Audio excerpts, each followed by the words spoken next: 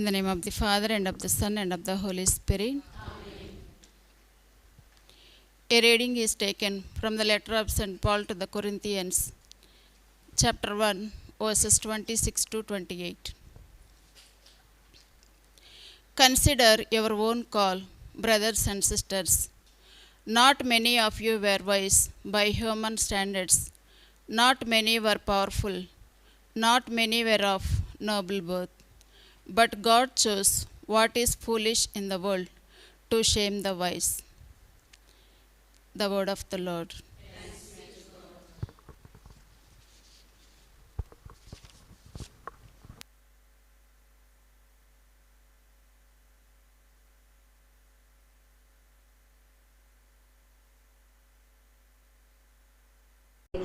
Filled with gratitude for the calling you have placed on our lives to be animators, we thank you for the opportunity to serve you and your people in this special role. Guide us, O God, in our mission to bring your message of love, hope, and joy to those we encounter. Help us to be living examples of your teachings, shining your light in the darkest places. Give us the wisdom to discern and understand the needs of others, allowing us to offer comfort, encouragement, and support.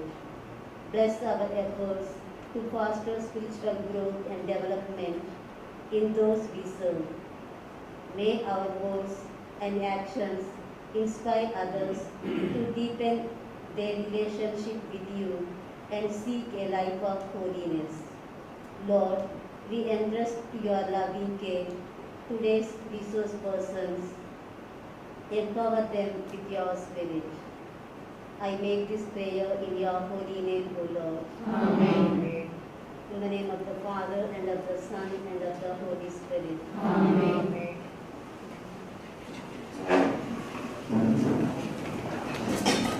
Thank you, sisters.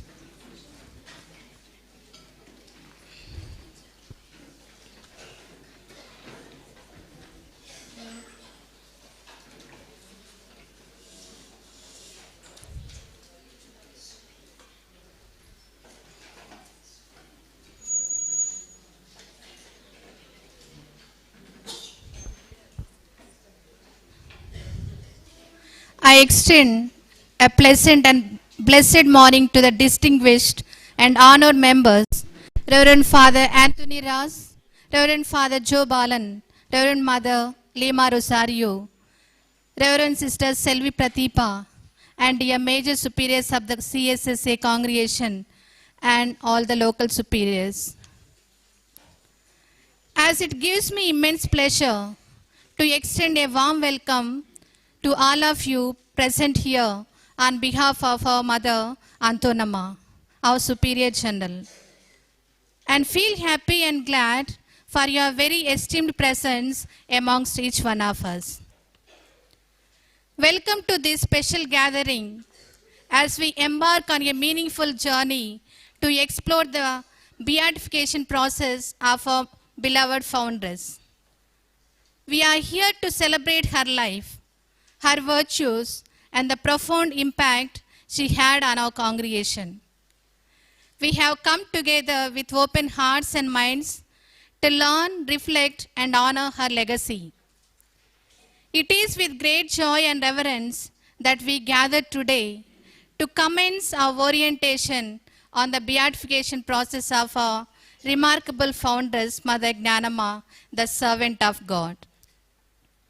This is a momentous occasion for each one of us as we set out on a path to recognize and celebrate her exceptional life and the spiritual influence she has bestowed upon each one of us.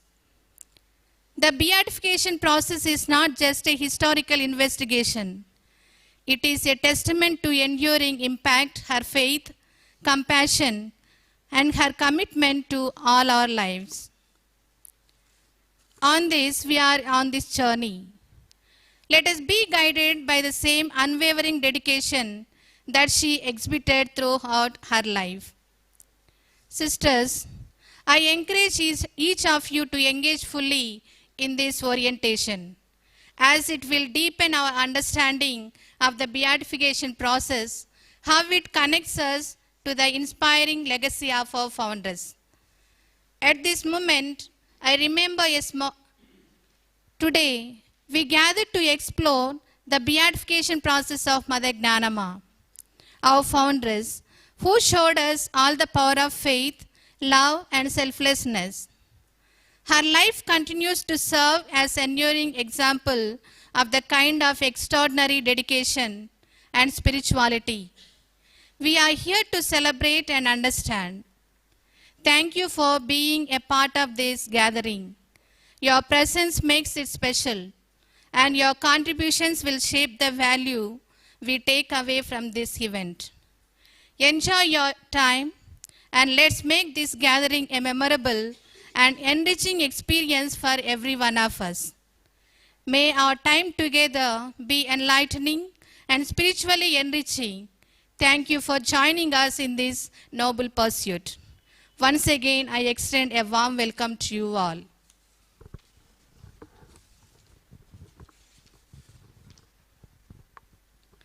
Today, we are truly blessed to have with us a respected Reverend Father Antony Raj, who will lead us in our first session.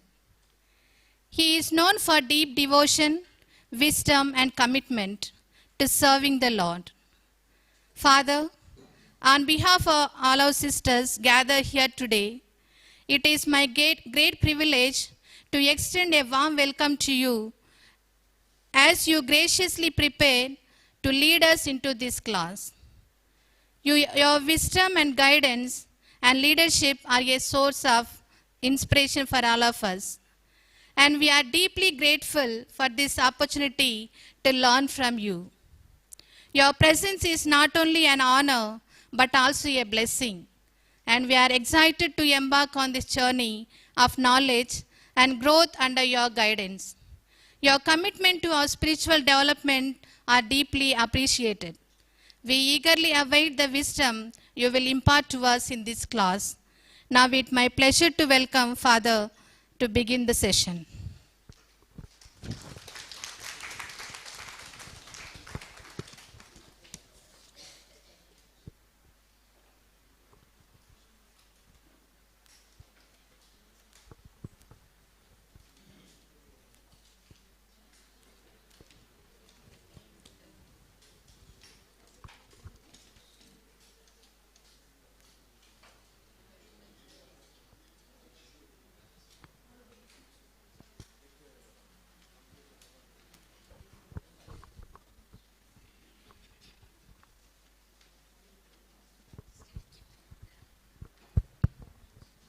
So good morning to all of you. So we are already in the mood of our Amma. Yes, no? Yeah. Anyway, before I start the session, this video is only for private circulation, only for us. It should not go out because we are in the process of beatification and canonization. So therefore, if the Roman dicastery comes to know certain things which are not in tune with the process, then it will be difficult. Okay. So therefore, it is only for our information, and we can circulate it among ourselves, but not with others. So that we have to keep in mind, because that is very important. We are in the process, and Roman dicastery is very, very strict with regard to that, and you know the process of the church. So kindly cooperate. And you know what is the purpose of this 2 days session? What should be the purpose? Okay. Ultimately, that will lead to what?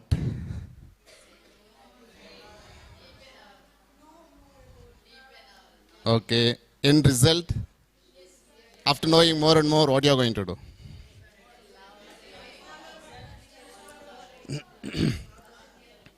Yeah, in other words, yeah, you're all right. To put it in a nutshell, we should all of us fall in love with our Amma. Because our Amma is no more of our congregation alone. Okay. Today, even the Rome speaks about our Amma. Ordinary people speak about our Amma. All those who study and serve in our institutions also speak about our Amma. So now what is important is, more than all of them, we should be fall in love with our Amma. So I am reminded of the question that Jesus asked to Peter. Do you love me more than others? So you should be the persons who should be loving our Amma more than others. Yeah. That should be the purpose of this 2-day seminar. I don't say that you don't love. We all love our Amma. But we should love our Amma more than all others. All others. Because first and foremost, she is our own foundress. And we are called to serve in the congregation that was founded by our Amma with the charism for which God inspired our Amma. So therefore, this should be our motto. So all of us should fall into love of our Amma, and our love should be more than all others. So I think if that is able to, if you are able to achieve that, I think that will be the success of our today's seminar, and surely that will be translated into the ministry in which we are called to do. Okay. I don't know how to start because too many things are in mind. We are also running short of the time. We need to keep in mind the church doesn't create or make anyone as saint. Church doesn't create. Church doesn't make anyone as saint. Then what that the church does?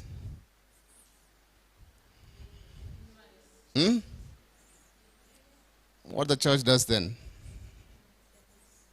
Doesn't create, doesn't make. Who said declares? That's the right word. Church only declares someone as saint. Which means our Amma is already saint. Yes or no? Do you believe? Yes. But your yes doesn't sound well. Yes. Yeah. So our Amma is already saint, and only when we bring to the knowledge of the dicastery or the authority of the church, church will only say yes. So therefore already the qualities that are expected, that are needed to be a saint are already in our Amma. So we will see that a little later. Okay. So therefore the church doesn't create anyone saint. So you know the difference between creation and declaration? Creation is out of nothing. But whereas this is already existing and we are only bringing to the knowledge of the society or to the church. So therefore this has to be kept in our mind. And the only important thing that we need to know is our Amma is already saint. But only the church, we are waiting for the church to declare our Amma as a saint.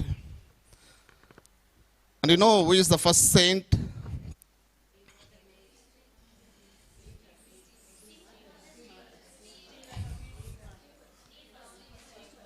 Okay. Now whatever I say, it is in line with canon law. Okay. Because being a canonist, I don't want to say anything and everything, but only what the church tells. St. Stephen, we know from the scripture that he is the first martyr and naturally should be a first saint. See, the sainthood in the beginning, the bishops were declaring someone as saint. The kings were declaring someone as saint. But later only Pope had authority to declare as someone as saint. So in that way, who was the first saint who was declared by Pope?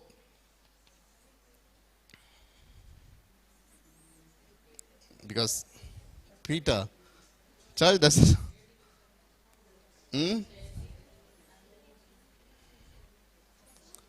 Saint Ulrich of Augsburg. Again, the Pope has declared him for the first time under his authority as a saint after following the canonical provisions. Ulrich of Augsburg. Augsburg, that is a diocese in Germany. One of the dioceses in Germany, Augsburg. So in the year 993. And who is the first saint of India?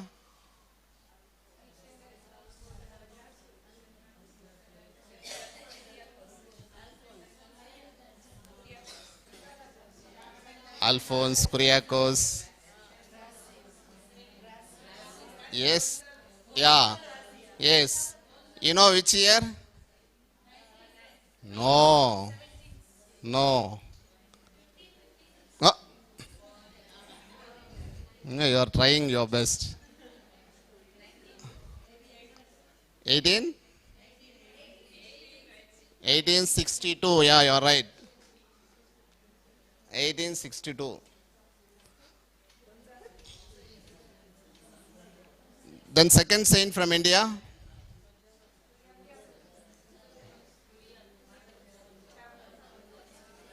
Hmm? No, you should tell according to the year because that is very important. Hmm? Since we are dealing with this, we should know exactly.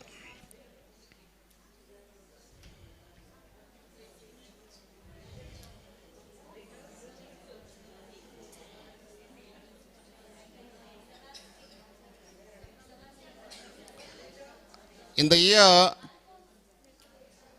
year 2014, who was declared as saint? Huh? 2014.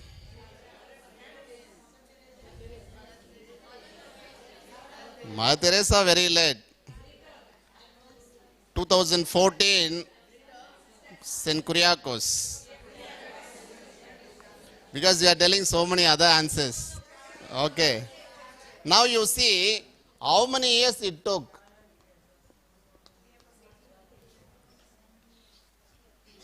(1862) and 2014. After that we have, okay. So almost how many saints are there in India? 14.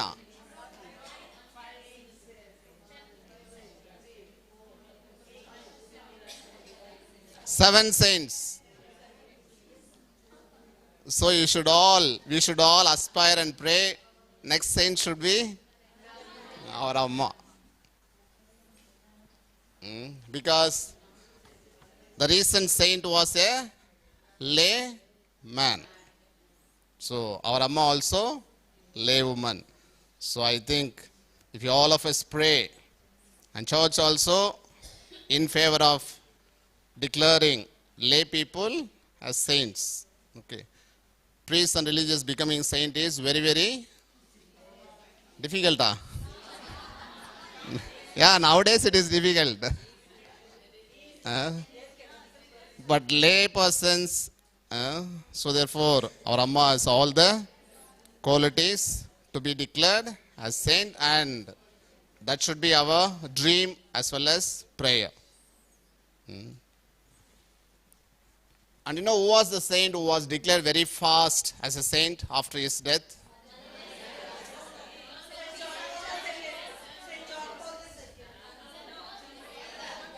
First saint.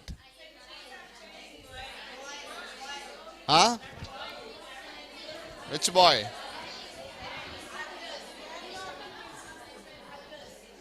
See, for your information, for Mother Teresa, it took how many years, you know?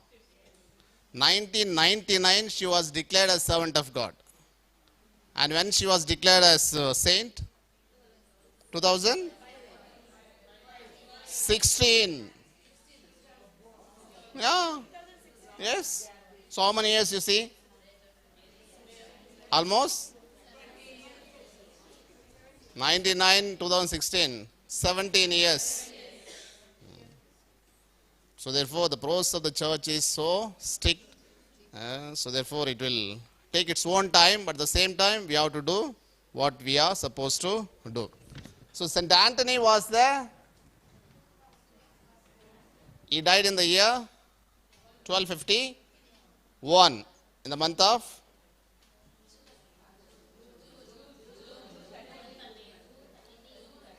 when he was declared as saint.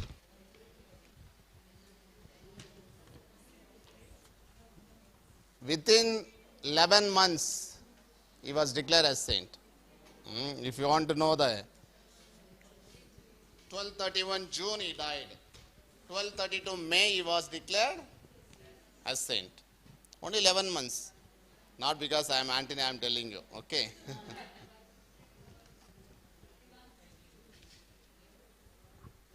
And who was the youngest saint to be declared as saint? Youngest person?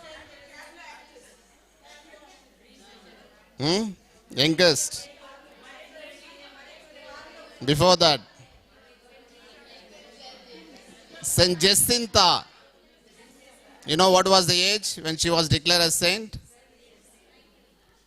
9 years. Yeah, you're right.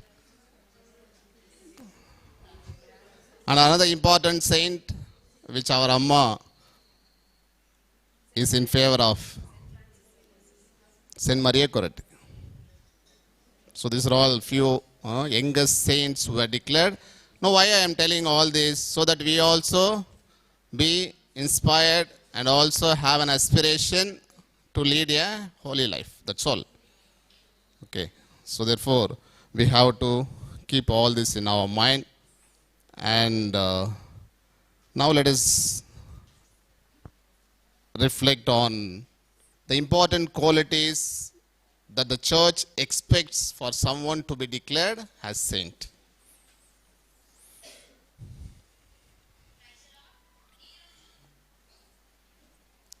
The first quality, exemplary model. So who is example for you? Anyway, good that you say Mother Gnanamma. Yeah, she should be our model. Okay. I know Jesus is our model. But for us today, we need some human beings who are just lived like you and me in this world and who were also raised to the altar of the Lord. So therefore, for us, as I said in the beginning, we should be able to follow the footsteps of our Amma. I mean, nothing lacking in our Amma. Yes or no? So therefore, we can very well follow our Amma as our model. Now, what is more important? Who could be an exemplary model? One who follows gospel values and the word of God. So that is more important. Can you or me say to someone, follow me? Why? Huh? But when are you going to become perfect? So this is the challenge for all of us, my dear sisters. But there are people who are looking at us to follow. Yes or no? Yes.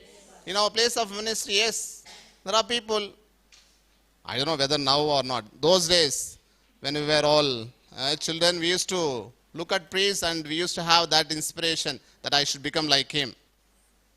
Maybe in your place of ministry also there will be people who will be thinking about that. Now what is more important is we should become an example for others.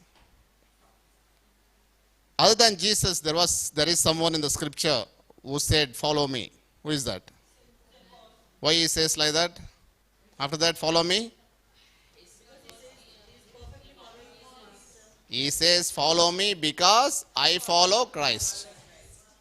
So now if you are able to follow Christ, we can, without any doubt, can tell others, follow me. So that should be also one of our aspirations. When we will achieve that, we do not know. But it should be an ongoing process. One day or the other, we need to. So therefore, that exemplary life was led by our Amma. Yes or no? Yes. So that is an important element for someone to be declared as saint. So today, A lot of people look for examples. Now, if you ask children, no, I mean, when they go to school or even in catechism classes, whom do you want to become? What they will tell? They will not tell teacher, priest, sister or something. They will only look at the worldly leaders, heroes. Why? So we are not able to attract them. No, this is a great challenge these days. I am not finding fault with anyone. Okay. So we have to make them to follow our own principles, our own values, our own good things that we are doing. So that is the challenge. Otherwise, there is no difference between our ministry and the people, what they are doing there. So therefore, exemplary model should be based on gospel values and the teachings of the Christ. So today we need some exemplary human beings as models in our life to follow. There are people, no, I think our Protestant brethren, they say, directly we go to heaven. Directly we cannot go to heaven. Keep in our mind, okay. There is no direct path. Even if we die, where do we go? Yeah. This is the teaching of the church. So certain things we should make it very clear. Directly we cannot go to heaven. So we need some mediation. We need some people to lead us as human beings. So therefore we look at them. That's how our Mother Mary is an example for all of us. That's how saints, that's how martyrs, that's how people who lived a good life. Maybe to some of us, our parents are exemplary. Yes or no? Yeah, without their faith, without their sacrifice, without their exemplary life today, we may not be able to be as we are. So therefore, in that way, we need to keep in our mind. Ultimately, Jesus is our model, but as human beings, there were a few who lived a life according to the values of the gospel and teachings of Christ. In that line, our Amma is also listed. She remains as a model for the present generation. Now, a lot of people, when they came for the inquiry, they look at her as a model, as an inspiration, as someone to be followed. It is not my own imagination. When people came for the inquiry, they answered certain questions. Based on that, we could arrive at this conclusion. So therefore, more than all our ministry, more than all our good work, we should be an example. That is more important. That only will be the success of our ministry. And today morning also our Amma Leema Rosario also telling. So prayer is important, but prayer should be translated into action. I was really wondering because by 6:30 you started your prayers, and our Akka Antony Amma was telling by 5:30 you are already in the church, but I could hear only 6:30. So therefore, I mean, spending time in prayer is something very, very important. So you get a lot of inspiration, you get a lot of strength to do your ministry only in and through prayer. St. John Maria Vianney, he is the patron saint of all the diocesan priests. Diocesan priests, he says, God rules the world, but a man who knows to pray rules God himself. See the definition. God rules the world, but a man who knows to pray rules God himself. So to that extent, a man who is able to spend time in prayer can do wonders. That's how Jesus, in spite of his busy schedule, was able to spare some time and quality time in prayer. So therefore, prayer is very, very important. That's how our Pope Francis also speaks about prayer, no? 5-finger prayer. Yes, no? You know? And this finger is meant for what? Pray for whom? No. This is close to our heart. Yes, no? So you should pray for people, those who are close to your heart. Who are the people who are close to your heart? Then?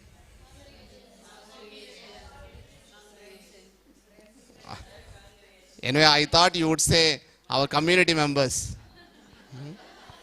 Yeah, more than anyone else, community members should be close to your heart. Yes or no? But unfortunately, that doesn't happen today. Huh? So therefore, very close to our heart. Okay, that you can name anyone according to your relationship. Secondly, this finger. This is for teachers. Who are the teachers? Anyone who teaches. It can be anyone. So we need a lot of people who can animate us. And most importantly, you're all in a way animators. Yes, no? Being superiors, being leaders, we need to animate. I think about that our Amma will speak to you. And third finger? Leaders and authorities. Okay. And fourth one? This finger? This one? Those who are weak, those who are poor, those who are vulnerable, those who are in need of our prayers. Can be anyone. And last finger? For ourselves, yes. So praying for ourselves comes at the last. So therefore, this is how we need to pray, and prayer will bring lot of transformation, and that will really help us to do our ministry successfully. So therefore, that has to be kept in mind. Anyway, that is out of topic, but since it came, I am trying to tell you. So this is the first thing. So we all should aspire to be an example for others. So after so many years, 150 years, our Amma still remains as a model. No one has seen our Amma, no one has heard our Amma, no one knows how she lived, but by what we say, people were inspired, and today they want to follow our Amma as a model.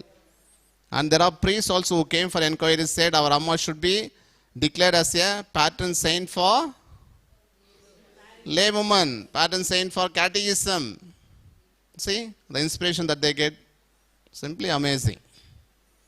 So more than anyone else, we should be also inspired, and we should also lead an exemplary life. Yes. Extraordinary teacher.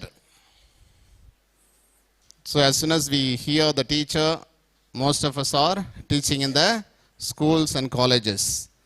Extraordinary teacher is one who practices what he or she preaches. This is very difficult, no? Yes or no? Why today we are not able to be an example? We are not able to practice. Not that we always fail, but sometimes we fail also. That's how St. Paul also tells, no, I do the things that I don't want to do. We are doing things which we don't want to do because something is lacking. Some compromises. So therefore, we need to put into practice what we teach to others. And you till now follow the spirituality of, when are you going to follow the spirituality of our Amma? Then why you are following spirituality of St. Francis of Assisi? Who said? Where it is written? Anyway, that will be clarified little later. But anyway, it is high time for us to follow our own spirituality. So we don't deny or we don't say that something is lacking in the spirituality of St. Francis of Assisi. He's a great man. There is no second thought about it. But it is high time for us to follow spirituality of our own foundress, our own Amma. I think your superiors will be working on that. And very soon we need to have the spirituality of our own. See, how can they go hand in hand? The charisma of our Amma and spirituality of someone else. How it is possible? All are same, my dear sisters. All are called to be a saint by baptism. But you are called in a different way. Is there any difference between you and the James sisters? Then? If that is there, why there should not be a difference between our spirituality and other spirituality? What? No, you can tell, don't worry, but it is high time for us to have. See, I cannot wear someone else's shirt. I can just close my body, but that will not be fitting for me. Yes or no? Those days we did not have that, but today we are able to have our own spirituality. Now already 150 years are over. Yes or no? Yes.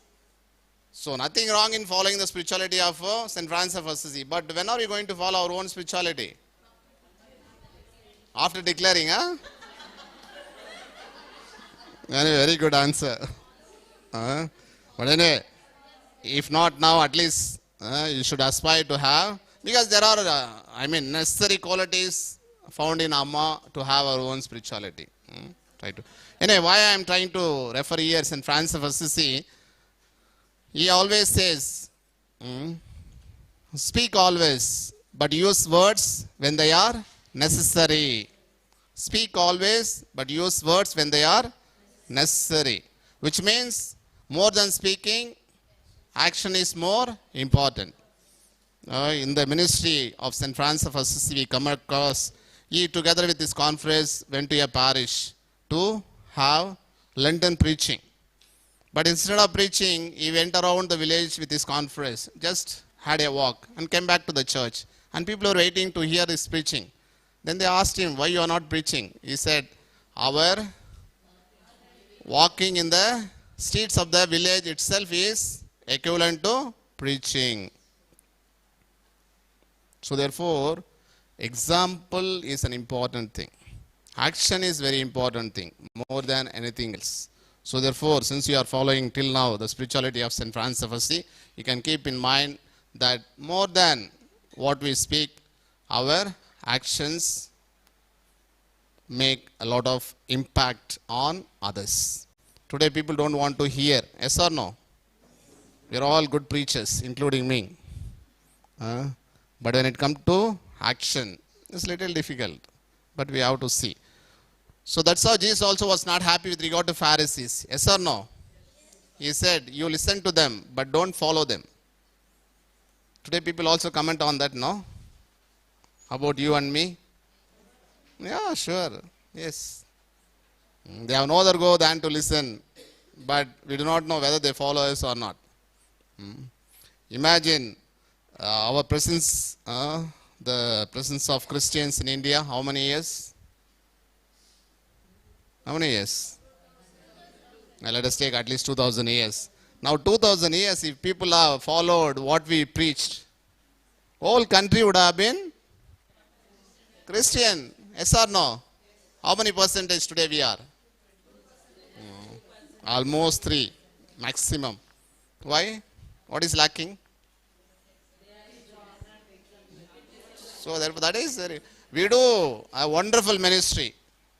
All our leaders are our own products. Yes, no? All of them have studied in our own schools, institutions run by us. But still we are not able to convert. Anyway, conversion is not our aim, but still I am telling you. So therefore something is going wrong. So we have to see. So more than everything, exemplary life, or putting into action what we preach is important. Our Amma not only taught to others, but lived in her life what she taught to others. And in that way, she is an example. She is an extraordinary teacher. If not, no, people don't follow her.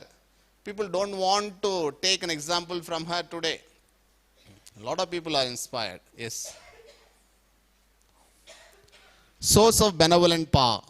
And this has to be understood like this. This phrase refers to be generous in assisting the poor, or generous in providing aid to the poor.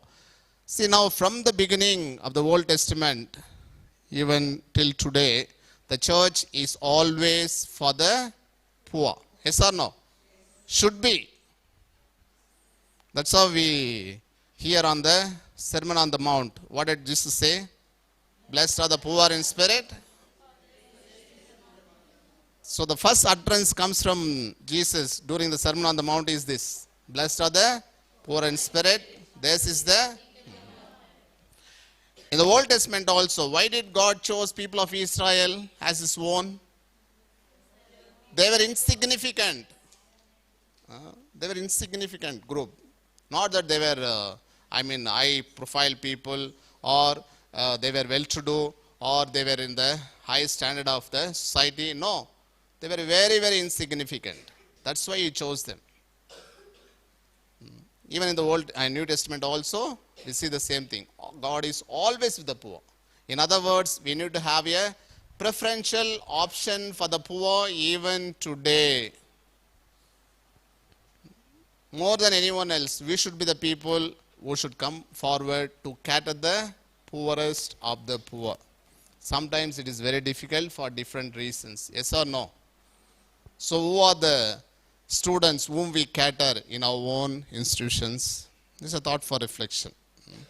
Anyway, we have to see so many other things. I'm not just trying to find fault with. Now imagine those days, all our institutions were catering only rich people. Yes or no? Yes. Who are the students who studied in Stella Maris and Jesuit called Loyola College, this, that and all? You see? Those days we failed. Today, yes, our people are studying. So that's the reason. So therefore, preferential option for the poor should be always there in whatever we do. In whatever we do. There is no second thought about it. And that's how this is one of the important requirements to be declared someone as saint. So you should be the person, or she should be the person who always has an option, a soft corner for the poor. So poor doesn't mean only with regard to finance, economically poor. No, not only that. Spiritually, there are also poor people. So therefore, it includes socially, so that way. That's how we read in the Old Testament, in the book of Proverbs. If you lend to the poor, it is equivalent to lending to God himself. And what happens after that? That is more important. He himself will return back. He himself will pay it back. Because poor cannot pay by themselves, no? So all our ministry that we do to the poor will be rewarded by God himself in a different way. So this should be our driving force while we catering the needs of the poor. So that's how in one of the enquiries also, when people came for enquiry, when we have this Dyson enquiry, he said, whomever went to Amma, Amma never sent them with empty handed. See, that should be our way of looking at the poor. This is difficult because we have to see so many things, but at the same time, we should not forget about this. So this is an important element. Speaking about our Amma, she always had a soft corner for the poor. In other words, she had a preferential option for the poor. One of the persons who came for the Dyson inquiry told that whoever came to our Amma, she never sent them back empty-handed. They may be coming with different motives, okay, but anyway, they are answerable to whatever they do. But from our side, we need to do what we are supposed to do. Intercessory power. This is another important element for someone to be declared as saint. Why do we look at saints? They intercede for us. Okay. From where did they get the power? Our Father. But why you and me are not able to have that? We are not that much? Highly. What do you mean by highly spiritual? To a certain extent you are spiritual, huh? Good. See, intercessory power is always related to holiness.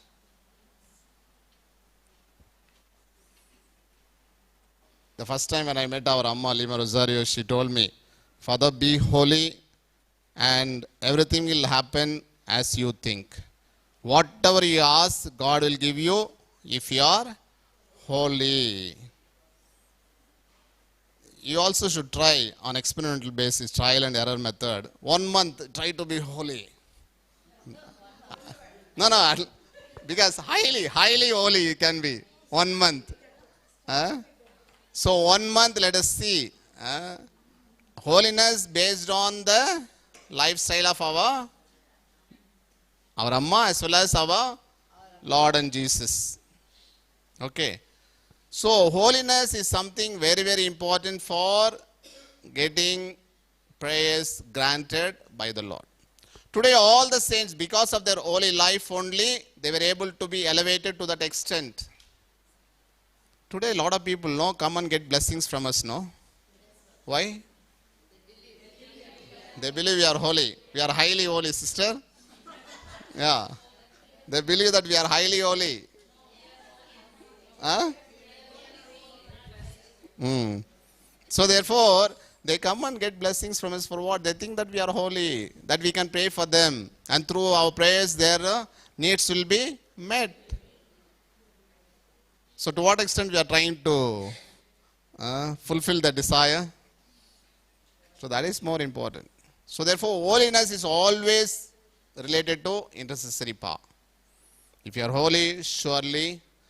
In other words, we can use this word, undivided love for God. This is also holiness. Undivided love. No compromise with regard to worldly things. It is not enough that we have a desire to be holy. No, that alone will not be enough.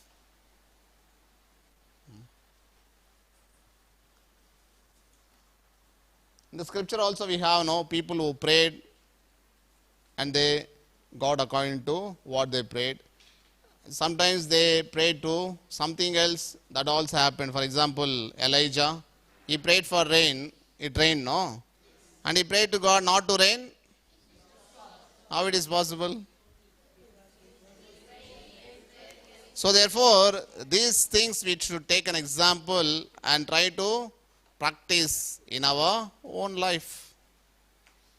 So that's our Amma today becomes a lot of favors. We need not look for miracles for our Amma to be declared as saint. Already we have so many things. Only thing is, this miracle should happen. Yes, sister? Why they are not declaring? It is a process. So that process has to be followed then only. Then why for Mother Teresa it took 17 years? So it doesn't mean that it will take 17 years, but it is a process. I will speak about that process a little later at the end. Okay. So therefore, holiness is very, very important. So a lot of miracles take place. Lot of favors are already received by the people who pray to our Amma. We have so many testimonies. All that we already sent to Rome. So therefore, try to be holy, because another thing we read in the scripture, blessed are the holy, they will see God, pure of heart, they will see God, see. So that's how holiness is very closely associated with the intercessory power. Yes. It is very explicit that everyone who sought our Amma for different favors. Okay, yes, sister. A life often refusing material attachments or comforts. In simple terms, it means detachment. It doesn't mean that you are poor because you don't have anything or you don't have sufficient. But in spite of having everything, you have to detach yourselves from what you have.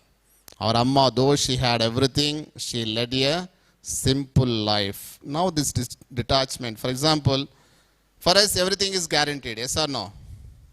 Our food is guaranteed, our clothing guaranteed, our shelter guaranteed, our life to some extent is guaranteed.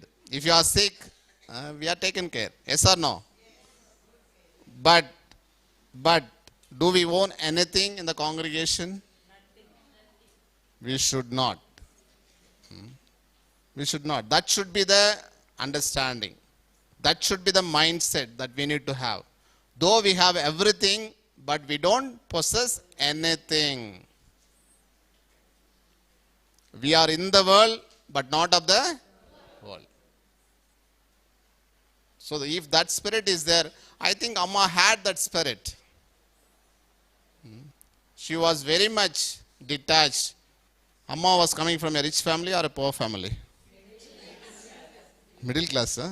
How you know middle class? Yeah. She must be hailing from a rich family, because if she was able to sell, if she was able to have property to the extent of selling, that time itself. So therefore, she must be hailing from a rich family. But the life that she led was very, very simple. So we should be also. So poverty is not living a very shabby life, no. A decent life. But at the same time, having this thought in our mind, we don't own anything.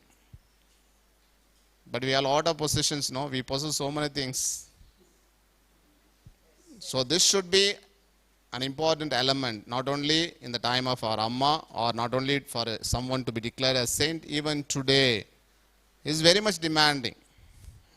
Very much demanding. At the same time, we should not think that we should live a very shabby life. No, not that way.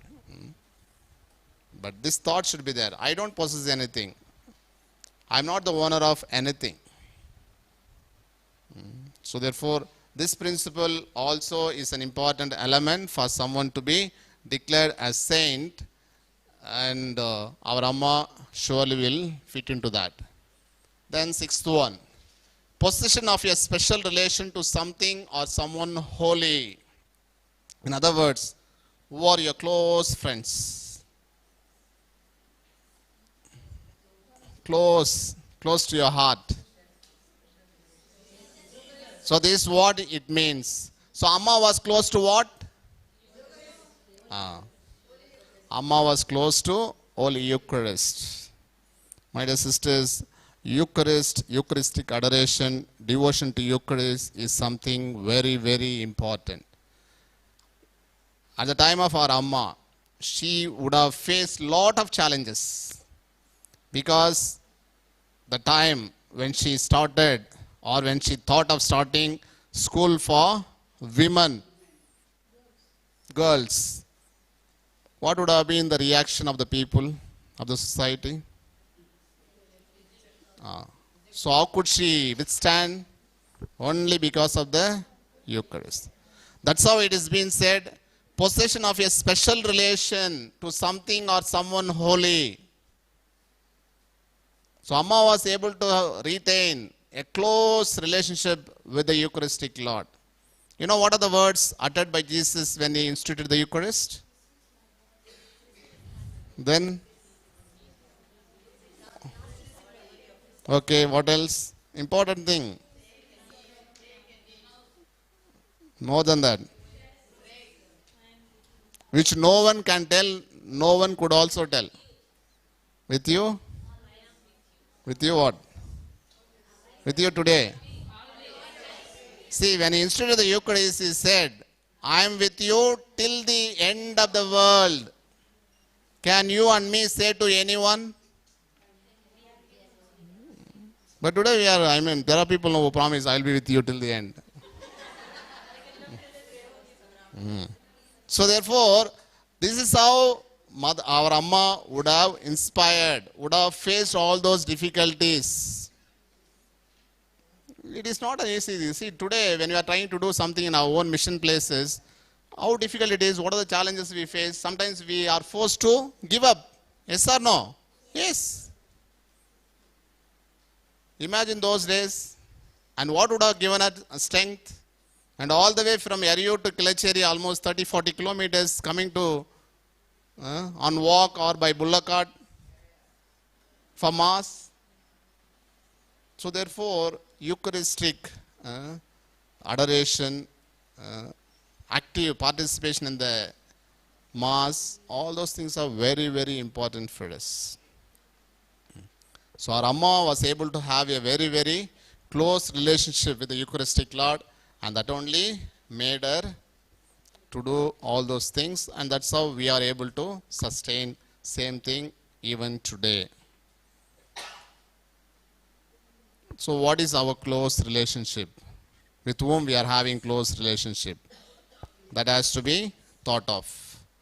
With regard to Amma, she had a special devotion towards Eucharist. That's why she used to go all the way from Yarayu to Klecheri for Mass.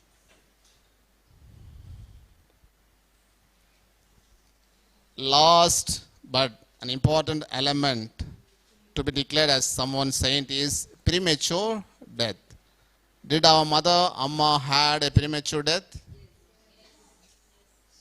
No. Who said no? Okay, why no? Why yes?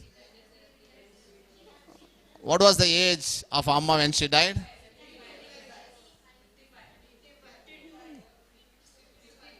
Try 52, 55 then.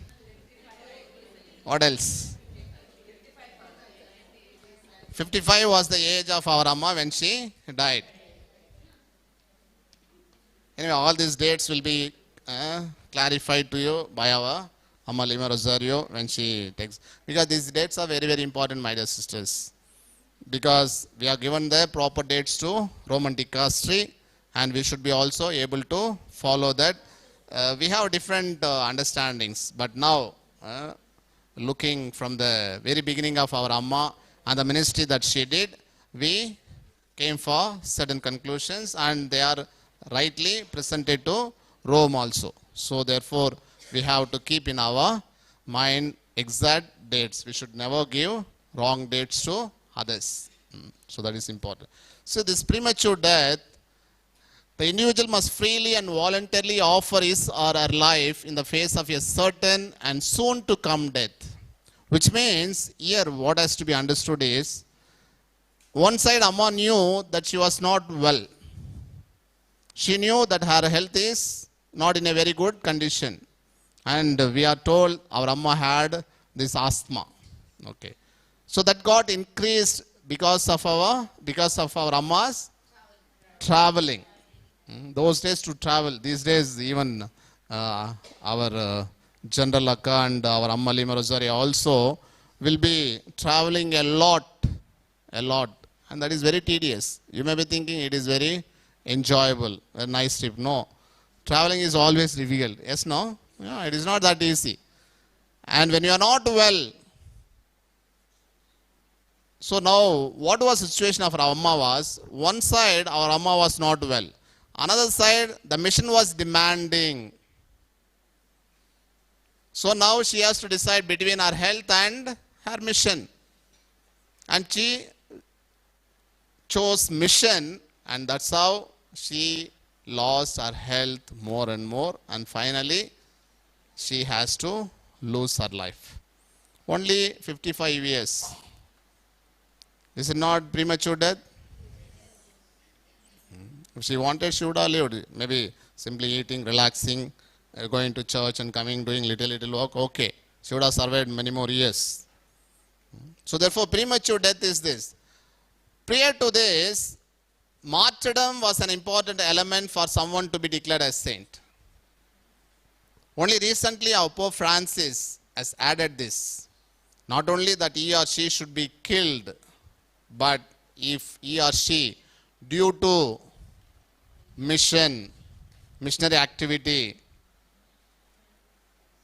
lose their life for the sake of that, they also can be declared as saint. About this, Father Joe Bala will speak in detail when he speaks about the historical and other context in which our Amma lived. So therefore, premature death is not just you don't take care of your health and die soon. No, not that way. Yeah. So someone may be thinking, now if I want to be a saint also I can die soon, and not that way. Okay.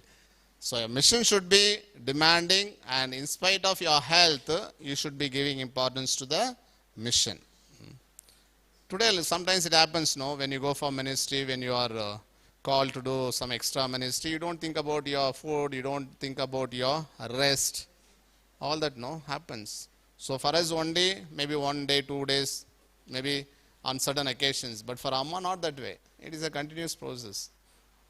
Imagine our Amma, to what extent she would have instilled the spirit with the too young aspirants or novices, the congregation should have survived today to this extent. As Sister Secretary said in the prayer, almost 1,000 sisters now, more than 1,000. Yes, no, ma? How many sisters? More than 1,000 sisters, see?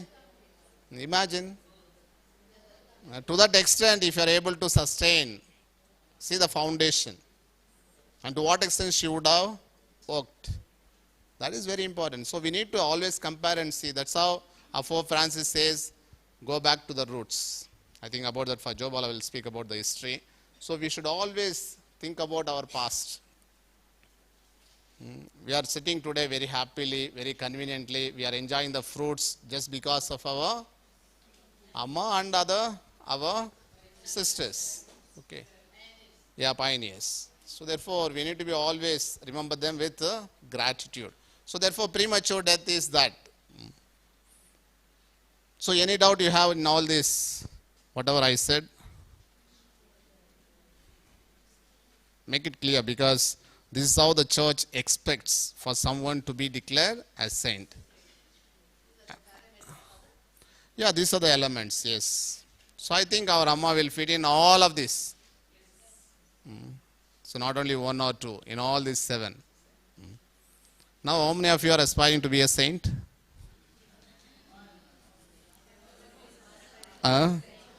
See, all these things can be lived out in our own life, my dear sisters. It is not very, very difficult. When we aspire, life is only once. We should leave an example for others to be followed. That is very important. That's how Jesus called you and me. Okay. So it is not an universal call. It is an individual call also. It is a call within a call. I will speak about that when we speak the charism. Okay. Shall we go to next? Okay. Yes. Anyway, now only I come to my topic.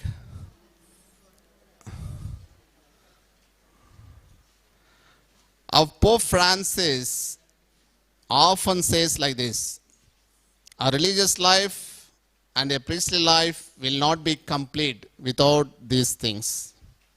Canon law, Vatican Council second documents, Catechism of the Catholic Church. In our life, we need to have this motto. What motto?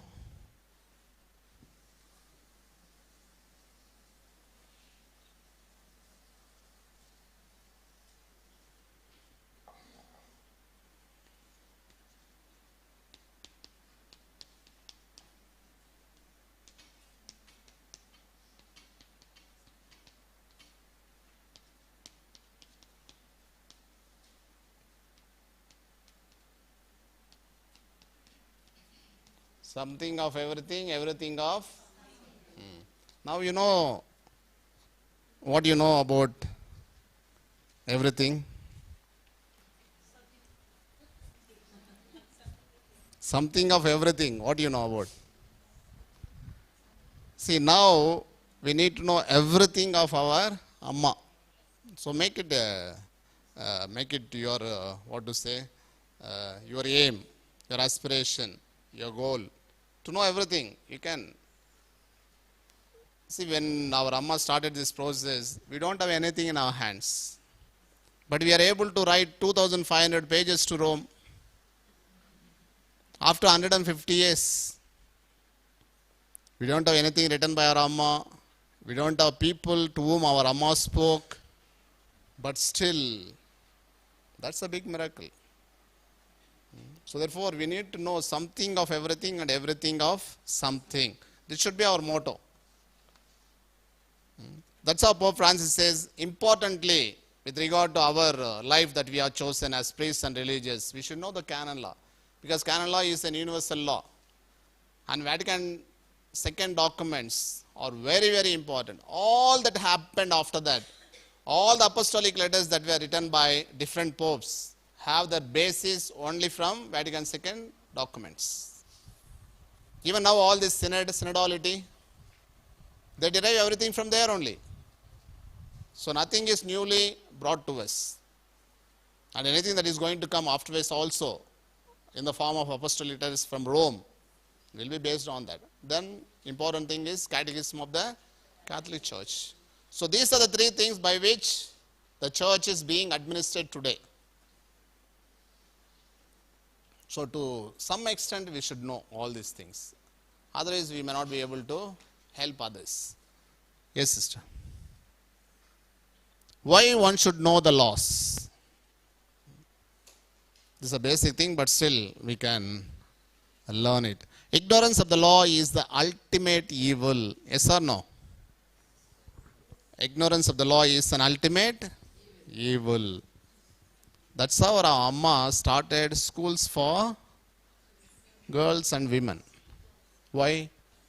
Ignorance will lead to a lot of problems, difficulties, deprivation. Yeah, yes. So therefore, that's how all these founders know they are not only missionaries, they are also visionaries. So vision is something very, very important.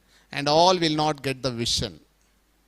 Only people who are close to God, only people whom God wants to use them as an instruments to fulfill His plan in this world will have the visions. If you read in the book of Daniel, you'll have a lot of visions.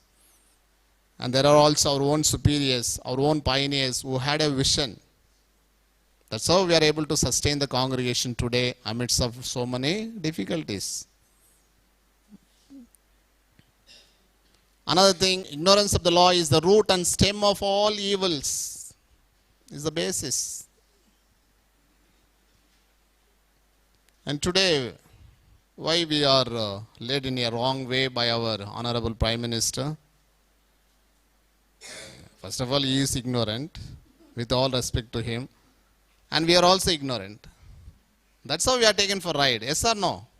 Anyway, luckily Congress has 1 year. Anyway, that was expected. But we don't say Congress also is 100% good. But always we need to compare lesser evil. Yes, no? Yeah. Perfect.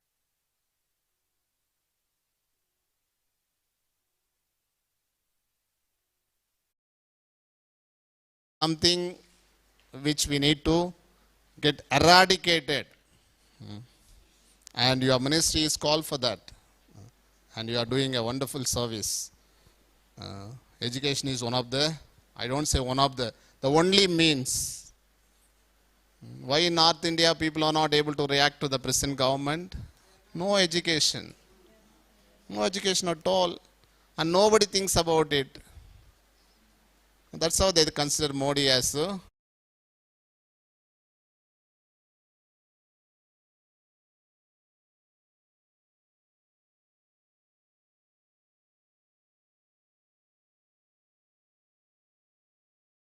it's not an excuse, my dear sisters. You cannot say, I did not know, so I did like this. No, you will be punished. For example, traffic rules. No, if you say, I do not know that when the red light is on, that I should stop. So, ignorance of the law is not an excuse for it. So, therefore, no one can tell, especially as leaders, as animators, as superiors, as the people who are called to do the ministry of God. We cannot say that we do not know.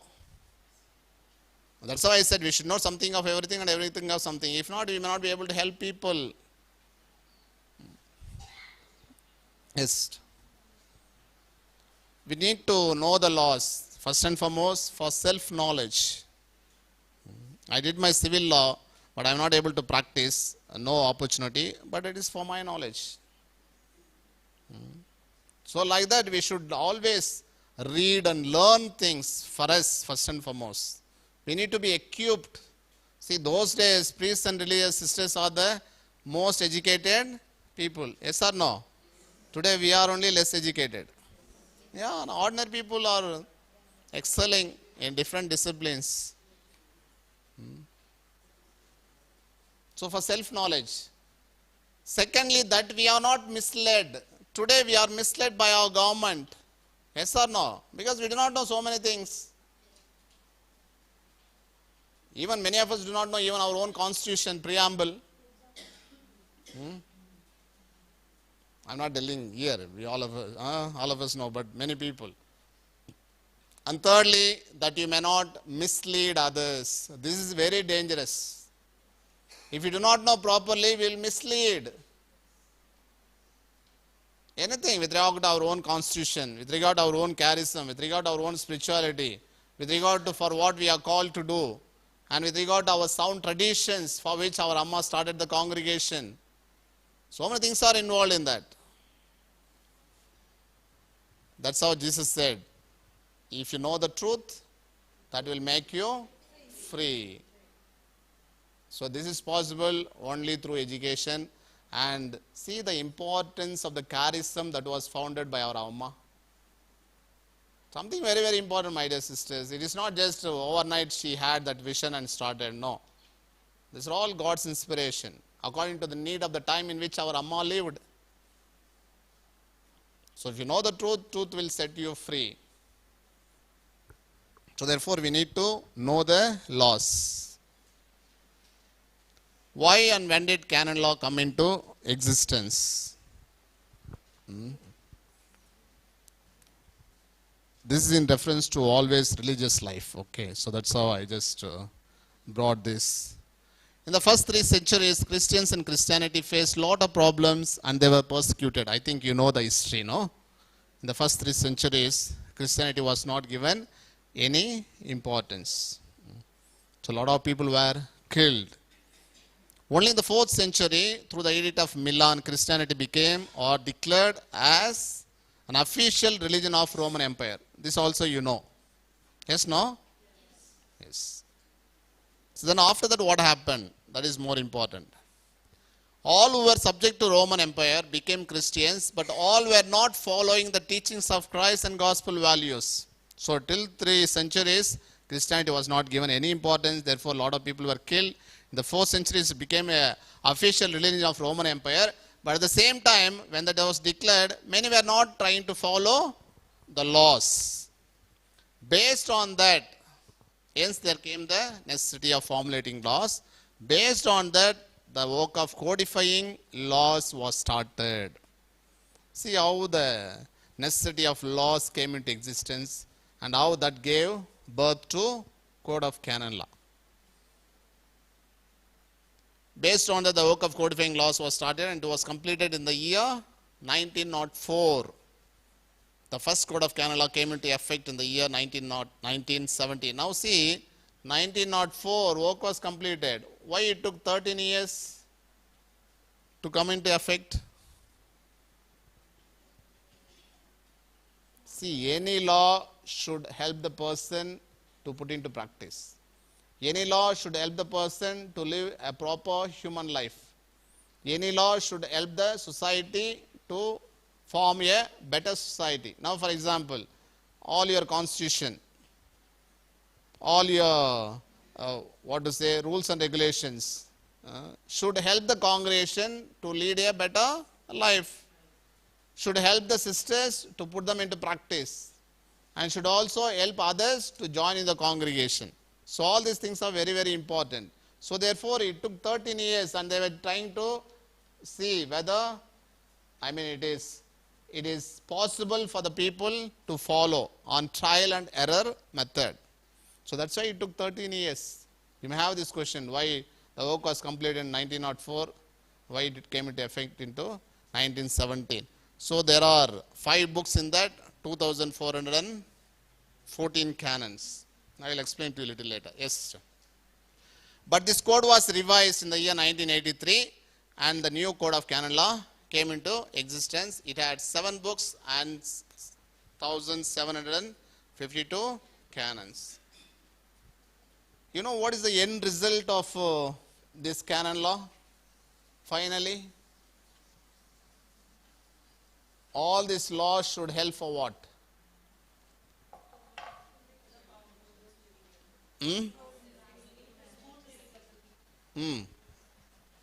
To put it into right words. The words of the church. Yeah, wow. What all you say is right only.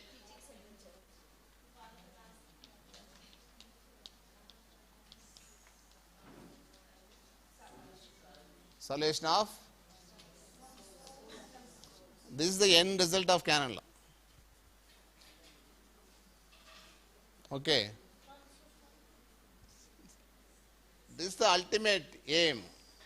Now, all that we do in our ministry, education ministry, house visiting, pastoral ministry, or hospital ministry, finally for what? Yeah. Why did our Amma also started school? Care of souls. So she did not straight away start the school. Catechism, other things like that only. That is the later development. So the ultimate aim of all that we do, all our ministry, is for the salvation of souls. That is the final canon. Salus animarum suprema lex. So that is an important thing that we need to keep in our mind. With all our ministry, if you are not able to achieve this purpose, then we have to re-evaluate about our ministry that we are doing. Who says take everything and give only souls? Yes, in Don Bosco. And also we read in the Gospel of Matthew, by which St. Francis Xavier was inspired. What is that? And lose your soul. What do you profit? So therefore that has to be kept in our mind for us also and for the people to whom we are called to serve. So this canon law, 1983 code has 7 books. One is general norms, which deals with how the whole code has to be interpreted. So in that there will be norms. Then the second book, the people of God. In that, Christ faithful, hierarchical constitution of the church, institutes of consecrated life, and societies of apostolic life. So in that only religious life will fit in.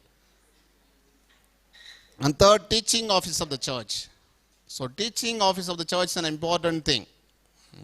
In that it deals with how we have to, proclaim the gospel. It is said it is the obligation and inherent right of the church, independent of any human authority, to preach the gospel to all the peoples. So this is our inherent right. But today we are not able to do this for different reasons. That's how St. Paul also says, "Woe to me if I don't preach." This is an important thing. Preaching doesn't mean only carrying the Bible and standing in front of public and preaching. Not only that. Preaching can be done in a different way also. All your apostolate is in one way or the other is preaching. The apostolate that you do in the schools is also equivalent to that. So in season and out of season you have to preach. Why we have to preach, my dear sisters? Why we have to preach the values of Christ? If not, what will happen? People will not know what is right and wrong. People will not know what is expected of the church. People will not know what is the mind of the church or what is the mind of Christ. Now imagine why people are not still become Christians. Many people do not know the gospel. Yes or no? Yes. In your schools, do you have everyday prayer? So in many, the other day we were speaking about Montfort brothers, partition brothers. They were telling they are not able to have everyday prayer because they say government is restricting them. So catechism, moral science also like that. See, in our days, school started with catechism, yes or no? And today, see the difficult thing? No, I understand, my dear sisters, it is where we have to stand. I understand government has lot of restrictions. But if you are trying to compromise, tomorrow we will not be allowed even to run the schools. We will not be allowed. I know the difficulties. There is no, I don't say that it is easy. But in what way we are different? In what way we are trying to give the values? And this catechism also not first hour, no? Somewhere we fit in. See, this is where we are now. Now see, this is an inherent right, but we are not able to practice. This is a challenge for all of us.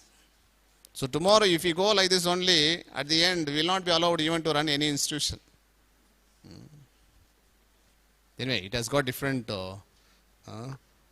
what to say, reasons for it, but at the same time we need to be aware of our responsibility. In case if you are not telling the values of Christ to people, they will not know what is right and wrong. So that's how people are led a life according to the standard of this world. So we can give different reasons, but what we are supposed to do, we have to do. So therefore, this is an inherent right that is given to all of us.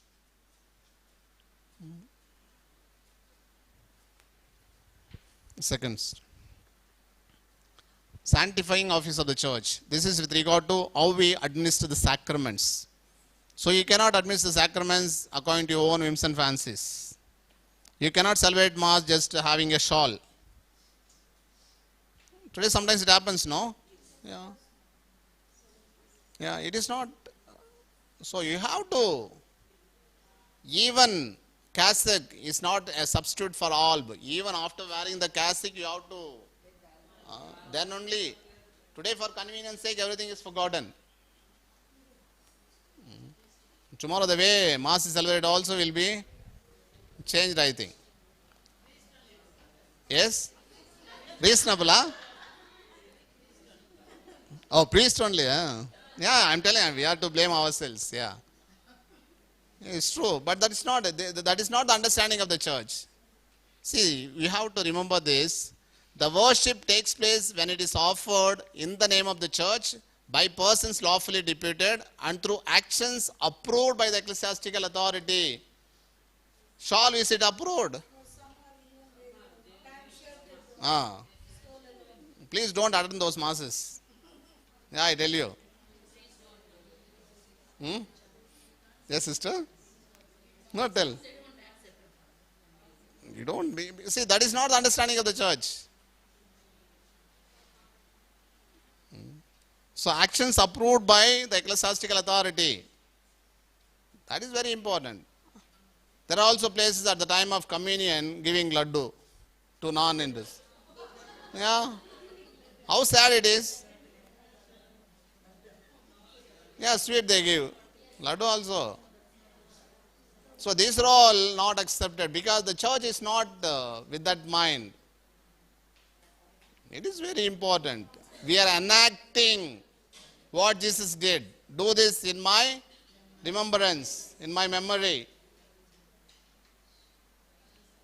So therefore that is very, very important for us. Therefore you cannot just do things according to our own convenience. See, when there is no other go, when this, vestment is not available, but no parish, no priest can run short of that. So this has to be kept in our mind. That's why the rules related to the administration of the sacraments are listed in this book. And I'm just giving you only little information because if you go deep into that, it will take a lot of time. Then the temporal goods of the church. We need the temporal goods. We need money. We need properties. We need buildings. All for what? To continue the mission left by Jesus Christ. So without money, without finance, without property, without all these temporal goods, we cannot run the show. Yes or no? But at the same time, they should be used according to the laws of the church, according to the constitution of the congregation. We need. Without that, it is not possible. So some may think, no, why we need a lot of temporal goods? We need, as long as they are administered in a proper way. The Catholic Church has an inherent right, independently of any secular power, to acquire, retain, administer and alienate temporal goods in pursuit of its proper objectives. So that is very important. The church needs temporal goods in order to sustain the activities of the church entrusted to St. Peter by Jesus Christ. So that has to be done in a proper way, and we have stipulated norms with regard to that, how we can buy, how we can alienate, how we have to administer, all those things. these temporal goods of the church have to be administered according to universal law, that is canon law, particular law and proper law. Particular law is for a particular church, for a diocese, and proper law is for a religious congregation.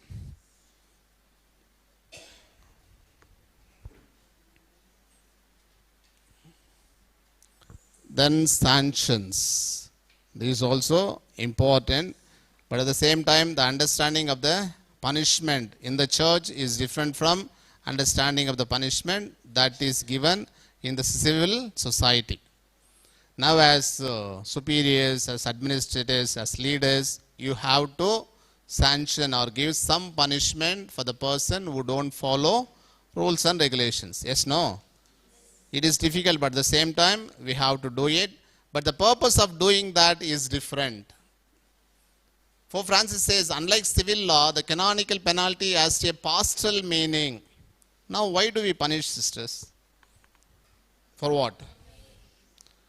What is the understanding of the church? Punishment is not only to the person who does a mistake. Why we give that punishment? So that the other person may not do that. It may not be a scandal for the other person. Now, for example, why don't we allow a funeral service for a person who has suicide? Is it to punish that person? It is not that. The understanding of the church is not that. So that the other person may not take that as example and do the same. So therefore, punishment in the church as always has a pastoral meaning. Penalty should not be a coercive tool, forcing, but should be therapeutic. Should help the person to come out of it. So that should be the last thing that one should do. But at the same time, we need to follow rules and regulations for a better administration. I know it is very difficult, but at the same time, now today, when we don't do that, the person who is in charge will be punished, either general or provincial or superior. So there should be always a brotherly relationship with regard to punishments. Yes. Yes. So you have a lot of rules and regulations, how you have to proceed, how to start, and how to give warnings also for the person who does a mistake, for her to explain or him to explain her own way of, her own reasons for that. So many things are involved in that. So more than merit of the case, process is very, very important in that. While we, give sanctions.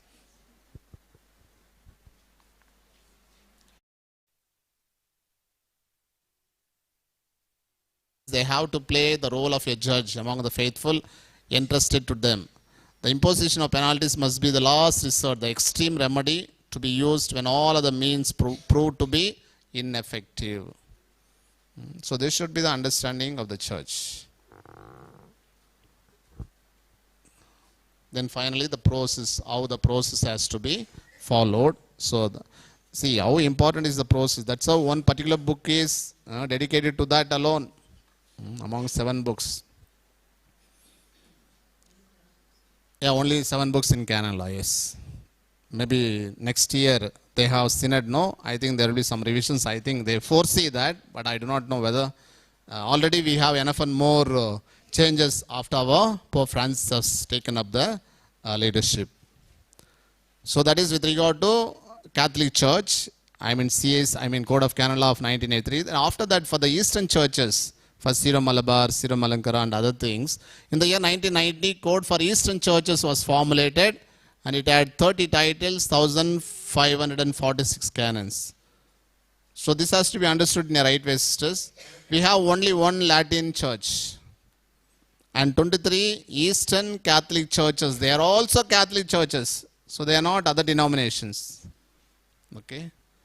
They are also in full communion with the Catholic Church, but they have their individuality with regard to their liturgy and so on. And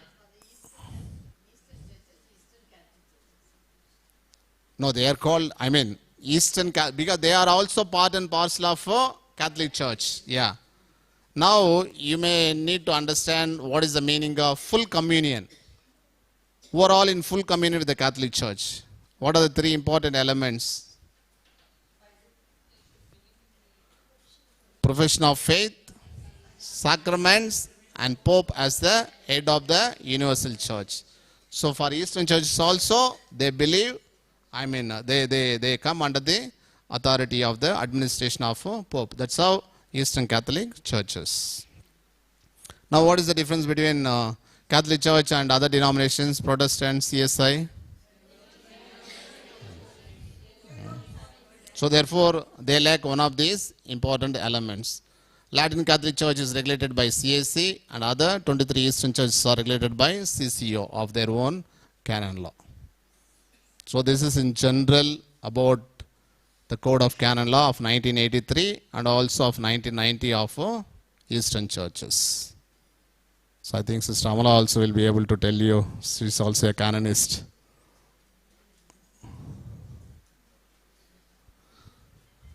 Shall I?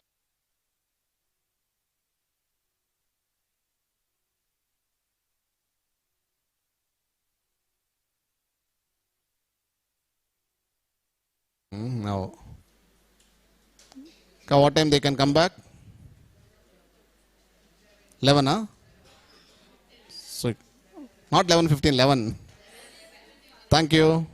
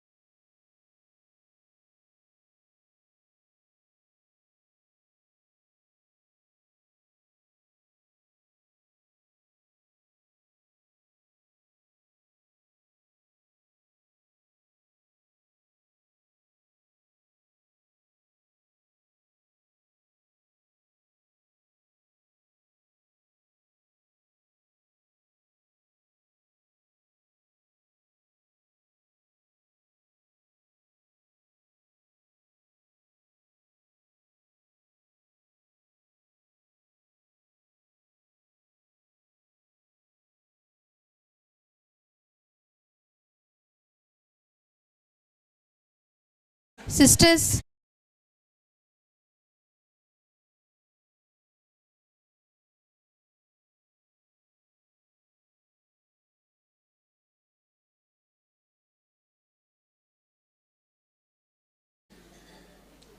I am honored to extend a warm and enthusiastic welcome to our distinguished resource speaker of today, Father Joe Balan.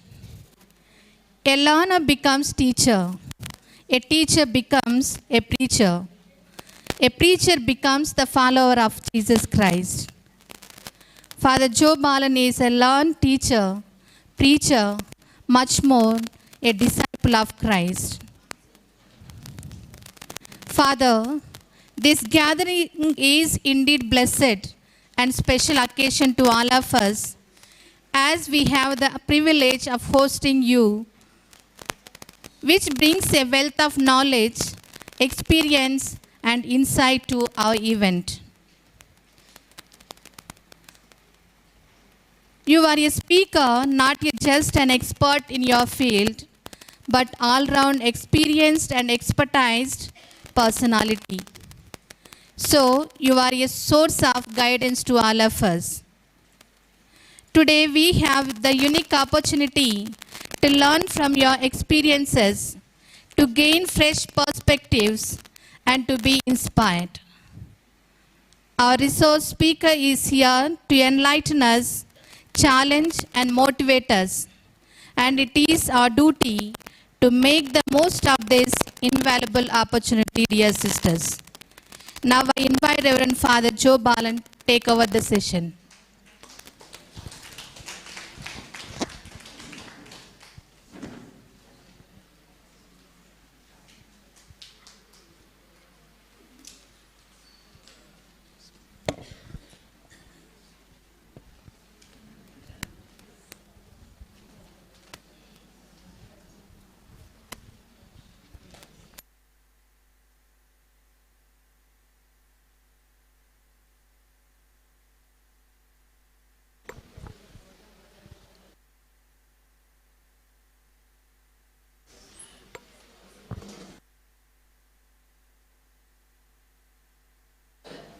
Dear sisters, dignitaries, superiors, and what else, provincials, the councillors, poveters, and all other dignified ranks of the order of the congregation.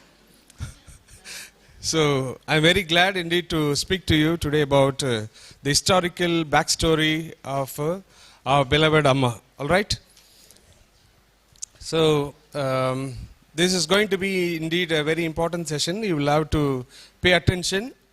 And if some of the people want to meditate closing your eyes, it's not permitted. Okay? So, we will not let you sleep. Okay. So, now we get into the business. So, historical background during the early life of Amma. So, this is not something is going to take you around, but rather travel back to Amma's early life. Follow? This is indeed a wonderful session if you enjoy it. So you will enjoy it in the course of time. I exhort you to pay attention to the details so that you will be able to understand properly the scenario of Amma's time. Okay. The historical background during the early life of the servant of God, Thatapatra Gnanamma. So, it's from 1819 to 74, but now we'll see how far we are able to locate this 1819. That's our thing. Okay, by way of introduction,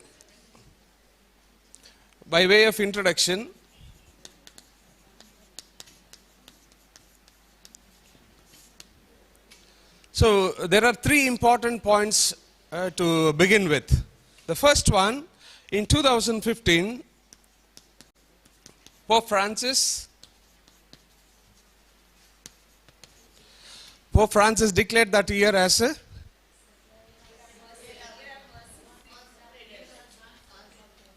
yes, who said that? Very good. So, year of a consecrated, year for the religious. So in that year, he vehemently told all the religious of the church to get back to the roots. So this was the important slogan.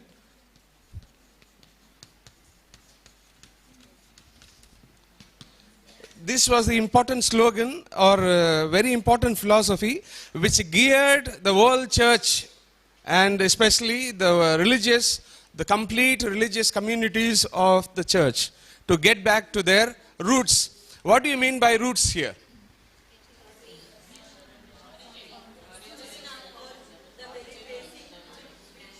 Okay, okay, please hold on. Let us go to this side. What is the root? Foundation? Foundation, origin? Yes. So, we have to get back to the foundation and the founder. Very, very important. Many times we all become the founders of our own congregation, our own communities, our own provinces, because we become the alma mater of everything. No. So we have to get back to the roots, that is to our founder first and the foundation of the congregation. And the Pope Francis very clearly said, if you are not going back to your roots, you are going to be missing the bus, and you are going to wander in the sky without any contact with the ground. Okay, so like that of people who have no control over, so simply loiter, and our business also will become focusless. We will be doing everything purposeless. So that's where Pope Francis said, first of all, if you want to rely or reflect on your own congregation, get back to your roots. Your founder and the foundation is very, very important. Mainly, he focused on the founder. So that's a very important thing that we are taking up today, to get back to our root, mainly our Amma Thatapatra Gnanamma, the founder. The second reason.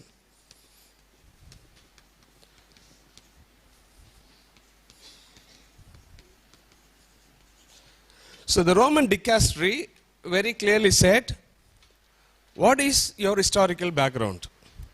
What is the historical background of your congregation? What is the historical background of your founder? And in which background you began your mission?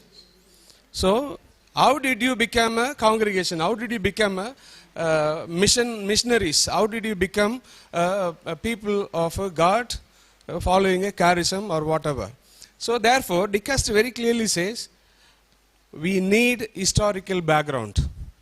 So, historical background, in which context you have been beginning your ministry. In which sense you started your ministry.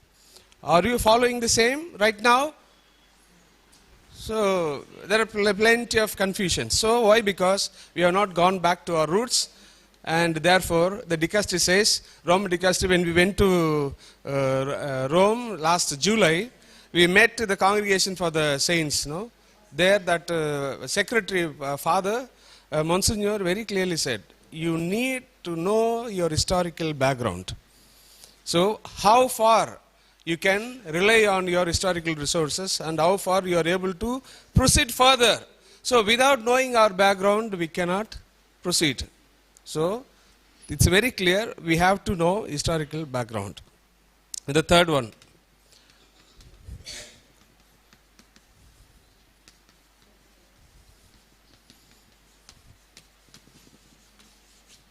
So, heard of Fyodor Dostoevsky? Fyodor Dostoevsky? No? Good things we need not to know, don't worry. Okay? I'll let you know. So, Fyodor Dostoevsky is a Russian spiritual poet. A poet who understood Jesus' love to the maximum level. I will explain to you in the course of time tomorrow also. He is a spiritual poet who says, when we talk about history, many of us say history is simply a combination of stories. Alright? Many say history is a compilation of dates. Many say history is a past thing. Why to worry about all that? So many people have a very bad connotation about history. Why? Because that's a gone story. Why to think about it? Because it's an old story. Why to think about it? So it's only of a narration of dates. It's only imagined stories of the past. But he says,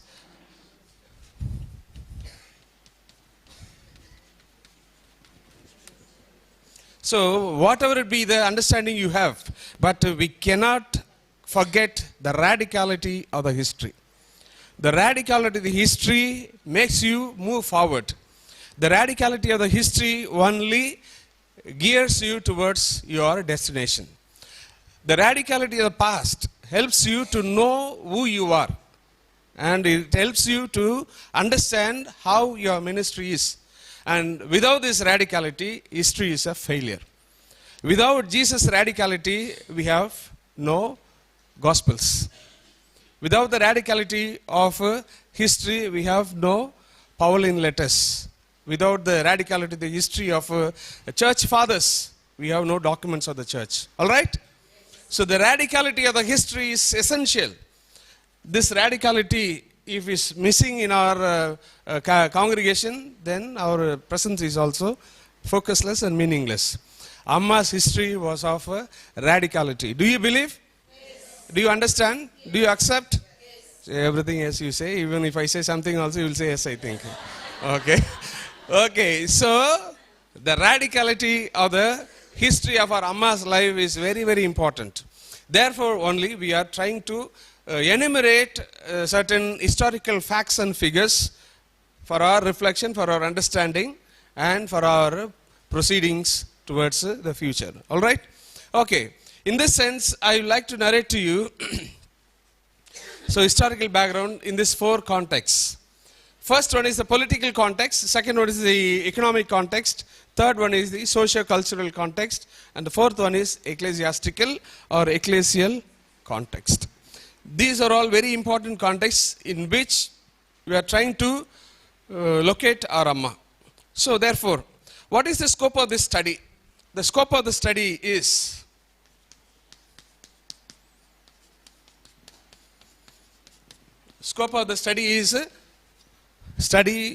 to locate our Amma in a proper perspective in the history. All right? The scope of the study is to locate our Amma in the right perspective in the history. So this scope is going to take us towards positioning our Amma in the right way. Why? Because all these things which we are going to narrate here will help us to understand in a better way, and maybe we have some understandings about the past. All that will be corrected, and we will relocate, reposition our ways. We will correct our understanding of the historical perspectives of Amma. All right?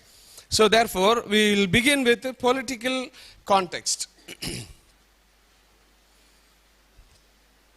So in this political context, what are that we are going to study? So during Amma's time, what was the political scenario? All right? So in which political context Amma was living? Gnanamma? What is that? Europeans were there. During? Missionaries. Okay. So, okay. No debates. We will straight away get into the point. Okay. Now I will explain to you. See, with regard to the political context of Amma, so in 1526, Babur was the founder of a Mughal dynasty.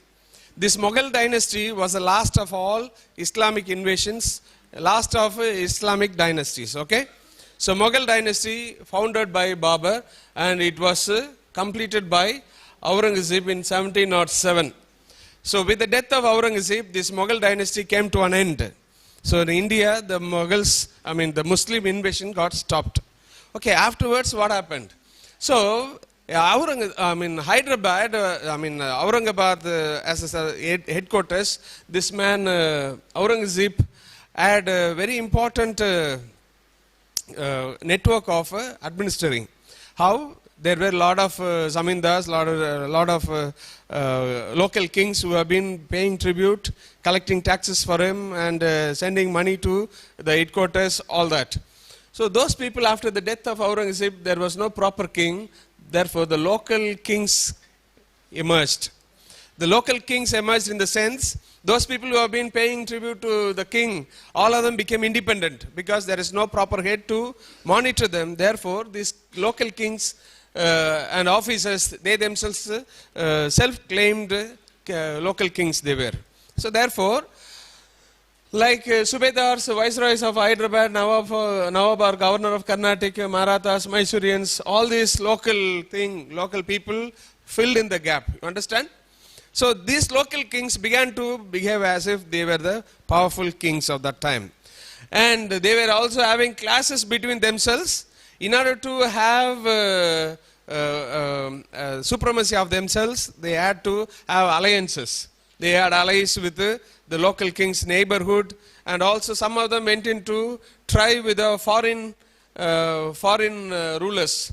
So these people like that during that time, kings from other countries came and they also had tie-up, and like that they had alliances with them, because of which they were trying to establish themselves. Then finally what happens? The advent of the European communities emerged. How?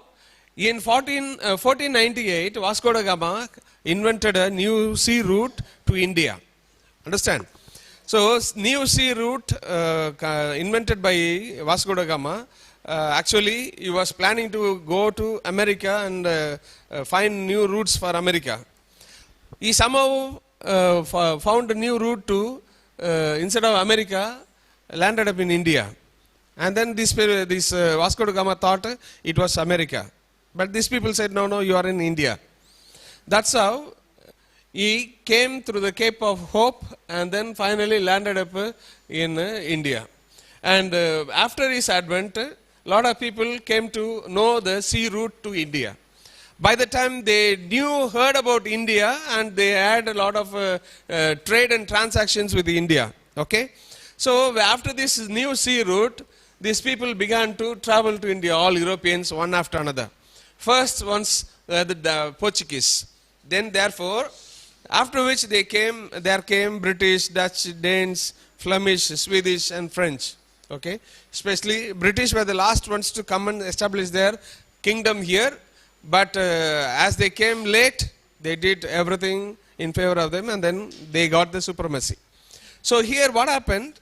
This French and all these people came one after another. They tried to interfere into the trade of Indian context that time. Okay? They were worried about trade, making money with the Indians. So because of this trade, these all people, Europeans, fought among themselves. They have been fighting with each other. European merchants differed from the earlier foreign merchants. So what happened? Earlier times, Arabs are the ones who had a direct trade with the Indians. Earlier times in the 1st century and so on, Europeans also had, I will explain to you later. And directly with India were the Arabians. Okay? These Arabs were coming into India to trade with Indians, especially with the perfume, cloth materials, all textile businesses. So like that only, these all Europeans also came. After the Europeans coming, whole scenario got changed. So instead of trading with Arabs and other countries, they straight away came in touch with the Indians, and they had trade with them directly, and because of which there was a fight for supremacy. Who is going to be powerful? Who is going to be the head of the European team? So though in this, there was a lot of conflict, territorial supremacy of the region. So finally, it was won by the British. So these people had a lot of tough time. In the 19th century, British East India Company, most powerful, subjugated the European powers and the Indian princes like that. And the Dutch territories in Titucarin, Port Nova, Pulicat, Sadras and all these regions were permanently acquired by the British. Okay? And the Danish territories in Tranquebar in 1825 and 1845. So British, however, by the year 1814 to 15, they were able to establish themselves well in the Indian context. They had a lot of tough time with there was a tug of war between British and the French, even here in Indian context. This is a very important fight between French and British. Why? Because these were the most powerful two teams those days, the 19th century. So French were powerful in Pondicherry, British was powerful in Madras. So Madras Fort St. George was already established and well administered region it was. And in the same way, French people, they were administering well in Pondicherry. They had tug of war between themselves frequently. Why? You know why? How? Because in European context, After the French Revolution, this French people behaved as if they are the most powerful people in the world. And the Britishers will not live. So they claimed that they are the most powerful people in the world.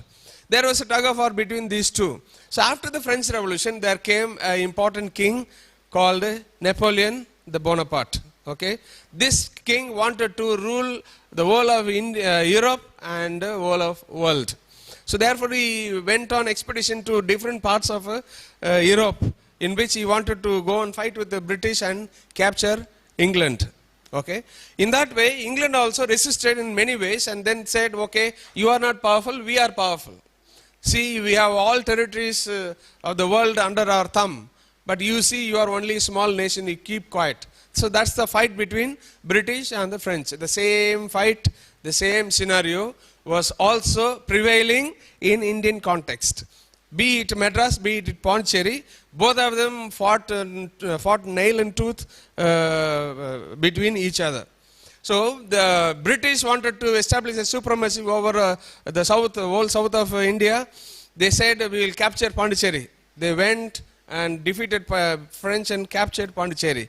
By the time they went to Pondicherry, these French came to Madras and captured Madras Fort, St. George Fort. So that's how the tug of war was going on.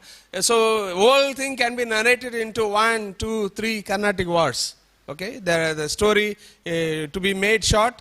All these things were summarized in Carnatic wars. So different times, different scenarios, different fights of Carnatic war took place between this French headed by one team and another team headed by British.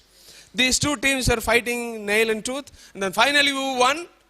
British. So by that, they established through their judicious diplomacy and through their cunningness, British got all the support of the local kings, local monarchs, and promising a lot of benefits to them. Finally, they were not given the benefit, but they were promised a lot of benefits, and then they were joined together. Finally, British defeated French and made French to be only in Pondicherry, not anywhere else. And British covered the whole of the region and then established their supremacy. So that's how the birth of Madras Presidency took place. So that's how Madras Presidency is known as a very important administrative region of British during British time in the 19th century and in Indian context. All right. So why do I say repeatedly 19th century? Why? Because Amma's period is 19th century. Okay. So that's how we begin this political context. So in the Tamil Nadu region, in the southern region, this is the Madras Presidency. Okay. Madras Presidency. They had Bengal Presidency. That was the first presidency to be set up. Madras Presidency, Bengal Presidency in Calcutta. If you go to Calcutta, you will see the palaces left over and super palace and the area of administration. So Bengal Presidency. From there, they moved down to Madras and established St. George Fort. Okay, and they spread all over. And this is Madras, the Bombay Presidency, those days. And in the whole of India, this is the way they occupied India. All right. These Rajasthan, this and that, everything fell into their hands simply like that. But we were the people who have been resisting the British so much. All right. So that's how the story is all about. Okay. So when we are talking about the Madras Presidency southern region, okay, so we shall know about the topography of the southern region, the topographical setting. What is this topographical setting? Because we need to know in which region from where our Amma hails, all right? What? No? Southern region. So topographic of the southern part of, so this is the region. Whether you agree it or not, this is how the setup was during British time, 19th century. And in this way, you see here Guntur, these are all later developments. But what we had in the Madras Press in the previous slide, no, that map is the original of Amma's time. Okay.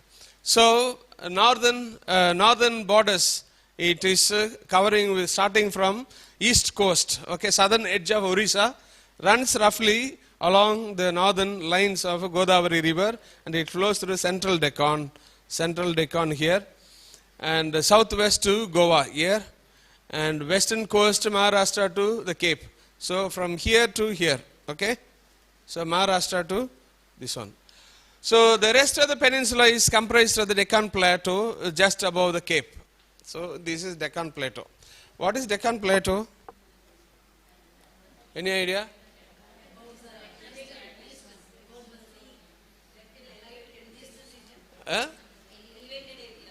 Divided areas, huh? Elevated areas, okay. Islands, huh? Okay. So thank you so much for all your answers, huh? So thank you so much. Wait. Wait, let me say whether it is correct or not. Okay. What is that?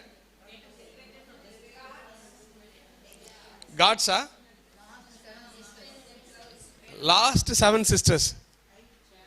Okay, so you are all correct, sisters. Kindly clap your hands and wish each other, appreciate each other. Okay, it is here. Okay.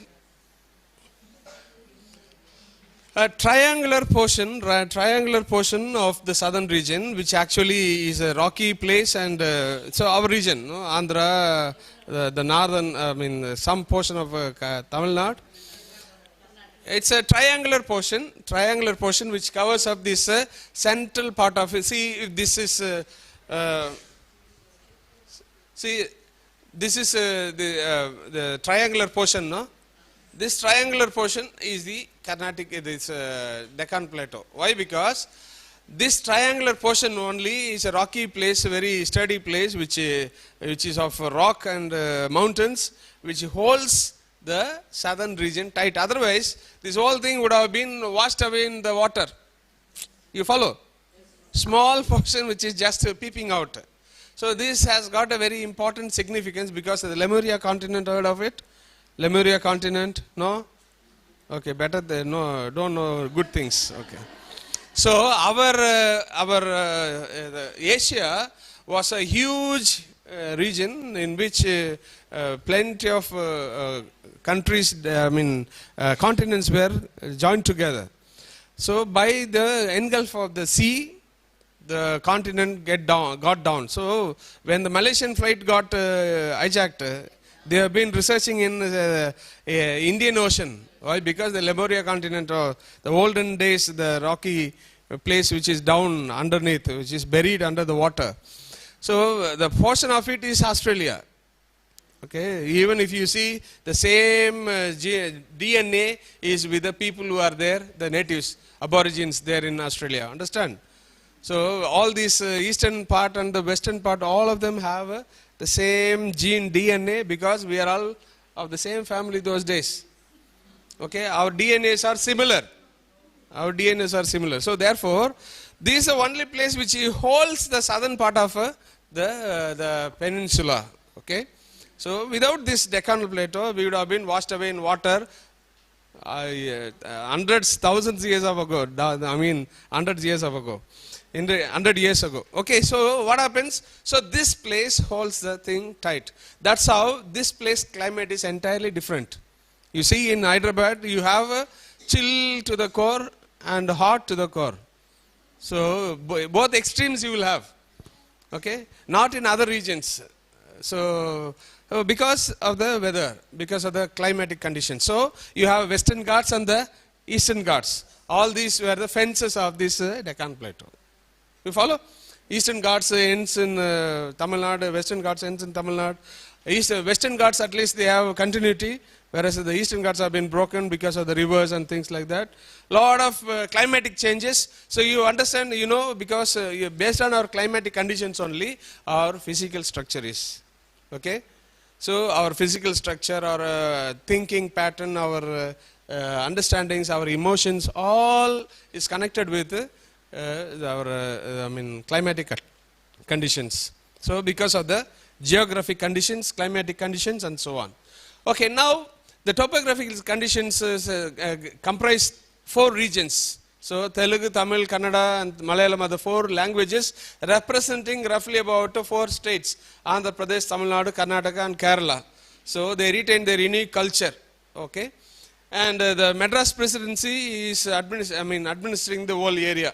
So include the Tamil speaking areas and the eastern coastal plain, part of the Telugu language sub-region, section of the Malabar coast were also, and Kannada was also major, Kannada was the language of this western region. So that is how this whole scenario, the topographical setting of a southern region. So Amma traveled means traveled in hot climatic conditions, in chill climatic conditions. Okay, so last night when we were walking outside, it's too chill because a lot of snow and things like that. Okay, so when we came in the summer, last time it was too hot. Okay, so that's how. So 2 extremes because of this region, and based on which only our food condition, climatic condition, dress materials, all that, everything, physical structure, everything. Okay, now the Tamil is the oldest Dravidian language according to the historians, and other Dravidian languages are also considerably, older and considerably younger, influenced by Tamil and Sanskrit. This is how the topographic setting. And what is next? So with this we end the political scenario.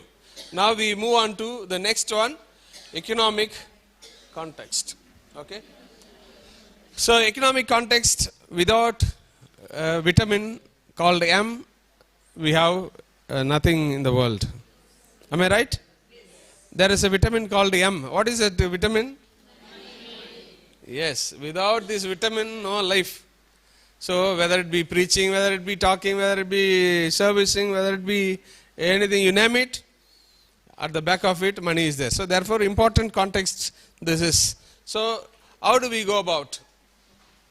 In the economic context, we have to know one fact, that the political scenario, as we saw, the economic scenario was also a very important key figure which guided the political scenario. Am I right? Am I right? Yes, now only you are right. Okay. So in the beginning, the 2nd century and up to 15th century, there was a route called a Silk Route. What is that Silk Route?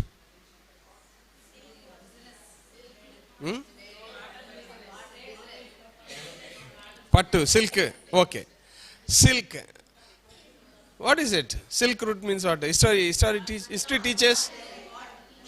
Any history teacher, first of all? Any history teacher here? No? Any history teacher? Okay, I am safe. Okay.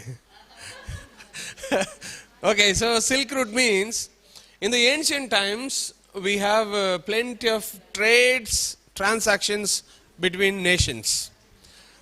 So the merchants traveled far and wide to collect silk, okay, especially from China, India and Africa.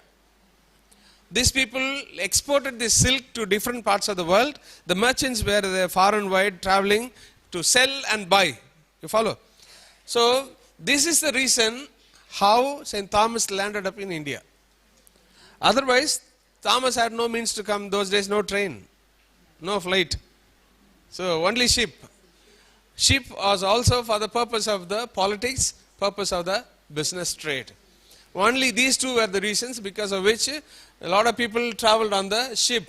In that connection only St. Thomas came to India. So this Silk Route comprised about 6,400 kilometers, roughly about 4,000 miles east to west. All right.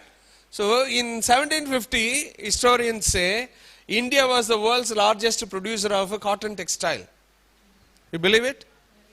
India was known for the cotton textile. So this was a very important business with India those days. Arabs came with the perfume, gave it and got back the cloth materials and raw materials, all that. And Indian textiles like cotton, linen, silk, woolen goods had markets in Asia, Africa as well as in Europe. So what were these Indian textiles? These were the cotton, linen, silk, woolen and all that. Okay. So British rule took place in 19th century. After they came inside, what happened? They monitored this business so closely and prepared everything so well and captured this business and confiscated the whole thing into their hands. And because of which the process, method, everything got reversed. Okay? And the direction of the whole trade got changed. The methodology got changed. The direction of the trade changed. And finally, they monopolized the trade. You follow? So there was no direct trade with Indians by anybody else in the world. So they have to rely on the British for making a trade with India in whatever context it be. So therefore, the key words for the Britishers, the key words and the philosophy for the Britishers and their rule was, can you read, anybody?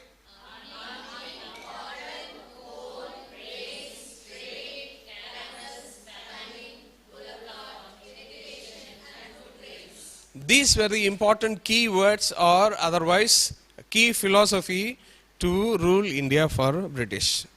So these were the philosophical guidelines for the Britishers, based on which they ruled India. So developments of technology, human resources, natural resources, everything was tuned in line with these philosophies. So for making trade, they used everything. Investment only for trade. Human people used for the business and things like that. So they built a lot of ways and means to capture people and make use of them for this particular purpose of trade. Okay, so be it educated people, learned people, uneducated, everybody was used for that trade. And there are also reasons, the historians say, they made granaries and stored up grains for years together and made artificial famines to make people, bring people under control and then help them out during famine times for namesake and get them into the business. Okay, that's a lot of tricks were played by the Britishers to subdue the Indians in whichever way and whatever way possible. So that's how there were artificial famines and there were different famine policies. And in this, so how they did the trade. So when we say trade was important philosophical guidelines for them, how did they do the trade first? In the beginning, trade was on a bullock cart. So bullock cart means, so animals were really used for the transportation, commutation. So those days, if you remember, village side, no, these boys used to take the animals for grazing. That time they will sit on the buffalo and travel. You understand? So like that, some people make use of mules, some people make use of horses. Not only rich people make use of horses. Otherwise, donkey, buffalo, bulls, and things like that. Remember? So those animals were used for commutation. So transportation that was available at that time. This was the only transportation. So the history, ancient history, modern history, medieval history, everything speaks about animals only. And much before they could think of the travel on the other sources like water and things like that, bullock cart was the important source of a travel. And used for the transportation of these animals were used for pulling of carts. And other people who don't have bullock cart in their houses had to walk. So those days in the villages, people who had bullock cart were the rich people. They were considered rich people because they have a field. From the field they bring in all the grains and store up in the houses. Those people who don't have a bullock cart but still have a field, no, they will go and hire bullock cart. No? That was the custom and tradition those days. And these people go and do it for money and then make money out of it. So that's how we had a lot of ancient old traditions. And these animals, when we talk about, animals were used for what? So ploughing.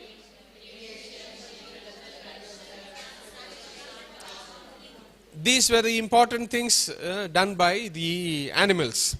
And here about transportation, food materials and other heavy goods also were transported. See, even now we have practices in the village sites. If those people especially who are residing near the rivers, they go into the river, when it is dry, they take the sand and bring it to the house for building house constructions, no? The same way for bricks, things like that, they make use of bullock carts. Those days, that was the only important thing, no?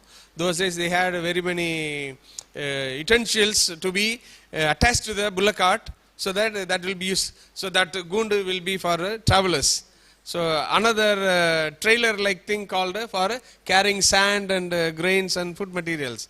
The plain one will be for storing up the straw, storing up the sack, gunny bags of rice and paddy and things like that. That's how they have been traveling. Okay? Some people say yes. Yes, yes. Purposefully. Yes. Yeah. Yeah, so cart pulling. So cart pulling was used for several purposes, like family long journey. They want to go for a long trip, for pilgrimage, going to say, Kolasami, what is that? Family, yeah. Yes, yes. Kuladeva, correct? Yeah, like that they go to different places, go to their own village, they go to different places nearby. All family journey on excursions. So people set on business journey also happened on a bullock cart. Why? Because those days the cotton, very important product was cotton. So all the cottons were stored up on a bullock cart and was taken to Harbour, and from Harbour they are shifting it to London. Okay, that's how it was. So these people used to shift these cottons stored up in a big bags, and the bullock cart was carrying them. Okay, that's how.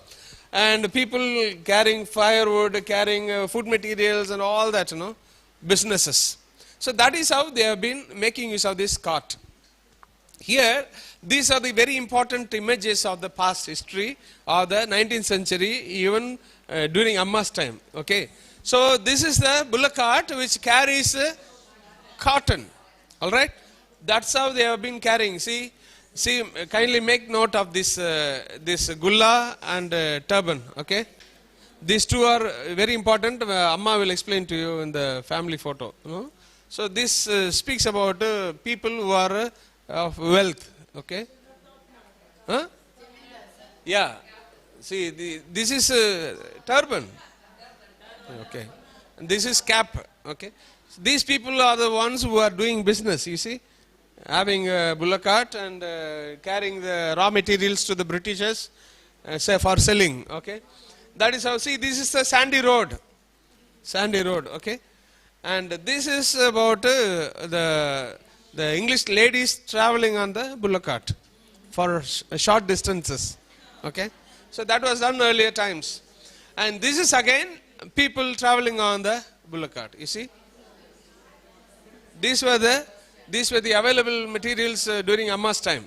Okay, and this one, it's hiding, no?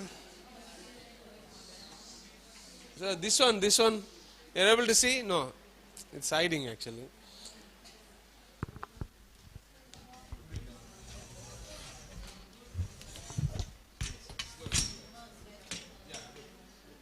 Now you're able to see? Yes. Yeah. So this is actually for set up for a long journey. You have food materials for the animals stored outside. Food materials inside and outside for the people. Snacks and items, all eatables. So for the long journey. Okay. This is again raw materials carrying vehicle. Okay. What, ma? Yeah. See, the same only. No, not much difference.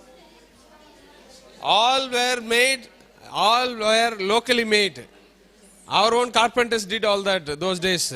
Wonderfully they make this circle. Very good they are. Okay. Now keep all these things at the back of your mind. I have plenty of things to tell you in the future slides. Okay. So these things are very important for our understanding, because this was a custom and tradition that time, during Amma's time. When we visited Amma's place in 2014 for a research and interview and photo shoot, video shoot, all that, we had all traces of this Mark 20 there at Amma's house. Bulakas. Behind that, now we went, I don't know, they have demolished, destroyed these panels inside, the adjacent to house. Now, as you enter the house, the 3 doors are there, no?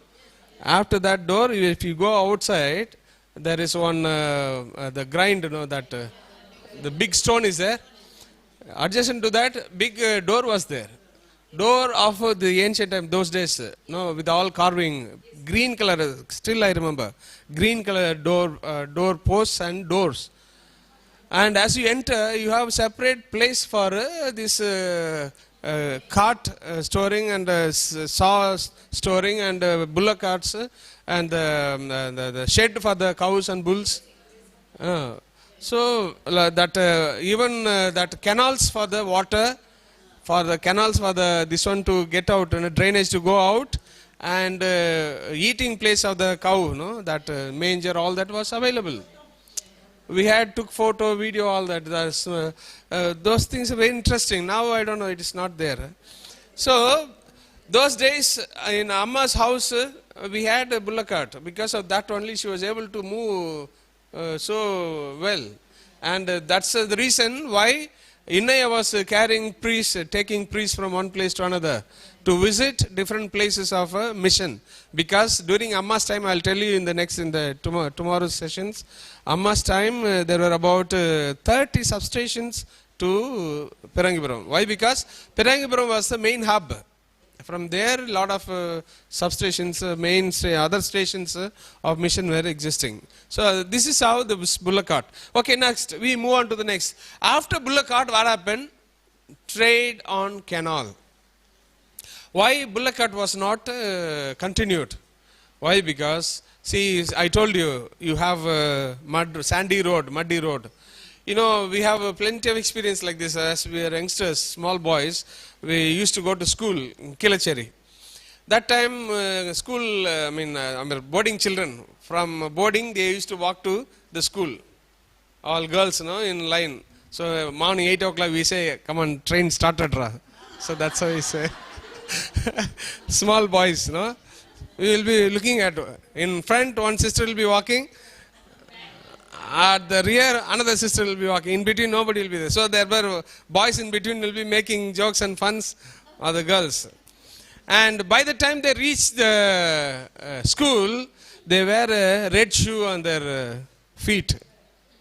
Why? Mud. Because of the mud.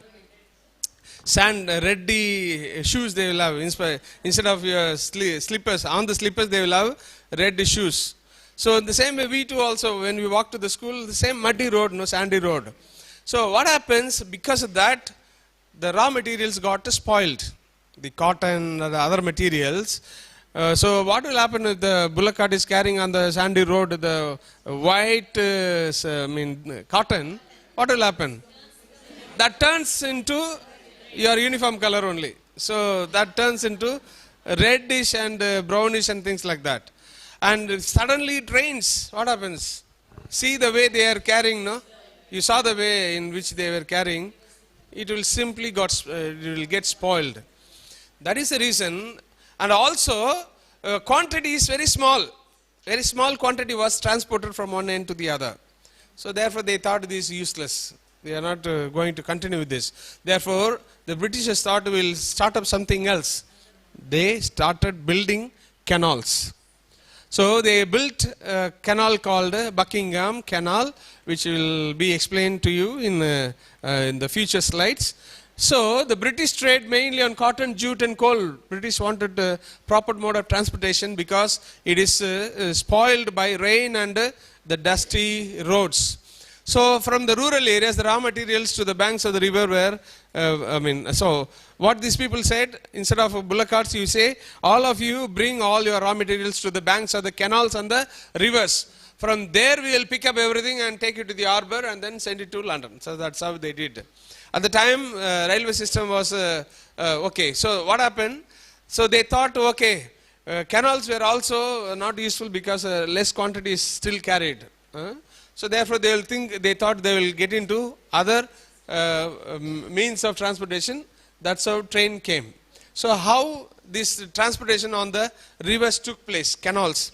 So this is the harbor, this is the toll gate where this is coming from Andhra, okay? This is coming from Andhra. This is the Basin Bridge. You know, Basin Bridge area, central.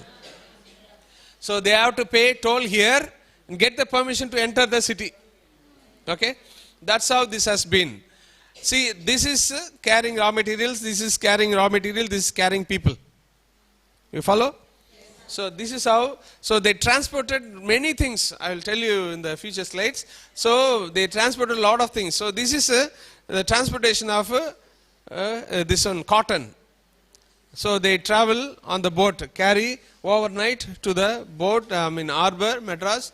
From there they took it to London.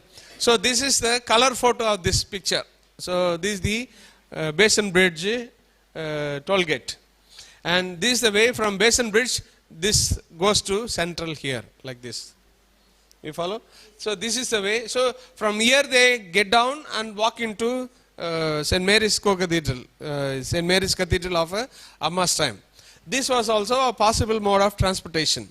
Because even now if you go to Pulicat and the areas like that, you have the toll gates established by those, Dutch and Portuguese those days.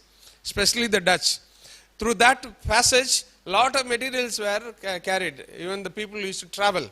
So our priests, elderly priests used to say, even in Madras school and all that, people used to travel on boat to go to school and come to church and so on. So that was the existing scenario that time. So during Amma's time, this was the another important mode of transportation which was available. So if you want to know the details of the canal, Buckingham Canal, this is the detail. So here the Indian waterway, so national waterway says, so this is the national, fourth national waterway covering about 1095 kilometers long waterway in India, constructed between 1806 and 1882. Okay, see, originally this was known as a Cochrane Canal because it was sponsored by Basil Cochrane. Okay, this Cochrane, this was started by an individual businessman. He said, we are going to do business on this canal. So in 1806, it was started, and Lord Clive Canal, it came to be known as Clive's Canal for a short time. Finally, it became Buckingham Canal, resembling what is there in London, Buckingham Canal. And this was confiscated by the British. They said, we are going to administer the canal passage. Therefore, lot of boats, whichever goes on that way, comes on that way, they have to pay toll, tax to the government. So that's how they confiscated everything. So the construction started in 1806 from Chennai north to Ennur. Okay, Chennai to Ennur here. Okay, and then 18 kilometers it was sponsored by Basil Cochrane. Extended from Ennur to Pulicat. From Ennur to Pulicat it was extended. 40 kilometers from there, North Chennai. In 1837, taken over by the government of Madras Presidency, extended ultimately reaching 315 kilometers. So Pulicat to Vijayawada. From here, Pulicat to Vijayawada. Understand? So Vijayawada, for the reason, why? From Vijayawada? Krishna River. Krishna River. This got connected with the Krishna River. From Krishna River, this extended up to Chennai. From Chennai, they went up to Marakkanam, Pondicherry, another 103 kilometers, 64 miles in Tamil Nadu. Okay, so these are up to Marakkanam, Pondicherry here. So this is how the canal came to exist.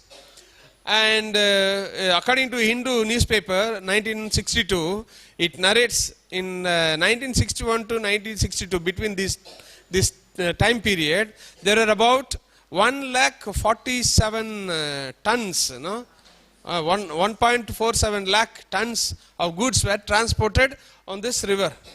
Can you imagine? Such a huge thing those days itself. So, what were the things transported? Can you read?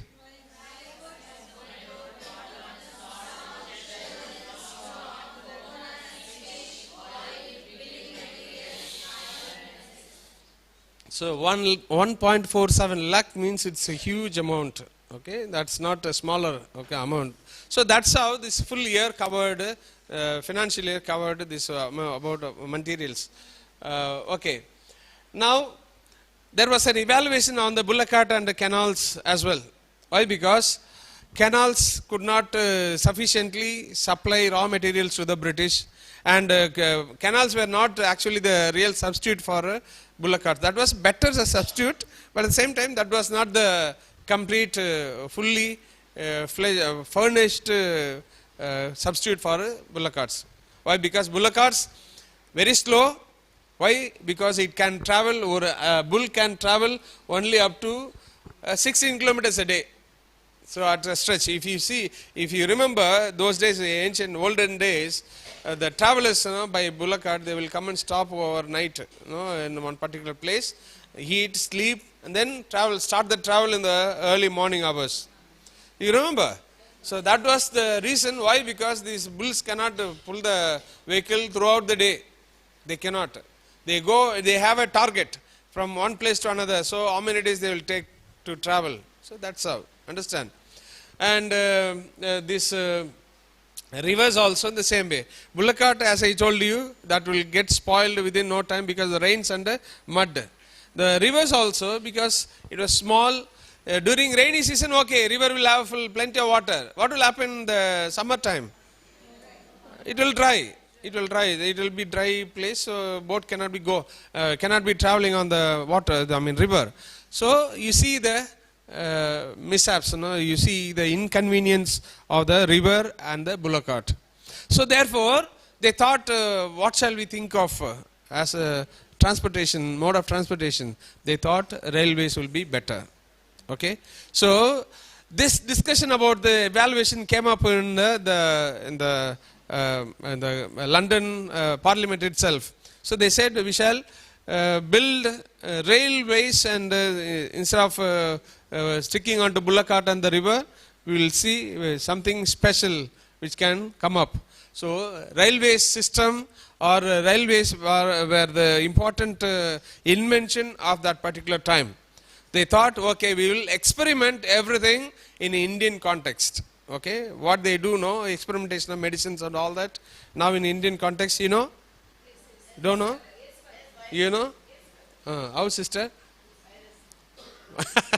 Yeah, virus, but treatment, vaccines and all that. See, there are, what is that? Animals.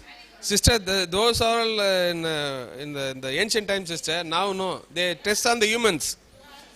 The Blue Cross and the other cross and things like that, they said they cannot use any more animals to test the vaccines or the medicines that you invent.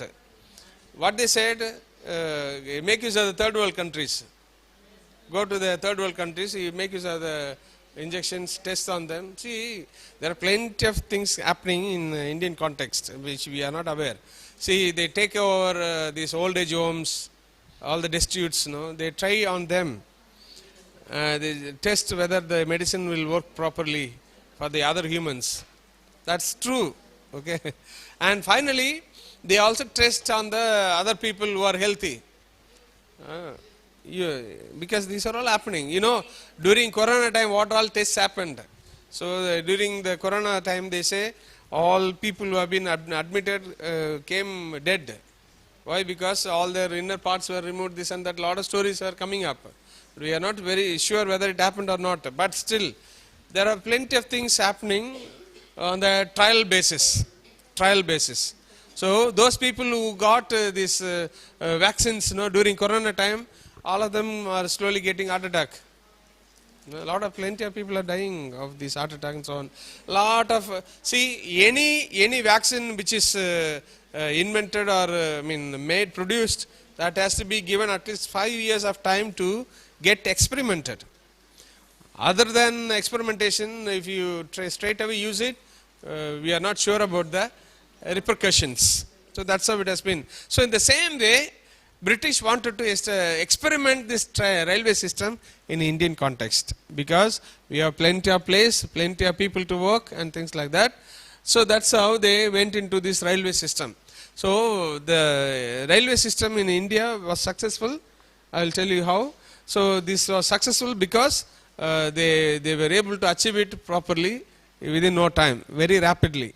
So all the investments from London came for the railway systems. All now we have share market. Those days during British time they had share market. All of them bought the shares for the railways so high. The railway systems gave them all the time profit. So a lot of people invested in this railway system, the railway company shares. They won, they earned a lot of money out of this. Okay, so railway systems. So railway is a major resource extraction project, it is called. So resource extraction project. So instead of bullock cart and canals, they thought boats. They thought we'll take huge amount of materials from one place to another. So they gather everything in one particular station. They get into the coaches, goods, and then bring it to harbor within no time. So this is how the major resource extraction project was established. So among the colonial railways, among the colonial powers, railways networks was very important phenomenon that time.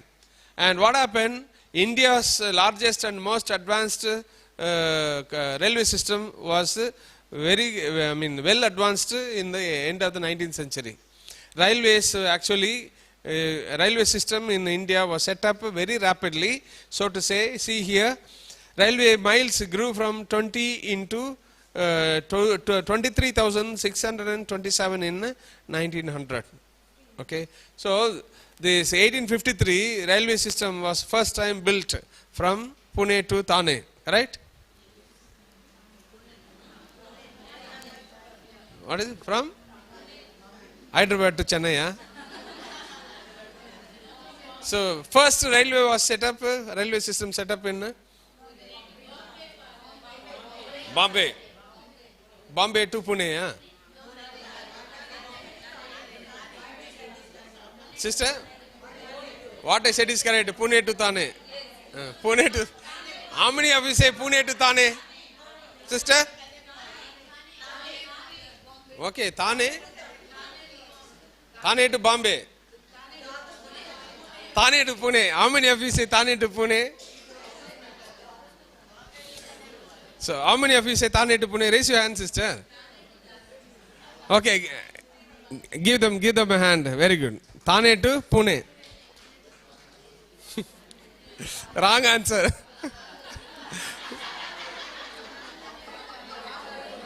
Okay. So from Thane to Bombay. Okay. The 21st 20 miles of railways.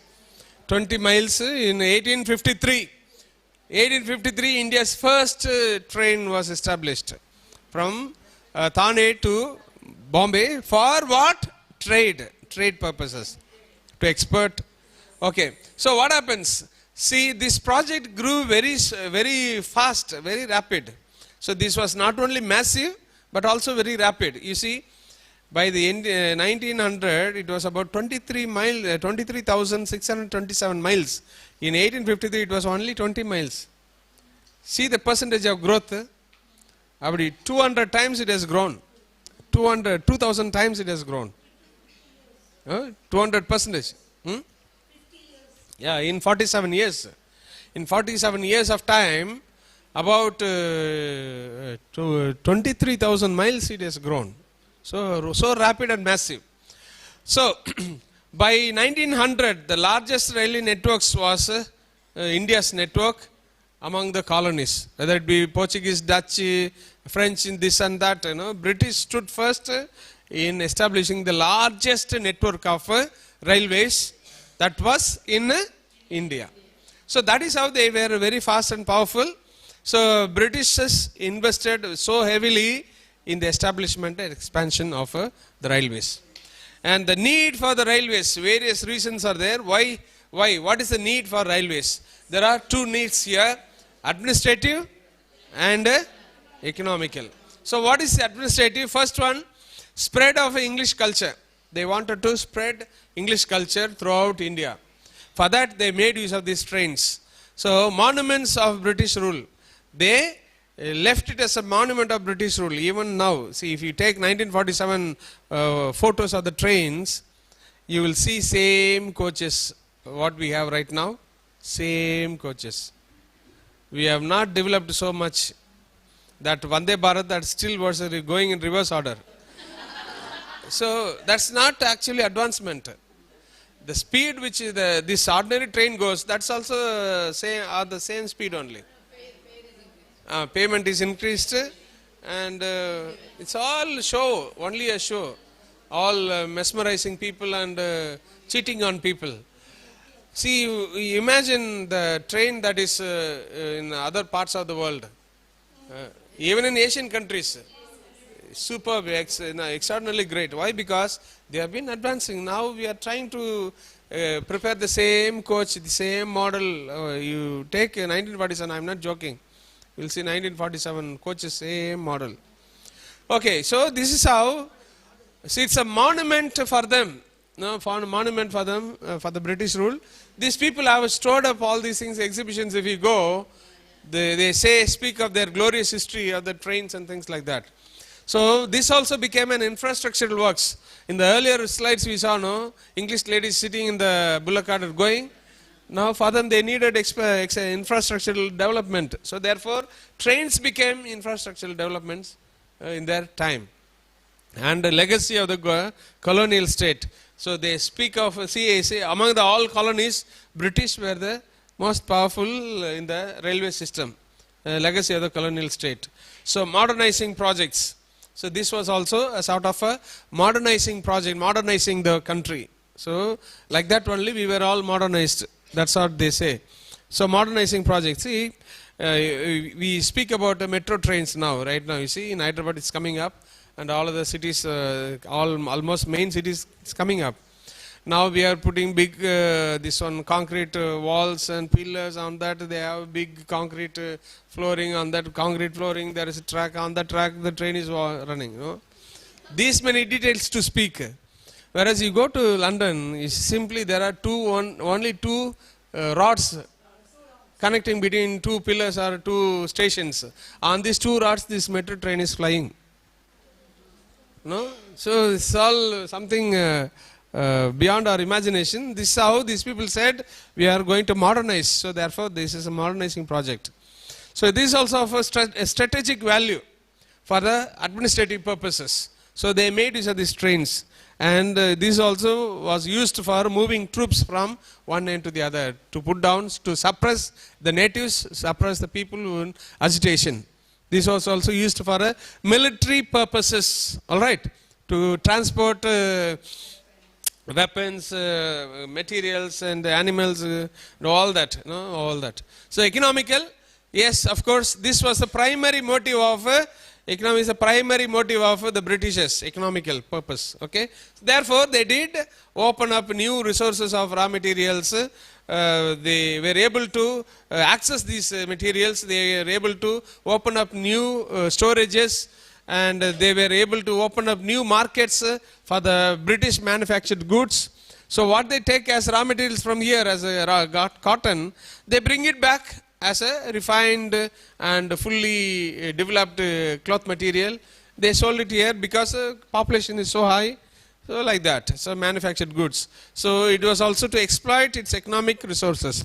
Wherever there is resource materials they found, see, be it Kolar, no?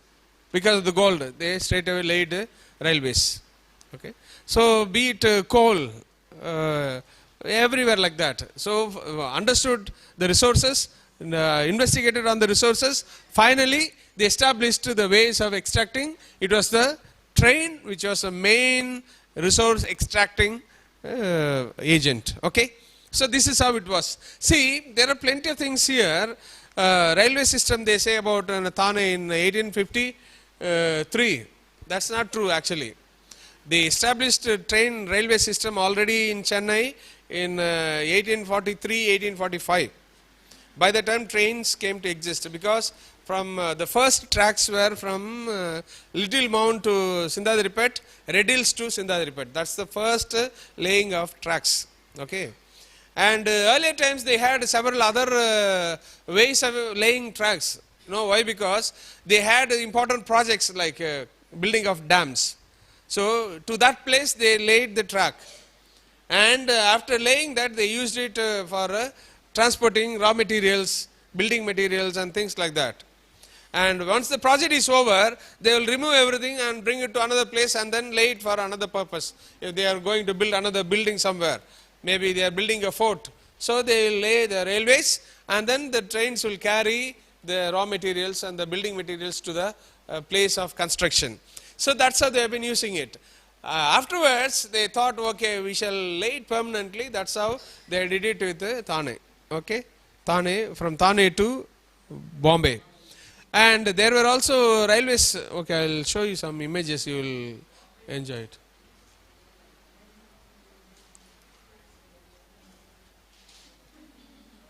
Okay.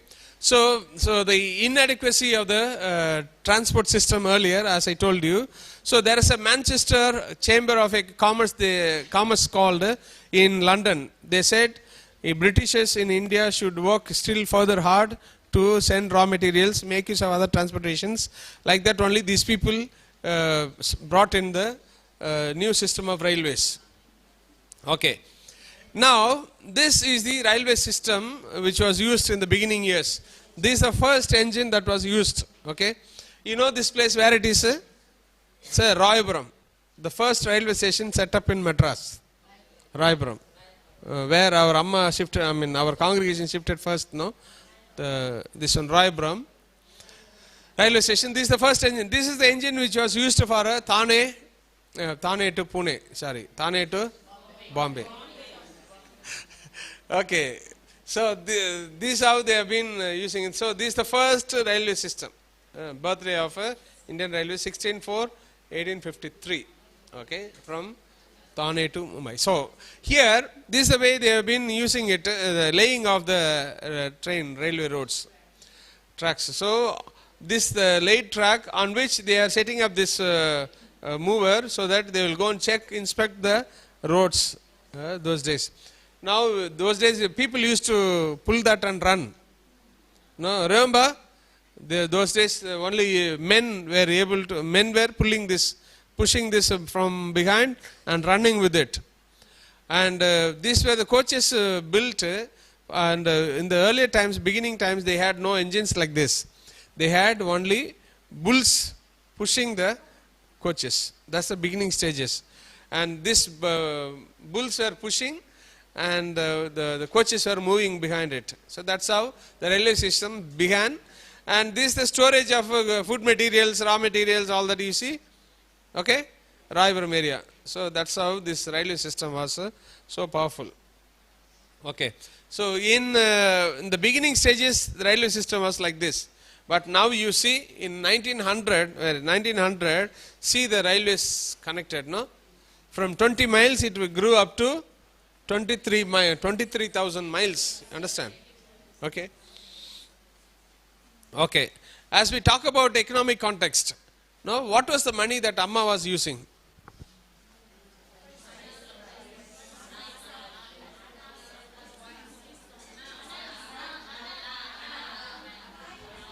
What is that? Coins, huh? Paisa?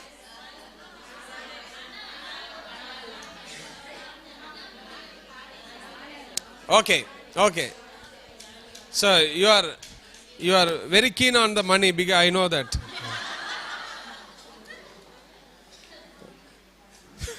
So in the beginning, the Indians were using coins, gold coins, silver coins, and other materials. Mainly silver, copper, all that were used.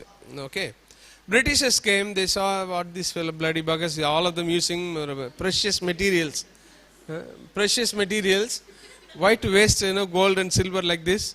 They thought, okay, we'll capture these fellows and then give them tight. So these people confiscated everything. So all materials, all the gold and silver, this and that were confiscated by the British, ordered. They said, we are stopping with all those nonsense, and then we are doing with alloy materials. This is alloy material, okay. So alloy materials, which is stronger material, but it will not rust also. Okay. So heavy coins, they thought, okay, the alloys will serve the purpose. Yes, it was wonderfully serving the purpose, and they thought slowly they will also introduce paper currencies. During war times, they were not able to carry huge luggage of coins for purchase of weapons, selling of weapons, this and that. Understand? So wherever I go, I say all the superiors and especially the bazaars, kindly keep all your wealth stored up in coins so that nobody will steal. They cannot carry easily, no? They cannot carry and run also. Whereas if we have currencies in suitcase and so on, it's easy for them to carry. Huh? They also can't carry that because too heavy. So much, yeah. You have so much, I know. Okay, so British has introduced slowly the paper currencies. Okay, during British time only they had paper currency. That the other side, French also introduced paper currencies. That's how we have usage of the paper currency. And you see this British emblem of King Charles. What's his name? George. Okay, King George the Fifth. Okay, so 1 rupee coin of 1918. Okay, so this is a 5 rupees, and this again 5 rupees. Government of India, 1 rupee, 10 rupees. So afterwards, what happens? This copper coin, alloy coins were stopped, and then they introduced stainless steel. Okay, so those days if you see 1 rupee coin, it's too heavy, big one and heavy. The alloy material, the same material only. What these other countries people, Pakistanis and other people, they bought all this 1 rupee coin and took it to their home country and then made it into 3 pieces of 1 rupee. Understand? So 1 rupee is value of 3 rupees. So to that extent they understood that, they bought all these things, went to their countries, melted everything, made 3 1 rupee coins out of it. Then therefore they thought, Indian government thought, okay, stop this nonsense. Make the value proper worth of 1 rupee. You should not make 1 rupee worth more than 1 rupee. It should be worth of 1 rupee only. So they made, that is the time they introduced stainless steel. If you see now 1 rupee coin, it's small ones. Now you don't have that big 1 rupee coin, all that. That was still heavy also, and it was more than the 1 rupee value also. So like that only they stopped this one, they introduced stainless steel. If you see 1 rupee also same, 50 paise also same, 2 rupees also the same. So like that. 2 rupees is much bigger than the 1 rupee. Alright? So like that. So sometimes if you put this on the floor and scrap it, that print also will go. To that extent it has got reduced. And later times, after the independence only, they used this aluminum coins. All 1 paise, 2 paise, 3 paise, correct, 5 paise. So how many of you used 1 paise? Raise your hands. You not used it. You are all youngsters. 35 paise. See, sister was using 35 paise, I think. 5 paise. So I was using 5 paise. If you ask for Antony, he was using 1 paise. So 1 paise. Okay. All of us used 1 paise. All of you, sorry, not me. By the time when we joined the school, Amma used to give us 10 paise, 25 paise those days. Only that was allowed in the shops. So 5 paise I am aware. I am aware of 5 paise. From 5 paise I was using. Suddenly all of a sudden these fellows said no, 5 paise is not valid. Then 10 paise was that round coin. No? The small one, big one, 10 paise coin. So like that. Okay, like that it was used. So all these aluminum coins were in the later part of the time only introduced. During Amma's time already currency was existing. Alright. So that's how they have been buying and selling land. And you see those days 100 rupees currency used to be big. No, big in size, in the width and as well as in length. Okay, like that. So that was very rarely found. That was rarely found. See, in the money value during British time, in comparison with the dollar, it was 14 rupees. So sometimes they say it was 2 rupees also. Our Indian rupee was more or less equal to American dollar. Okay. Now it has gone. It's grown so high. And this annas, annas was used. So you have 50 paise coin. They call it 8 anna. 8 annas. Okay. Okay. 4 anna. Okay. This 4 annas. 4 annas. 25 paise. Why it is called 25 paise into 4 annas? 4 annas. 50 paise into 8 annas they call, no? Why it is called like that? Why? Because 1 rupee is in equivalent. 1 rupee is equivalent to 16 annas. Okay, 16. Okay, 16. So when they give 50 paise, those days when they give us 50 paise during special days, so they say, come on, big money man, keep it safe, use it sparingly. By the time we put in our pockets, our people will get it from us. So 50 paise, 8 annas, big money man, keep it safe. 1 rupee if they give, that's all still further advice. Keep it safe, this and that, all that. 10 paise, okay, normal pocket money. Those days when we were children, no? So that's how it was. 16 annas were counted as 1 rupee. Okay, so rupee and then came paise. Okay, paisa. So that's how the money was used. So this is the economic background during Amma's time. All right. Okay. Now we move on to the important next feature called socio-cultural context. Socio-cultural context. Okay. So why do we speak all these things? You have to keep at the back of your mind. All the time you will have to compare and see how Amma was using all these things. Okay. Money, transportation, train. During Amma's time, train was there. Okay. During Amma's time, train was there. And those days, those people who traveled on the train used to carry extra dress. Why, Long journeys. Even short, those days, from example I tell you, from Madras to Bangalore, now it takes about 4 hours, 5 hours. Those days 13 hours, overnight, even after that. So they take train in the evening, go and reach the place by next morning. Okay, 13 hours, 15 hours those days. That was travel on the steam engine. Okay. That smoke which comes out, that smoke will turn into a form of ashes. All the ashes will be on the travelers who are sitting in the train, you follow. So they will have to go down, get down on the next station, in the destination. They have to wash their black face and then change their dresses and then continue their journey. You understand? That was the scenario. That was the scenario. So that's how the trains were those days. So in all these things, Amma must have had a different variety of chances. A lot of chances to travel.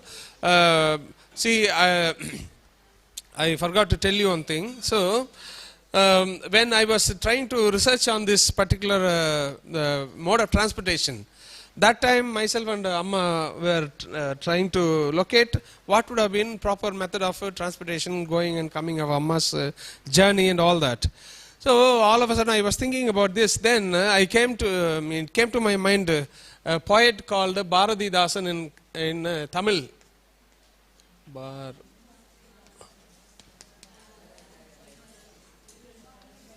Bharatidasan? There's an important poet. He used to come to Madras, Chennai for various purposes of writing, publishing and things like that. His house was located in Marakanam. I showed you in the map, in the river. Do you remember? Those people who have been watching it, it is, yes. Yeah, you saw it. Very good. Very good. So what happens? This man gets into the boat in the evening hours. From morning he works in the press, this and that. Evening he gets into the boat and goes and reaches the place Pondicherry about 160 kilometers. In the morning hours, about 6 or 4 o'clock. Okay, he takes the boat at 6 p.m. Okay, 6 p.m.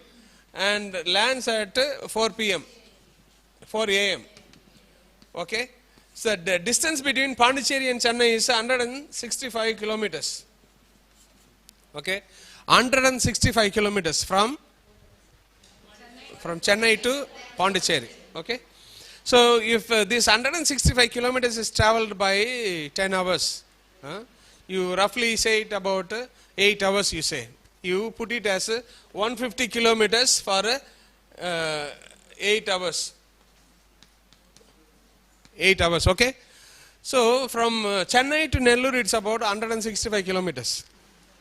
From Nellore to Ongole, it's another 165 kilometers. From there to Vijayawada, Guntur, it's another 165 kilometers. So you roughly say 150 kilometers into 3. 150 into 3, 450 kilometers. So 450 kilometers, the travel for how many days? If it is 24, 3 into 8, 24 hours.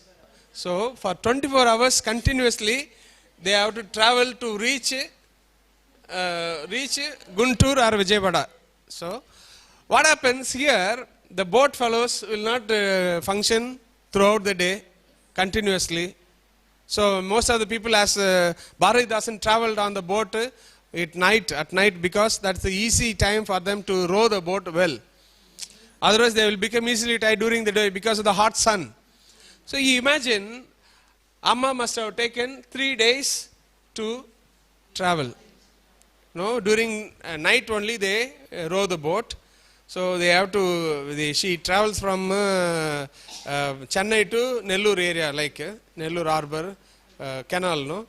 So there stops and goes around for visit and so on, because lot of visits have been made between Nellore area also. Nellore and Ongole. Okay, Kadapa, Nellore, Ongole, all that was visited. And then from there they proceed to Ongole in the next night. 6 o'clock they get the train, the boat. They travel another 150 kilometers, they stop for a day. They go around visiting people, getting sponsors, again getting into the boat the next day, third day. Okay, so the next morning she is at Vijayawada, Krishna River. At Krishna River, okay. From Krishna River she goes home. The missionaries those days, the MEPs, especially from those people who travel from Madras, they made use of these canals. They used to carry their horse or things like that on the boat itself. They carry and go there, stay there, take journeys and then come to PHIRANGIPURAM, because they used to visit PHIRANGIPURAM frequently. I will tell you in the next slides. So that is how the travel has to be, should have been.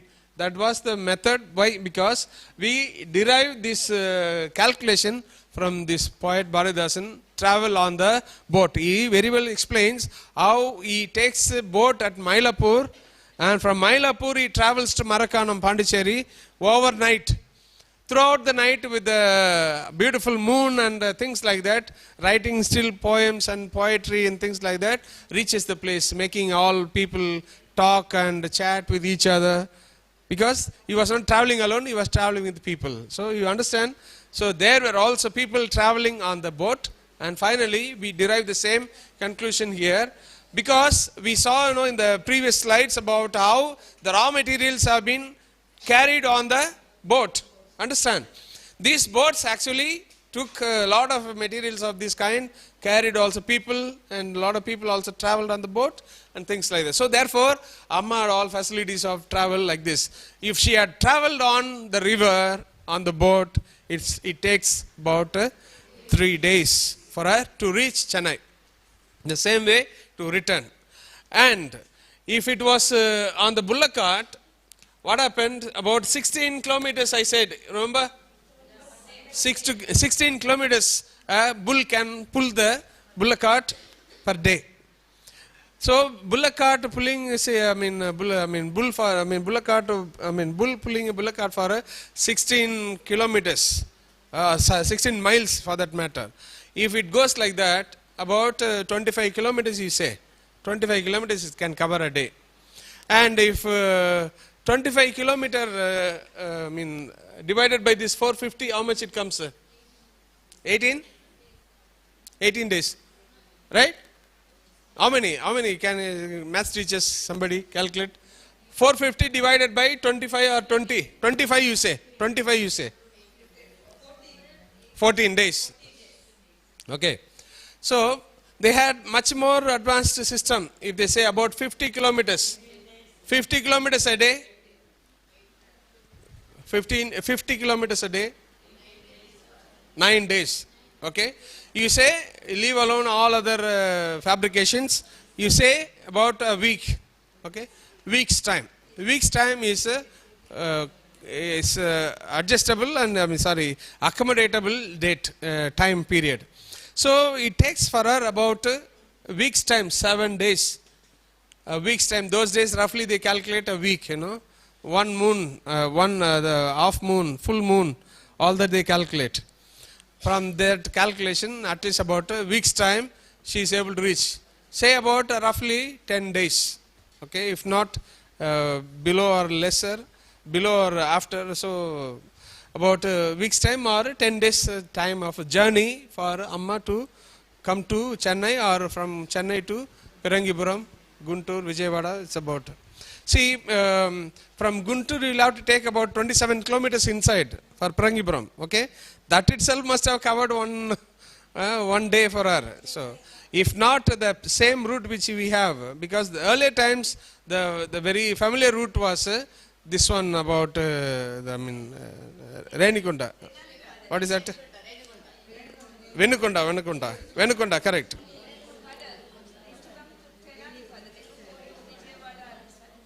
Yes. Yeah. Correct. Now I am talking about a rough. Yeah, tell me.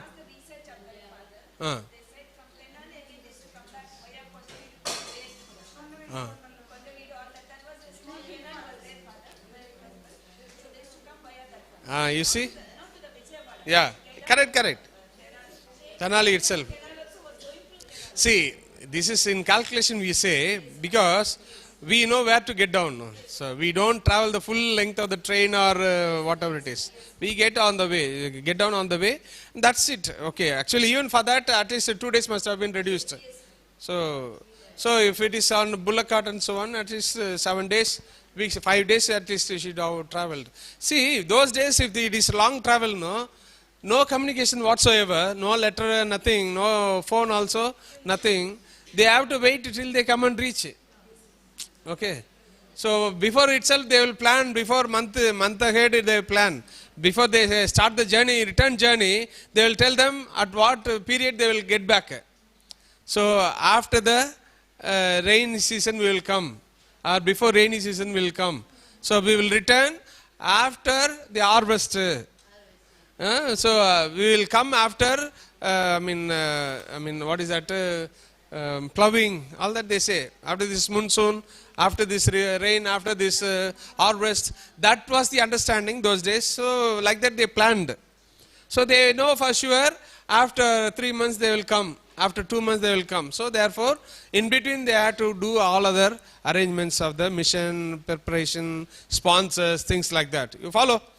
Are you with me? Yes, sir. Many are not saying yes this side. Yes, okay, now I am sure. Okay, so therefore, that is how Amma must have traveled. Okay, and this travel is a very important factor in Amma's history and in Amma's spirituality. We will be listening to that later through Amma, and how she is going to explain to us. Okay, now we are coming to the socio-cultural context. The socio-cultural context is a very important context of Amma's mission. Based on this only, Amma had a wisdom to begin a new mission for girls. Okay, we are going to see that how. Okay, socio-cultural context. there were, in the 19th century, social practices like female infanticide, child marriage, sati, polygamy, and rigid caste system, and so on. These were not proper practices of the society. It was discriminating women. Okay, all these things were related to women. This was against human values, dignity, and especially women. Women were discriminated against all stages of life and were the disadvantaged sections of the society. They did not have access to any development of opportunities, education, and things like that. Okay, so sorry. So women were most affected in the 19th century society. You follow? All these things that you talk about, female infanticide, child marriage, sati, polygamy, rigid caste, everything actually hit against women. Do you agree? Yes, Father. They are not agreeing. Okay, now I understand. Okay, so among these things, Britishers were during this time, Britishers were the ones ruling the country, and they maintained a policy called non-interference. Whatever you do, we are busy with business, trade, and things like that. We are not going to step into your socio-cultural activities. So you go hell with your social practices. And those people who represented these matters to the British also, they represented in a way that the Britishers will not interfere. They said it is a complex reality. You cannot interfere in that because it is a religious custom, all that they were saying. Okay, so that's what the British said. Non-interference policy is us, so we are not going to interfere in all that. But in spite of that, they interfered in these things and then cleared certain social evils from the face of the Indian society. But still, there are several things going on even now. And now, for our understanding, I have divided the socio-cultural context into 4 headings. Okay, for our better understanding. The first heading is slavery, that is about women's slavery. Second, the condition of Indian women and female infanticide. Third one, education. And the fourth one, reform movement. So these are the 4 headings on which I am going to explain to you. The first one,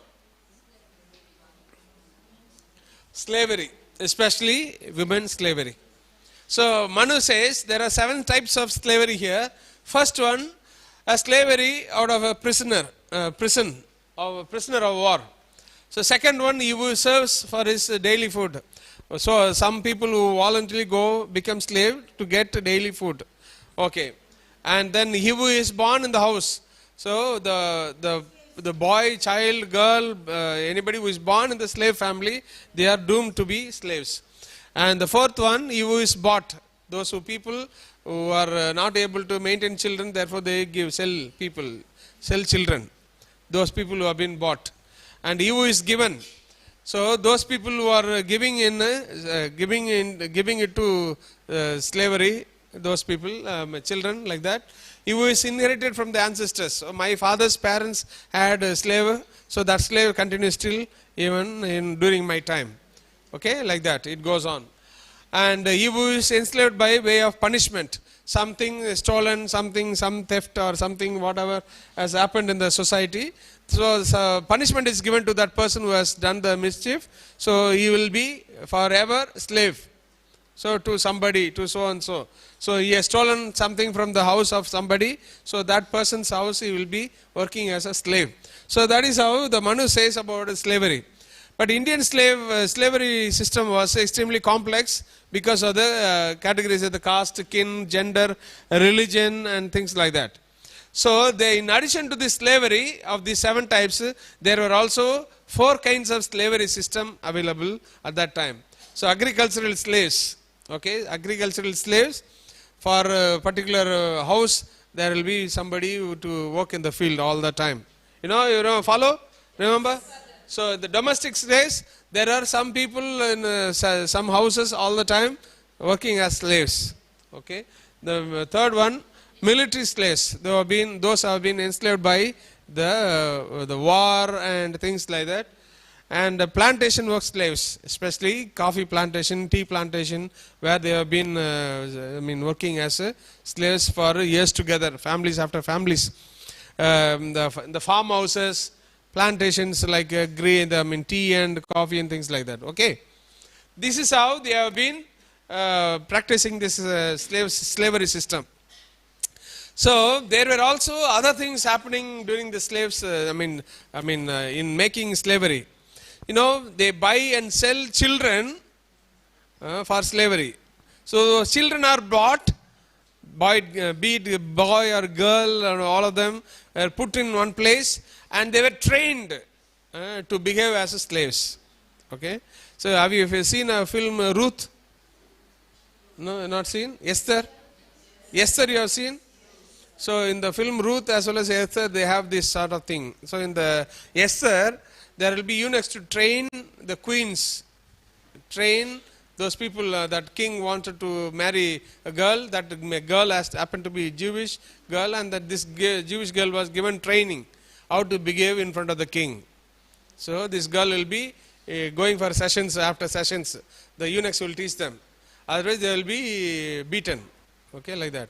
And in the Ruth movie, if you see, there are plenty of slaughtering of children. So they are trained to accept this slaughtering.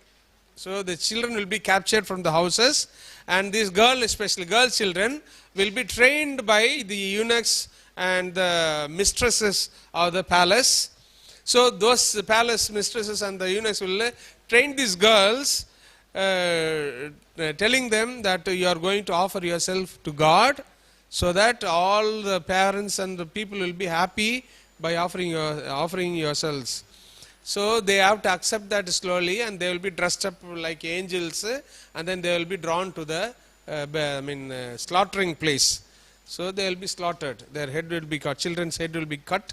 And so like that. These were the customs available that time. So like that, children were bought, both the sexes could be trained up to the masters or mistresses' requirements. Okay, they were trained in a great variety of skills to function as can you read? Cooks, come on.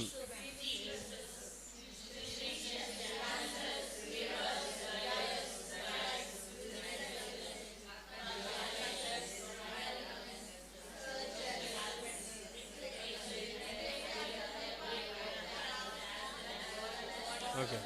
So all these were the skills, okay, and these body servants are nothing like what Esther was given training, no, body servants.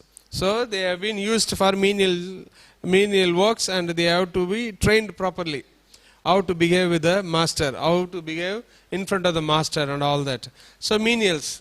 So there were also female slaves. So in addition to all these things, so the female slaves were considered as machines of producing slaves. Okay, so these machines have been used to produce against slaves. All the children who are born of these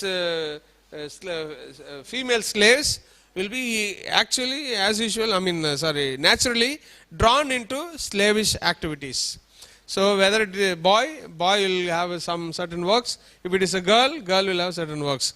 Unless and otherwise the master is not satisfied, unless and otherwise master is not happy with the functioning of the slave girl or boy, they will change their activity. Otherwise, they will be still in that only. See, for example, if one particular slave is not wiping the floor properly, he will be given punishment and sent to another job. Somebody else will be brought in here. So like that, change of works and things like that. So it was existing custom that time. Okay, so condition of Indian female infanticide. So women were discriminated, and at the same time they were also dependent. You know how? In all stages of women's life, there is some men dominating. Okay, so as a child, the child is dependent on the father, as grown up on the brother, as married on the husband, and later time as a elderly mother on the son. Okay, that's how the chain of dependency. Okay, so the practice of female infanticide, child marriage, sati, and polygamy, everything was pertaining to women only. All right, you follow? Yes. So on the male, so she had to depend on the male at every stage. So infanticide was practiced because of three reasons: enormous expense of the marriages, suitable bridegroom for the girl to be sought for, and the shame involved in having unmarried daughters at home. So for these reasons only, these female children were killed. You follow? So this is the sad thing of it. And the British, though they said, okay, we are following a non-interference policy, but still they did not keep quiet. They actually interfered into these matters, and they have resolved certain issues. So there were several reform movements brought in. A lot of improvements of the conditions of the Indian women took place. Many legal measures to improve the status of the Indian women took place during British time. So that's how it is here. In 1829, sati was banned. What is sati?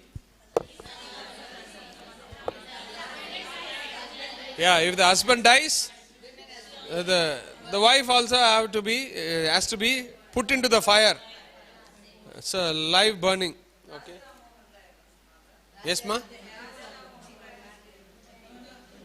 You are intelligent, sisters. You are intelligent. I understand. Great, great. I am coming to that. So in 1856, a law was passed to permit widow remarriage. Widow remarriage to prevent child marriages. So when when Innaya died, 1837, huh? 1859, 58, 57. Which year, ma? 1850. So 1859, Innaya died. Even before he could die only, even before Amma could become widow, the law was passed. Widows remarriage. You understand? A lot of people married second marriage also.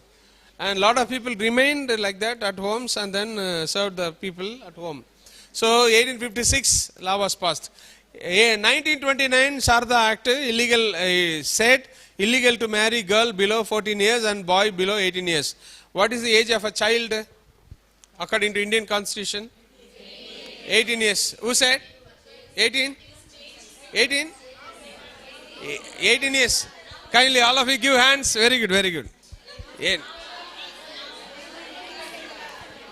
No, ma. See, child. What is the age of a child? What is the age of a child? 18. No. According to Constitution, 18 only. Sister is very strong. Kindly give her a hand. Kindly clap your hands. Wrong answer. Okay. According to Indian Constitution, a child, whoever is below 14, are called child. Okay. Below 14 years of age is childhood days. Okay, so you are talking about marriage, sister, marriage. You are talking about marriage. I am not talking about marriage. So marriage for women, it is about 18. Men, 21. So you discuss among your council and then finalize. Okay, what should be the age and what should be the age for the girl and boy. Okay. Now in 1872, law was passed promoting inter-caste, inter-communal marriages. So all these movements severely criticized caste system and especially the practice of untouchability. Okay, that was the scenario during Amma's time. Okay, now here the third one is education. See, this was the social situation that time, and education came up which actually opened the eyes of the people. Okay. So why did education come up? So in the ancient India, Taxila and Nalanda, these were the two important universities in the ancient times of Indian context. Education in India was traditionally in close relation to religion. Am I right? Yes. Okay. So this education was the supervision under the Guru. Okay, Guru Sishya method of education. And education also was considered to be one of the important means of achieving moksha. Okay? So they said if you are educated, you are going to reach moksha. Are you educated, sister? You are sure to go to moksha. Go to heaven. Okay, those people who have done doctorate, they are sure to go to heaven. Okay. Sister? That's what you tell the council to make everybody doctors so that everybody will go to heaven. Okay. So those people, how many doctors here? Very good, very good, super. Very good. Sister, how many of you doctors? Doctorates. Huh? See, how many of you raise your hands kindly? Doctorates, or MBBS doctors you are also? Doctorates, okay. Sisters, no worries, we are all going to heaven. Okay? So we are completed doctorate. And those people who have done only M.Ed, Uttari Kristalam, okay? Okay. Sisters, be sure, in the formation you should have at least a BA degree, minimum degree you are finishing before the school and things like that. Huh? Sister? Only +2, Those people who have done only +2, be careful that you will not, whether you are, no, you will have to speak to Peter whether you will inherit kingdom of heaven or not. But M.Ed, you are sure, Uttari Salam, okay. Doctors, surely heaven. Those things are very clear. Okay. MBBS doctors, yes, certainly. MBBS doctors also will get into. Okay. So education is the means of moksha. Okay. So there are plenty of things here about this one. We are cutting short because of the time, and due to superiority complex and so on, the caste system entered the education, because of which only the Brahmins are considered to be the important people to know, educate, to learn and do everything. Others were not permitted. So that's how the system became in Indian context, Guru Sishya method. And during Islamic invasion also, they had universities like madrasas and maktabs to teach grammar, philosophy, mathematics, law and science. Okay. And during British time, there takes place a very important revolution in education. See, they began education to the Indians only in simple manner to say that we will get cheap labor out of these educated Indians. So they wanted to catch up a few Indians, these fellows, nomads running about here and there, wasting time. They thought they will capture these fellows and make them sit and then give them training to be workers in the offices like clerks. Understand? For clerical jobs only, the British thought these people can be given education.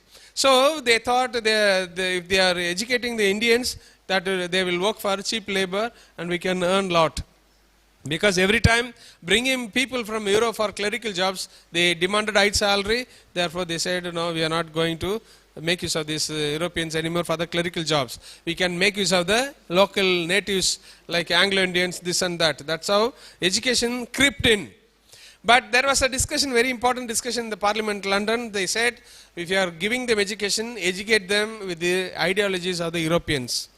All that time they have been talking about the European ideologies are the best in the world. So philosophy, the Greeks thought Greek philosophy is the best in the world. Europeans thought their ideologies and philosophies are the best in the world. So therefore they said in the Parliament, we have to educate these Indians, these bloody Indians, to learn ideologies of the West. Okay, so that is how lot of discussion took place in the Parliament, and British government said surely for certain we are going to give them only clerical training for these Indians. We are not going to educate them. If we are educating them, it will be firing back against them for the independence and things like that.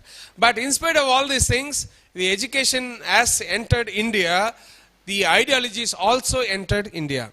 This education that entered inside Indian context brought in lot of Western ideologies. Those days, after the French Revolution, three important French philosophies like fraternity, equality, liberty and fraternity. These three things came inside, disturbing the mind of the Indians.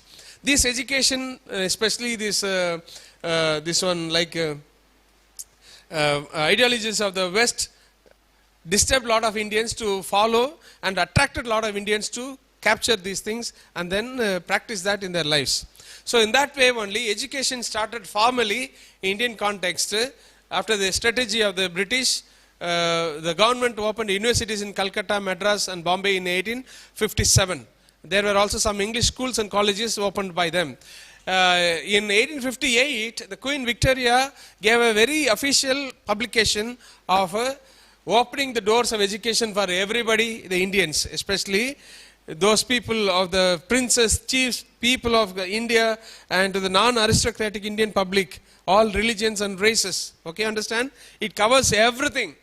Whether it be aristocratic family or a princely family or a local family, ordinary people, business people, anybody for that matter, invaried of caste and religions, they can access education, and those people who are educated, they will be given employment equal to their capacity of learning and their caliber of training and things like that. So, Queen said, government employment on their education, ability and their integrity. So therefore, education was made wide open for everybody. And so what is the role of the Indian religious those days? So Christian missionaries who came, and they also started educating Indians. They educated everybody, irrespective of caste, color, religion and class, things like that. For what reason? So that they will be able to spread religion well. So as Father Antony Raj said, the primary goal of canon law is what? Salvation of the souls. Same thing they maintained here. So both the Catholic and Protestants both joined together and gave high quality education. But for what? So the floodgate of education was open for all. For what?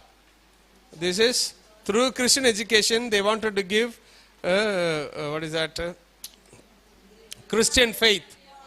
They wanted to Christian faith, give Christian salvation of the people through the Christian faith. That was the primary motive of the. See, all missionaries for that matter. All missionaries, they came, educated people and gave them the faith too. So that's how. So in the 19th century, the Christian missionaries also took a stand for the tribals and Dalits, and the Christian missionaries took initiatives to live among them and do mission work. Okay, so that's how the education system was followed. The fourth one, reform movement. As I told you, the reform movements sprouted as the education came in. Okay, why? Because as and when they brought in education, the ideologies of the West came inside. So ideologies like freedom, equality, liberty and human rights. This was very important from the perspective of the British. It brought more scientific, rational and modern approach to the life among the Indians. Okay. So from the Renaissance to the Reformation movement, the various revolutions that took place in Europe, so especially start with French Revolution, 1789. The French Revolution as well as 1848 French Revolution, both of them brought in lot of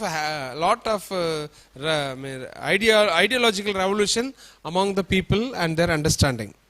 So philosophers like Walter, this and that, people vehemently promoted three philosophies: philosophy, equality, liberty and fraternity.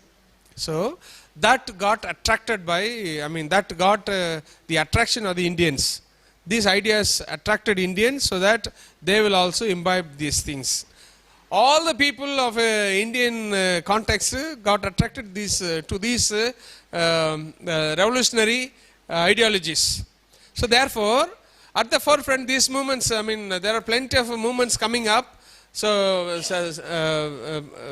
visionaries like Rajaram Mohan Rai and other lot of people, Annie Besant and things like that, they started movements, strive towards liberty, equality and fraternity. They moved forward towards equality, liberty and fraternity. Understand?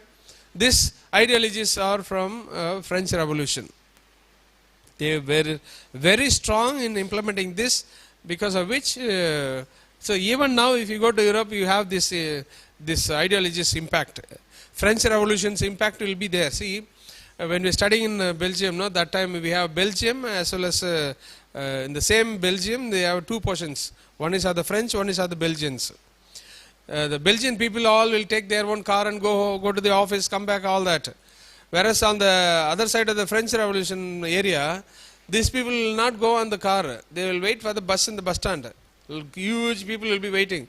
All the French buses will be full all the time. Why? Because they want to demand everything from the government. Whether they give or not, they always demand from the government, make use of the public money and property. So see the difference between these two people, because these people fully loaded with these ideologies, and they never give anything but only extract everything. So that's how these people live.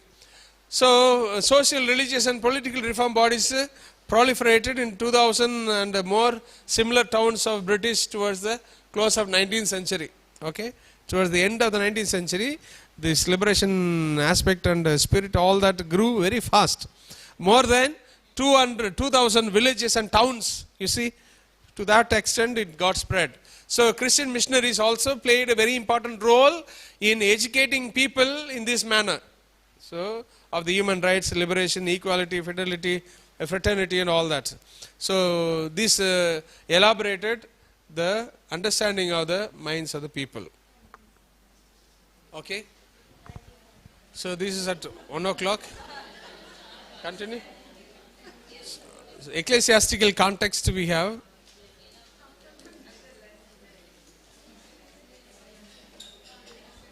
Ecclesiastical context to open. Another half an hour. Yeah. We'll close here.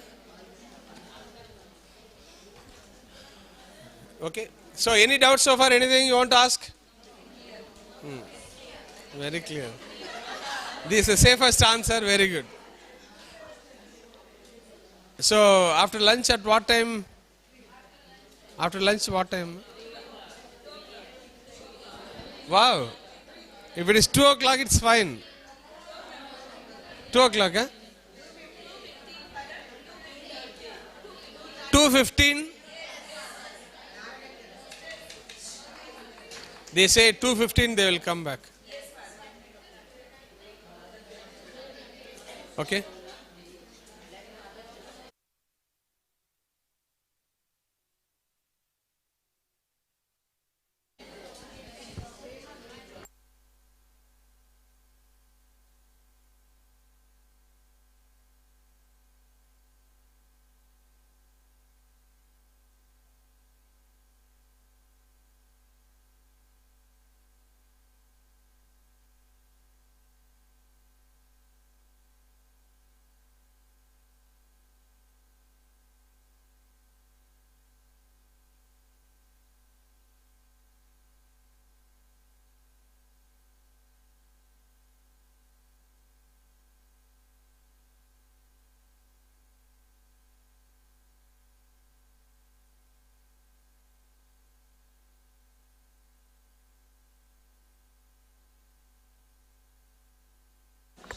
So as it is decided by you, about 2:15 we will be back. We will deal with the ecclesiastical context. Without a historical background is over. And Amma will take up the biography of Amma. Okay, so that will be in continuation for the Amma Gnanamma's night. Okay, all right, good. We depart for lunch. Thank you. People are coming. Okay, they should not miss out anything. That's what. Okay, so how many of you have mobile phones here with you? Okay, how many of you have mobile phones? Everybody has got mobile phone? Not in the hall, generally. So, how many of you have 5G phones? 5G?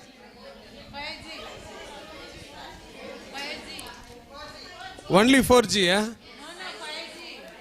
Again, another point for discussion in the council for 5G. No, huh? All right. So 5G phones are the latest ones.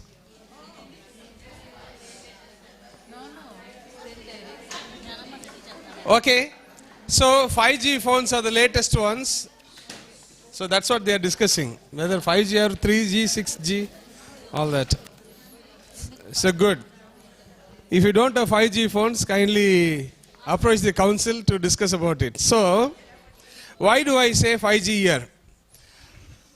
So, those days, when the Europeans came to other parts of the world, they traveled on the ship. On the ship, they had various purposes. Okay, shall we begin? Yes, still many are not settled down.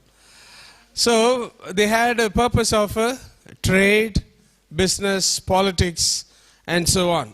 In all the ships, they had one person called a priest.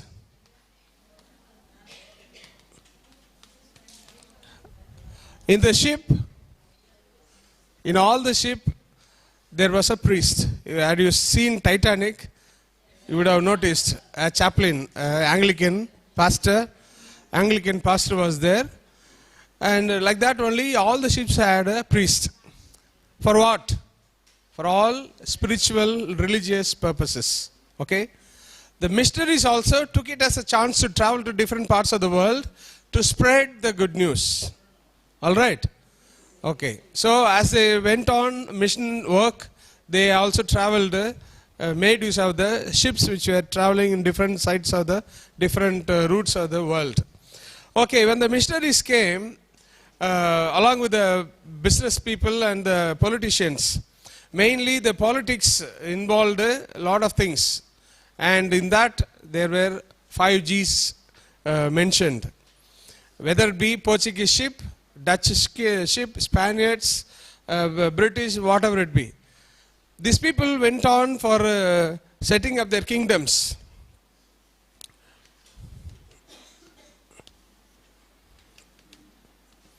Okay? First, the people went for gold. Okay? Gold. Why did they do expeditions? For gold. And goods. And any guess? Government. Okay? Glory. Finally, gospel. So, first they went for gold. They traveled for gold. Okay, listen. Are you listening? For gold. Second one for glory. Third for goods. Fourth one for government. And fifth one for the gospel. So this is how they have been engineered to move forward from one place to another. The colonies wanted to settle down in different parts of the world. The colonizers settled down in different parts of the world based on these things. They came to East especially to take away our gold, spices and the various other goods of the trade and set up a government here and take the glory and finally preach the gospel. The first ones to arrive in Indian context were the Portuguese. All right? Portuguese. These were the ones who settled down in various parts of India and started spreading the gospel. This is very important. Whether British spread the gospel or not, the Portuguese were very particular in spreading the gospel. That's how we have the fourth historical context called a ecclesiastical context. So the three contexts that we have seen so far, political, economic, socio-cultural, these are all very important backgrounds to enumerate all the details of the society, government, state and things like that. Now here comes the fourth historical context, which is in Peppathuvam. That's a very particular context of our Amma, which was most closely associated with Amma. Understand? So therefore, we are moving on to the next context called ecclesiastical context.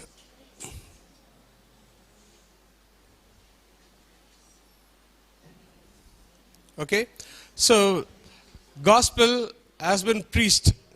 Gospel was preached by the Portuguese, other colonial powers, and the missionaries. Okay, those missionaries who accompanied the political powers. Okay. Here in the 19th century, the Catholic communities in South India were at a very low ebb. Why? Because they couldn't spread far and wide, they could not develop so much. Why? Because there are various reasons. First, the political reasons. Political reasons, so to say. The native rulers were fighting against the foreign rulers, and the small kings, petty kings among themselves, they were fighting, through which the church properties and the church were demolished and destroyed, and the church premises were used for all these people, by all these people. Because of the political reasons, it could not grow faster, and persecutions, because of the persecutions also, it did not grow faster, because the Catholics and the missionaries and the lay Catholics had to migrate from one place to another on persecution. All right? So all the people who moved down to Tamil Nadu, all this were because of the reasons of persecution also. It's because of the drought and the famines, because of the persecutions, because of the floods.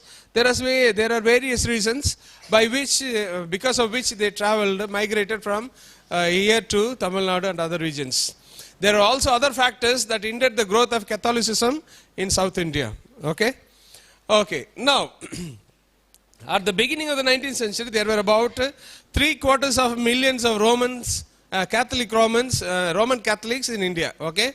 750,000 of Roman Catholics in India. That was the only population at that time. In the 19th century, that's the beginning of the 19th century. Under the Padravada bishoprics, Goa, Cochin, Kranganur, Mylapore, and under the Propaganda Fide, the three vicariates apostolicum, Pondicherry, the Great Mughal, residents of Bombay, Virapoli, and Roma Syrians were established. What is this Padravada bishoprics and Propaganda Fide? Okay. Gospel spreading, okay. Sister, you know? Okay, you? Any idea about these two? No, no worries, I will explain to you now. They don't know it seems, I will explain. Okay. Okay. Yeah, we will come to see that, what it is. Okay. So, Padravada, Propaganda Fide. These were the important missionary agents of Amma's time. Okay.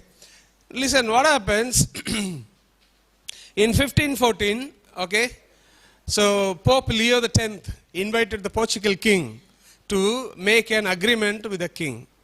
Okay. He thought, okay, these Portuguese people go travel far and wide the world, they find out sea routes to different parts of the world, and as they travel, we can also travel with them to take the gospels to the other nations, whichever the nation they travel into, and wherever the Portuguese go, they also carry the gospel. So that's how an agreement was made between the Pope and the Portugal king. So this was called a Padravada Real or Royal Patronage. So Portuguese overseas patronage was given to used for the church purposes. The Portugal king agreed upon this and said, we need your rights and privileges. The Pope said, yes, we are giving you all patronage that you want. Okay, all patronages. So the Pope and the Kingdom of Portugal and the later Portuguese Republic, through the series of concords by which the Holy See delegated the administrative power of the local churches and granted them theocratic privileges to the kings of the Portugal. What are these? So the Pope said, since you are going far and wide and traveling far and wide and spreading the good news, I give you administrative power. What does it mean? You can go and preach the gospel anywhere, establish churches and establish parishes, establish dioceses. Okay? And theocratic privileges is to say, you can nominate anybody as a bishop, we will ordain them as bishop. Okay? So this is the agreement made between the Pope Leo X and the king. Yes, Portugal king. So these administrative and theocratic powers were thoroughly used by this Portugal king. Okay? So this the king said, you point out somebody as king, pope, bishop, we will appoint them as bishop. So they were not worried about priests. They were worried about only bishops, setting up diocese and appointing bishops. So that's how this was going on. And what happened? Padre, the propaganda fide, what is it? So this one could not get along. Pope and the king cannot get along. Why? Because the governmental structure and the episcopal structure was differing from each other from time to time. Time and again, they had conflicts between these two. The governmental power that is called Portugal king, and the episcopal structure that is pope were not getting along. So this pope was okay and this pope was not okay. See that 1514 only it was established. In 1622, that is on the 6th of January 1622, Gregory the 16th said, nothing doing with you. Okay, we stop all this agreement. Hereafter, you will not act on behalf of the church. Okay. So everywhere, wherever they went, the Portuguese acted on behalf of the church and the Pope. They said, we are the church, we are the Pope, we have to obey everything. You have to, in obedience, succumb to whatever we say. That was the understanding of the Portuguese. But they said by the Pope in 1622, within 100 years' time, they said, nothing doing. You do your business, we do our business, we take care of our own selves. Okay, we carry forward the mission on our own way. So therefore, there are three important points to establish this propaganda fide. The propaganda fide means the propagation of faith, a congregation set up in the Vatican. Okay, that still exists. Okay, so there are three important reasons for which the propaganda fide was set up. So the congregation of the faith said, this congregation of faith is the supreme and the central organ for the missions. So first one, the reason is to unify all the Orthodox, Catholics and the Protestants missionaries together on the mission, to focus on one thing. Second one, missionaries hereafter will get all orders, directions from Rome, no more from the King of Portugal. Third one, all the faculties will be given to the bishops and priests nominated by the Pope. Okay, all the faculties means authorities, power, administrative power for the sacraments, administrative power of the diocese and things like that. Everything is given to the bishops, and the prefects will be set for the similar discipline. The faith of the church. Okay, this is how this propaganda fide is set up. So, Padravadu and the propaganda fide. These are the two important organs in which Amma is going to come into. Okay, now, so this propaganda fide and Padravadu acted different way in India itself. Everywhere, different parts of the time, different parts of the history, they had a fight between each other. Okay, so I tell you one best example. In Madras itself, there were two dioceses. One is of the propaganda fide in Madras, and another one is Padravadu in Mylapore. So now in 1952 it was amalgamated.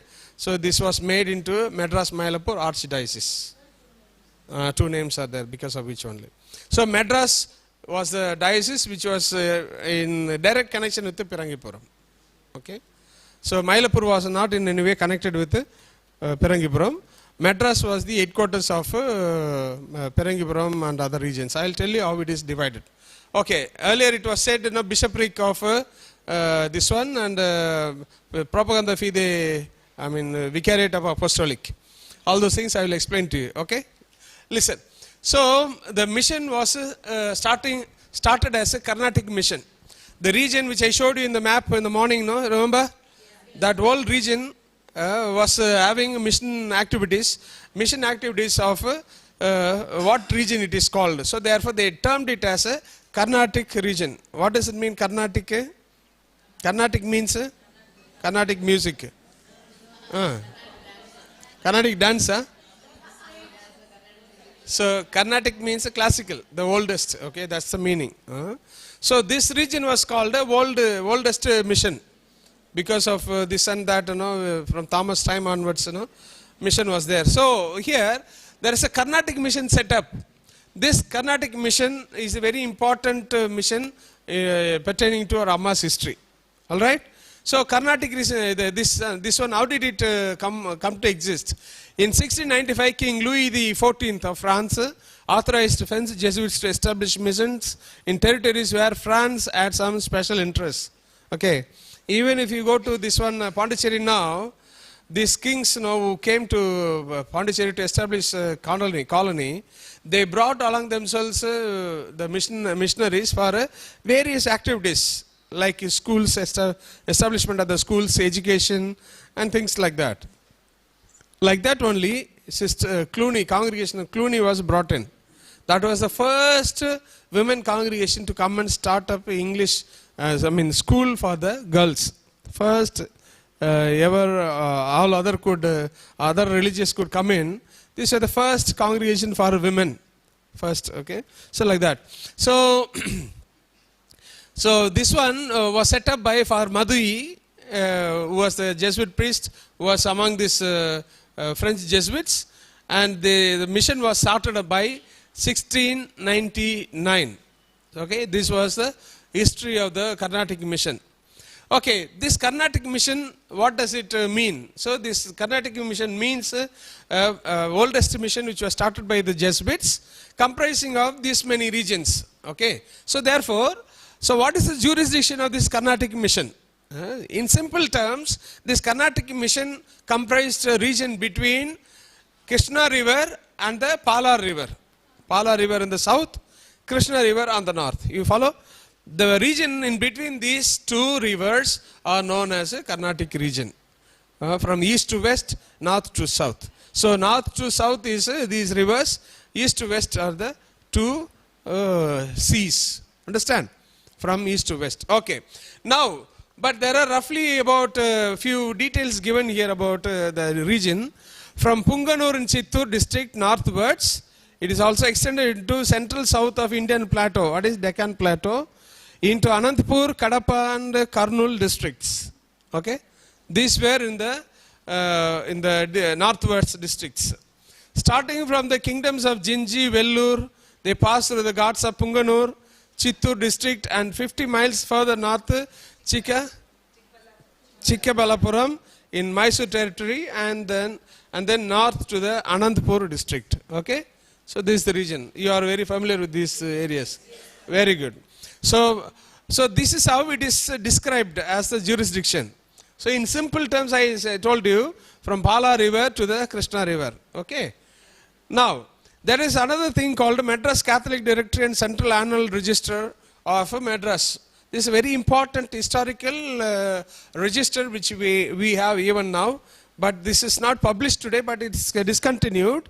And this storage is there in Madras now. I have been referring to this far and wide. We got a lot of details about Amma's convents and things like that. So this Madras Catholic Directory is a very important directory which was started in 1851 by the Archdiocese of Madras. And this was circulating informations of various kinds which were very important those days. Follow? Or do you follow? Yes. And this Catholic directory has got vital information, so to say, about the missionaries who came to Phirangipuram, who came to Kilacheri, who came to Carnatic region and all that. This Catholic directory has got a very important proposal of the jurisdiction of Carnatic region. Okay, Carnatic mission. What does it say? There are three divisions of the regions. The first one, northern districts, northern area extending from the river Pennar to the river Guntlagama, consisting, what is that? What is? Guntlagama. Yeah. Yes, consisting of a portion of the Nellore district and Chengalpet. Okay, that region. North Arcot, South Arcot, Madras and Nellore districts, the central portion.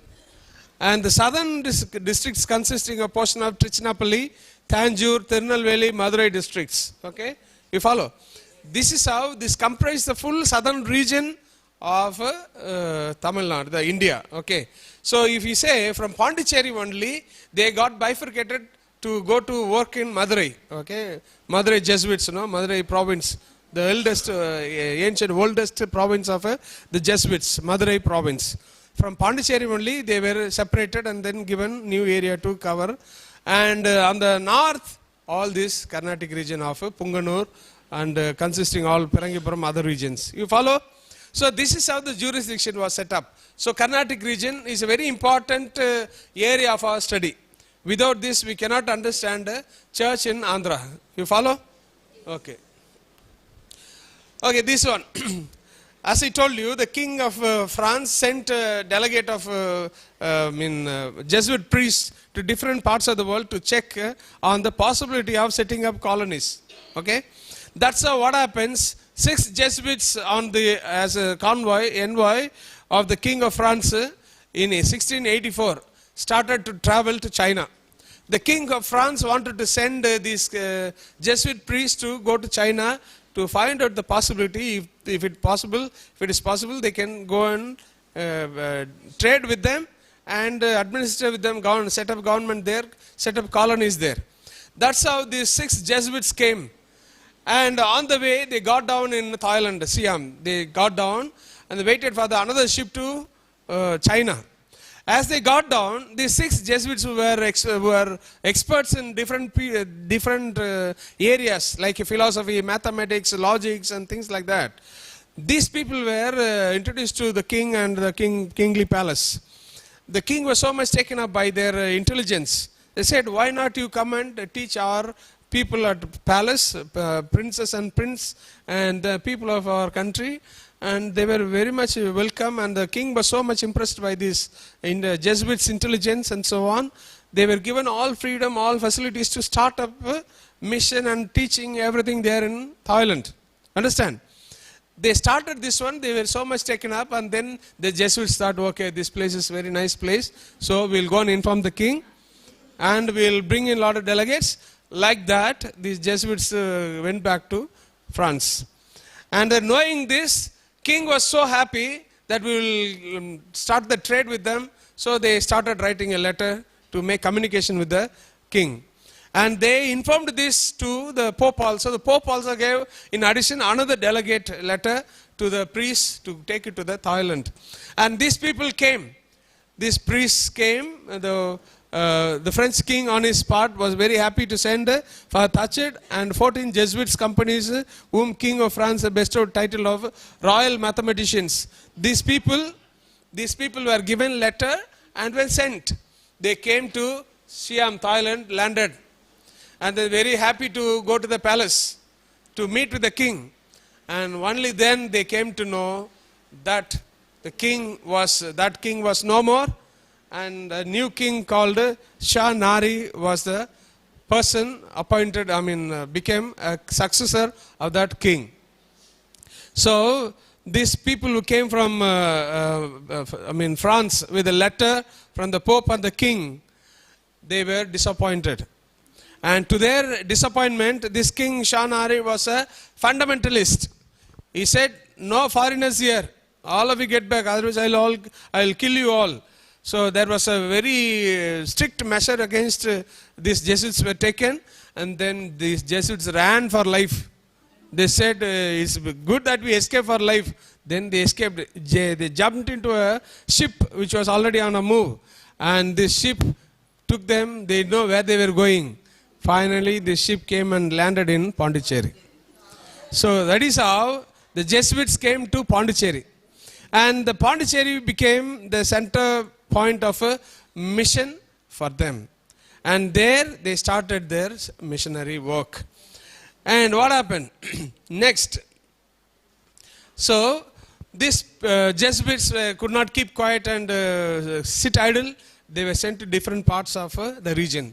That's how these people traveled to Telugu region. Okay. So for Charles was the Jesuit superior of that particular team. And Father Madhui was the important figure in that particular team. He traveled to Telugu region. So therefore, on September 3rd, 1701, Father Madhui started his journey from Kaveri Pundi, dressed up in Kavi dress and all that. He walked. The second time he is going to this one, Punganur region, where he found a lot of people, a lot of possibilities for missionary works. So therefore, he started the support, started to get the support of the king of Punganur. And the king was very happy with this priest, Madhui, and then gave him all freedom to do his ministry here. And then with the support of the king of Punganur, he began to convert people to Catholicism. So Punganur became the first missionary center in the Telugu mission. Okay, so therefore, the first convert to Christianity was a widow who belonged to Gnanamma caste in 1701. So the Madhu built church and places you might choose before leaving Punganur. These are the children of the above. So 3 were the children of the above mentioned widow who got baptized, and eldest son became the catechist for Madhu in that particular Punganur region. Huh? Punganur here. Chittur near. Punganur, yes. See, they traveled, I saw the route which they used to know to travel. From Pondicherry, they traveled via Jinji, Vilupuram, Vellore area. Then they came to Chittur. From Chittur, they went to this region. Kristanpet, all that was a familiar region that time. Okay? You follow? Are you with me? Many are not with me. Okay. Sorry. Okay. So the first convert was this Gnanamma caste widow, and this widow had got 3 sons who were baptized by this Father Madhu, and that eldest son was a catechist who was helping this Father Madhu. Okay, now here there are very important historical details here. See here, so this man, won the favor of the Raja of Punganur. And he was started converting, baptizing Brahmins. Okay, he dressed like Brahmins only with the kavi and things like that. He was going around and preaching and teaching the gospel, and then convinced the Brahmins to get converted to Christianity. Okay, that's how he began the ministry. Now, what happens here? He was because he was concentrating on the Brahmins and baptizing so many Brahmins. He was called the apostle of Brahmins. So that's how the Telugu mission got its birth. So in that way, the mission in the Carnatic kingdom took very firm root.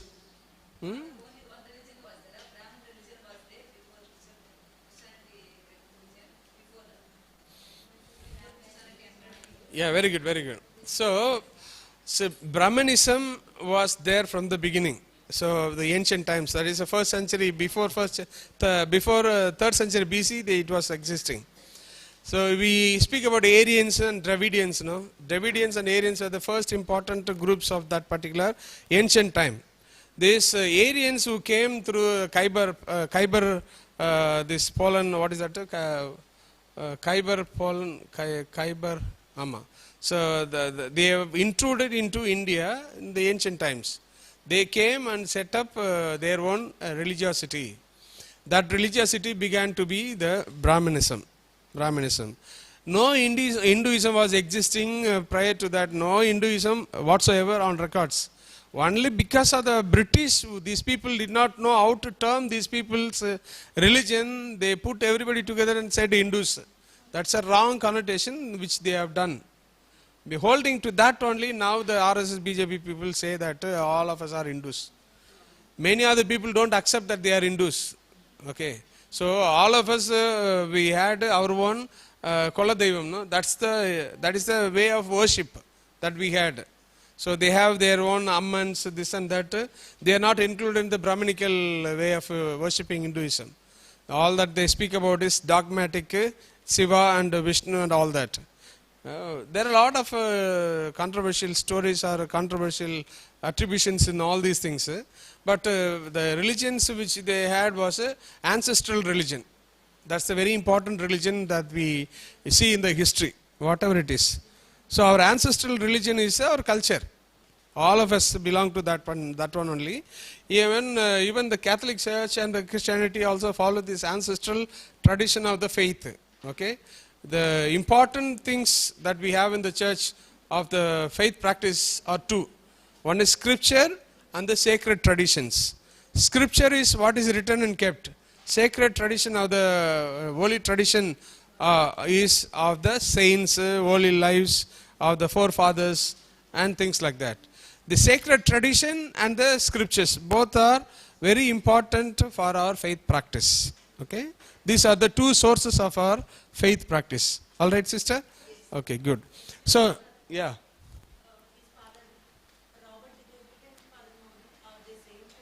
No. Robert the Noble did not come this side. He was concentrating on Madurai mission. Which one? That's what Madurai mission. See, it got bifurcated from Pondicherry. So we have to be very clear on that. See, the Jesuits came and landed up in Pondicherry. They are spreading their mission. They are, dividing their mission activities. One stayed in Pondicherry itself. The other went to Madurai, and another went to the northern region of Telugu region. Okay, that is how this Jesuits covered up the Carnatic region completely. You follow? Northern region went up to Kanyakumari. Because of that only, Francis Xavier went to Kanyakumari. You follow? Yes, so that's how the story is actually. That's how the history is. So all the familiar places were visited by all the missionaries. Francis Xavier came to Madras. He visited Santham Cathedral and prayed in front of Our Lady of Mylapore. From there only he set up a journey to Goa. From there only he went to China. On the way to this one only he dies. His body was brought to Goa, since he was spending a lot more time here in Goa. Understand? So in that way only all the missionaries whoever came, they went to different places, but they were going around different places of their familiarity, because all these places were in mission already. Okay, Punganur, lot of people visited Punganur. Phirangipuram, a lot of people visited Phirangipuram because that was already missionary hub, which had other 30 substations connected to it. Kilachera also they visited because that was also a mission hub. Okay, Madras they went. Madras was a very important vicariate that time, which was set up, and a lot of mission activity was going on there. Pondicherry also they visited because Pondicherry mission was also going on because. So this is how these mission activities were going on. See, they go to Punganur. From Punganur they extend another mission. They go to Phirangipuram. From Phirangipuram they go to the neighboring village and then start up mission. So that's how they have been spreading. Okay, all right, good. Okay, so here, so in 1733, the Carnatic mission extended up to 600 miles inland, starting from Pondicherry to, what is this? Bukkapuram in the north. Anandapuram. Okay, you understand? So from Pondicherry to Anandapuram, it was like this. So there were 16 churches spread throughout the area, which many more little chapels and the 6 missionaries to 10,000 Christians. There were only 6 missionaries for 10,000 Christians. There were 80,000 Christians in 1744 in the Carnatic region. You follow? Okay. So now what happens? The suppression of the Jesuits took place. Okay, earlier times Padravado was suppressed by the church. Why? Because the king said, "Come on, Pope, what do you know? I am in the field, I know everything, you keep quiet, obey my words." This is how. So that was the rift between the church and the king and governmental forces. Therefore that relations was cut. Now again here the Jesuits were far and wide in the ministry, mission. They said, "Pope, come on, you are white Pope, we are black Pope." So that's how it is in the tradition said. The Jesuits also general for a lifetime. So if a Pope is known as white Pope, he is known as black Pope. So they said, "We are here to reform the church, we are here to run the church, we are running the show. What do you know in the mission field? We are aware of everything. Come on, you keep quiet." Additionally, what happened, the kings and all other governmental forces also gave wrong information about the Jesuits. Have you seen a film called Mission? Film titled Mission? In that mission, the last portion of it, the Jesuits who were going into the forest areas and then established mission. The Portuguese and Dutch and all these people come and see the wealth of the place and wanted to capture that place and then evacuate all these people. These Jesuits did not allow. Therefore, they go wrongly inform about the Jesuits to the church authorities. They were called for inquiry and they were discussed. They said, "Finally, stop the nonsense, get back, don't go to the mission." But these Jesuits continued, they were killed and then the story is over, but the kings took over the colonies. So that is how. So wrong informations by the colonies to the kings, to the Pope and things like that. Lot of information, lot of details involved here. So the Pope said Jesuits can be suppressed, and then finally what happened? Society of the Jesuits was suppressed in Portugal in the year 1759. Okay, Jesuits of the Madura and Mysore missions left for Goa. So 21 only remained in the stations. The Society of Jesus was suppressed in France in 1764. No more new missionaries of the society could come and work in the Carnatic region. You follow? Both in France as well as in Portugal, Jesuits were suppressed. The missionaries who came from France as Jesuits, they could not come. The mission suffered a lot. You follow? Here, the old missionaries continued their work, but there were a few, and many of them are old and disabled. Old priests, how long can they cater the need or the spiritual need of the people? They struggled. There are a lot of letters written. There are a lot of letters written to the French Jesuits and the France, saying, see, in 1776 they said, there are a lot of letters written to Pope, France, to send missionaries. To what extent, the French Jesuits were remaining here.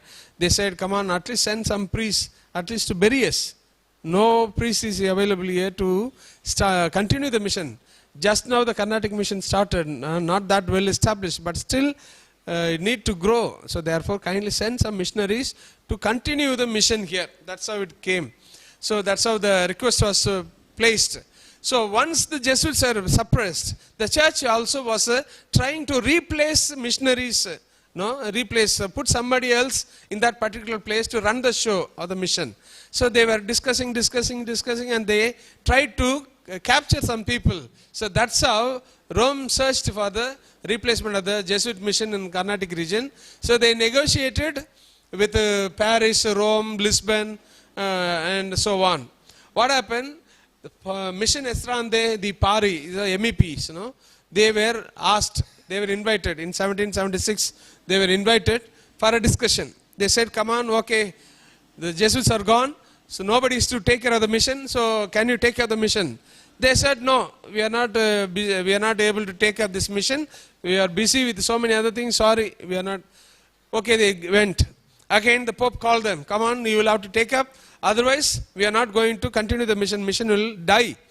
So finally, they said, no, we are not doing anything. Okay. They went back. Then Pope didn't know what to do. He was scratching his head. So finally, so God had his own plan. What happened? There was a war in Thailand. Burma-Thai war took place in which the MEP's seminary was destroyed in Thailand. Okay. So in that way, what happened? Thai-Burmese war, the seminary was destroyed. They wanted to somehow escape from that place and go to separate another place and establish the seminary. So whatever was the leftover, they brought everything, they put on the ship, and then they jumped into the ship. They traveled, and finally landed up in Pondicherry. Okay. So familiar routes, So familiar routes, that's how they landed up in Pondicherry. So they came and found a place, set up their seminary, and they were running the show. Finally, what they thought, getting to know the place and knowing the richness of the place and knowing the possibilities of running the mission, they went to the Pope, said, come on, we are taking over the mission. So that is how the French foreign missionaries, MEPs, took up. In the last sessions also, sisters were keen on Milgil missionaries. Milgil missionaries were the last ones to come to our region. Okay. And by the time Amma was not there. When Milgil missionaries came, Amma was not there. Neither there in PHIRANGIPURAM nor in Kilacheri. By the time she has reached the heavenly abode. Okay. Okay, now, see, listen, PHIRANGIPURAM was the important above missionary activities of the cradle of Amma, servant of God, Tatapatra, Gnanamma.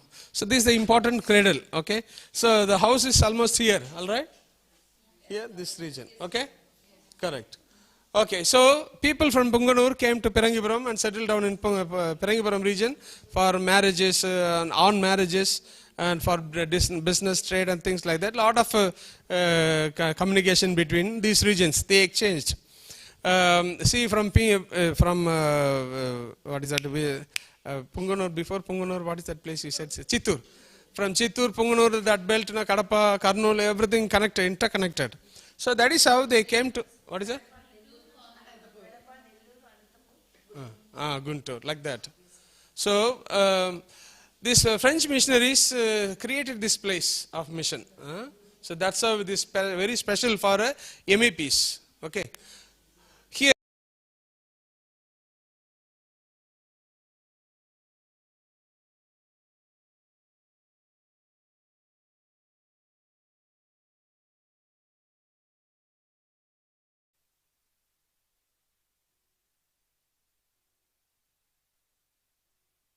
priest said no. And Bonand was called, you are doing well, why not you succeed the bishop there in Pondicherry? This priest also said no. Finally, he was compelled to succeed. He was forced to become archbishop because he was doing wonderfully well, and he had to succeed also the bishop of Pondicherry there. So that's how he became co-exer bishop. So during this time, Amma was a 8 years old child. Okay. And in 1834, he was succeeded by Father Charbon, okay, by Bonand. Bonand was succeeded by Charbon. At that time, the servant of God was 15 years old. So during Father Charbon's time only, Amma was convinced to get married, and Inaya was seen as good bride, and convinced to marry. Okay, so this goes on. During his tenure only as parish priest, Amma should have been given in marriage. Inaya was working as a well-formed catechist there in Phirangipuram region. Okay, see here, the Sherpa succeeded by for Badui. Okay, these people are working here in the Phirangipuram region up to 1843. Okay, 1843. 1843 is the last year of the French foreign missionaries to work there, MEPs to work there. This was the last year. After this, they are not there in the field. Okay, okay. So these people actually worked very well from 1834 to 1843. They did wonderful ministry there in Phirangipuram region for Sharba and Badrui. Okay, at this time only, servant of God was the mother of 3 children. Catechist Innaya was powerfully into the mission. Okay, Amma was already having 3 children that time during this time. And the mission has been almost always by the European priests, that is French people, foreign missionaries. So the missionaries, okay, so this was okay, okay. Now the mission was going on like this, okay. Here 43 he said, no, the 3 children. Because after that we see a lot of other details. I will come to that now next to you. Amma also will show you slides of various documents of the historical facts. Okay. Now the mission was created by MEP priests, I told you. Remember?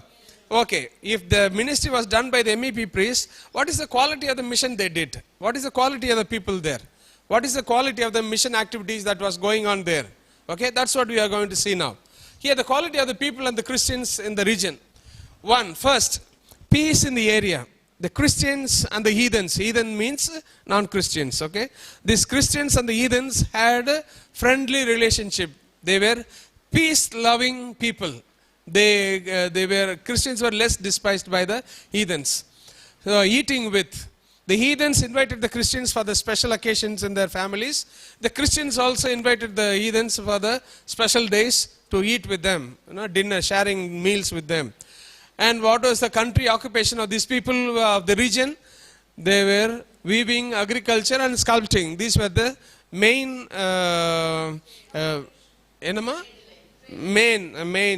main occupation of these people, trade and activities of these particular things. And then they esteemed the missionaries. They always had high respect for the missionaries. These people of the region, Phirangipuram, they were in submission to the decisions of the missionaries. See, whether it be good occasions, bad occasions, they went to them, sought for their advice. So what to do next? What is the way we can deal with this problem? All that discussed with them. And they took their advice. They were very happy to hear the word of God from the mouths of the missionaries. They were very happy about listening to them. And the respect for the missionaries. They had a good amount of respect for the missionaries and they obeyed them completely. The words of the missionaries were considered as the visible signs of God by the people of PHIRANGIPURAM. The villages adorned and visited missionaries and they respected the visit of the missionaries. So they were not ashamed of the cross wearing around the neck by men and the ladies on the forehead, okay, wearing the cross on the forehead. So men wear it on the neck, females adorn cross on the foreheads. They consider it as a best ornament which they can possess. That is how these PHIRANGIPURAM people exhorted, them praised the missionaries. The size of the mission, what is the size of the mission? If the quality of the people were this, what is the size of the mission? Report given by for L. Griffa and for Shirley No for 1846. PHIRANGIPURAM, Thalur, this is Yabaluru Padu, 7, Gnanamma? Yabaluru, okay, Yabaluru Padu, okay, right?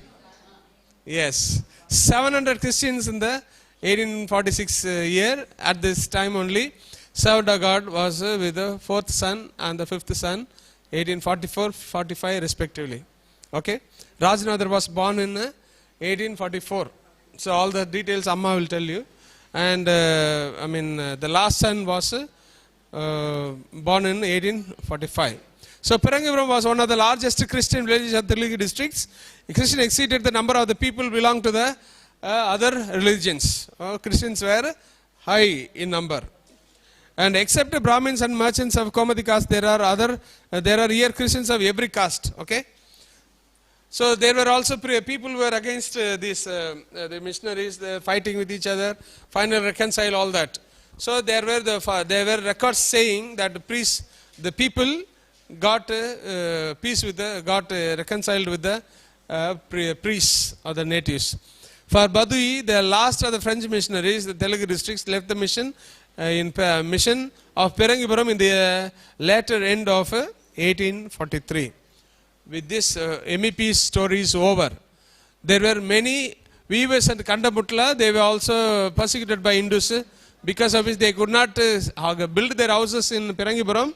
Instead, they built it in the Kollapalam near PHIRANGIPURAM. So Christians in the collectorate also were, they were also Guntur collectorate Christians also available there. The villages north and northeast of PHIRANGIPURAM also had 500 Christians. Few exceptions, Christians were all piously disposed and attentive to the religious duties. Okay, so this was the source of edification and consolation for the missionaries. There was also church of bricks and tiles at Parimi. Okay, where is it? Any idea? So the villages, somebody read.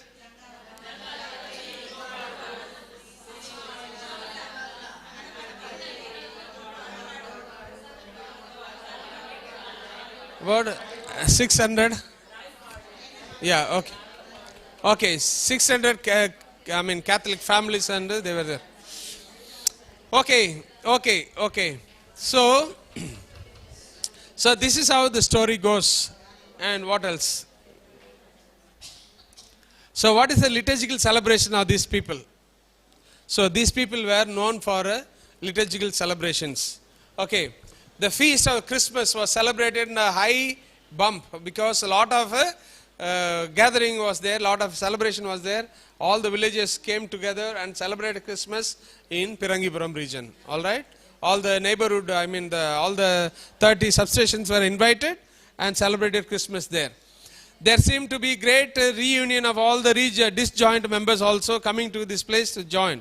According to the report by Father A. Crute, about 1850 and 60, everybody, even rich people, were traveling on foot, thus going any distance.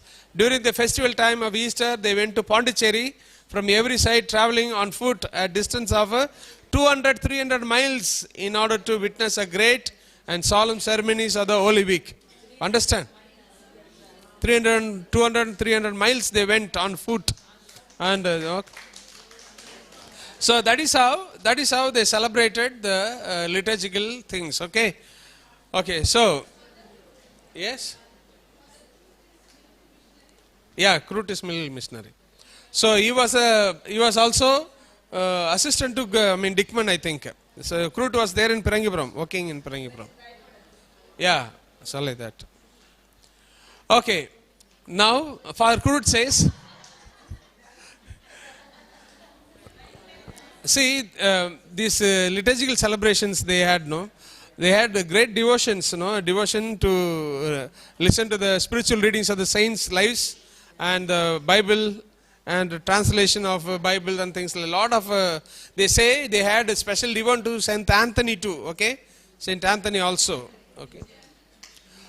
Okay, it was a universal practice of Telugu Christians of the earlier times to have a copy at home of the manuscripts history of the Old Testament written by the old Jesuit missionaries, okay? And the Christians of the older times were very fond of listening to the readings of the religious books of the Old and New Testament, historical lives of the saints and the weekday miracles. See, these are they were reading, okay? And these are they were enjoying reading the Bible. Other Christians. So about the Catholics we saw, what about other Christians? So in 1842 we have a record of American Lutheran missions at the Phirangipuram region. This was the only Protestant mission which was available during that time. No other foreign missionaries were available, American Lutherans. Okay. Okay, now we come to the persecution. So we say it is a peace-loving area, all that is fine. Yes, of course, very good. But amidst all these things, there were also persecutions taking place. A lot of people were, rejected, people were set aside, Christians especially, not given proper rights of the villages and so on. What are the persecutions? They were set aside from the village. They were not given permission to take water from the common wells and common ponds and things like that. Many times they were threatened with false accusations. Many times they were falsely accused, like if some threat has taken place in the village, for that they will say Christians are the ones. So some bad omens taken place, they will say because of the Christians only this bad thing has happened in the village. So a lot of things like that happened and people are persecuted.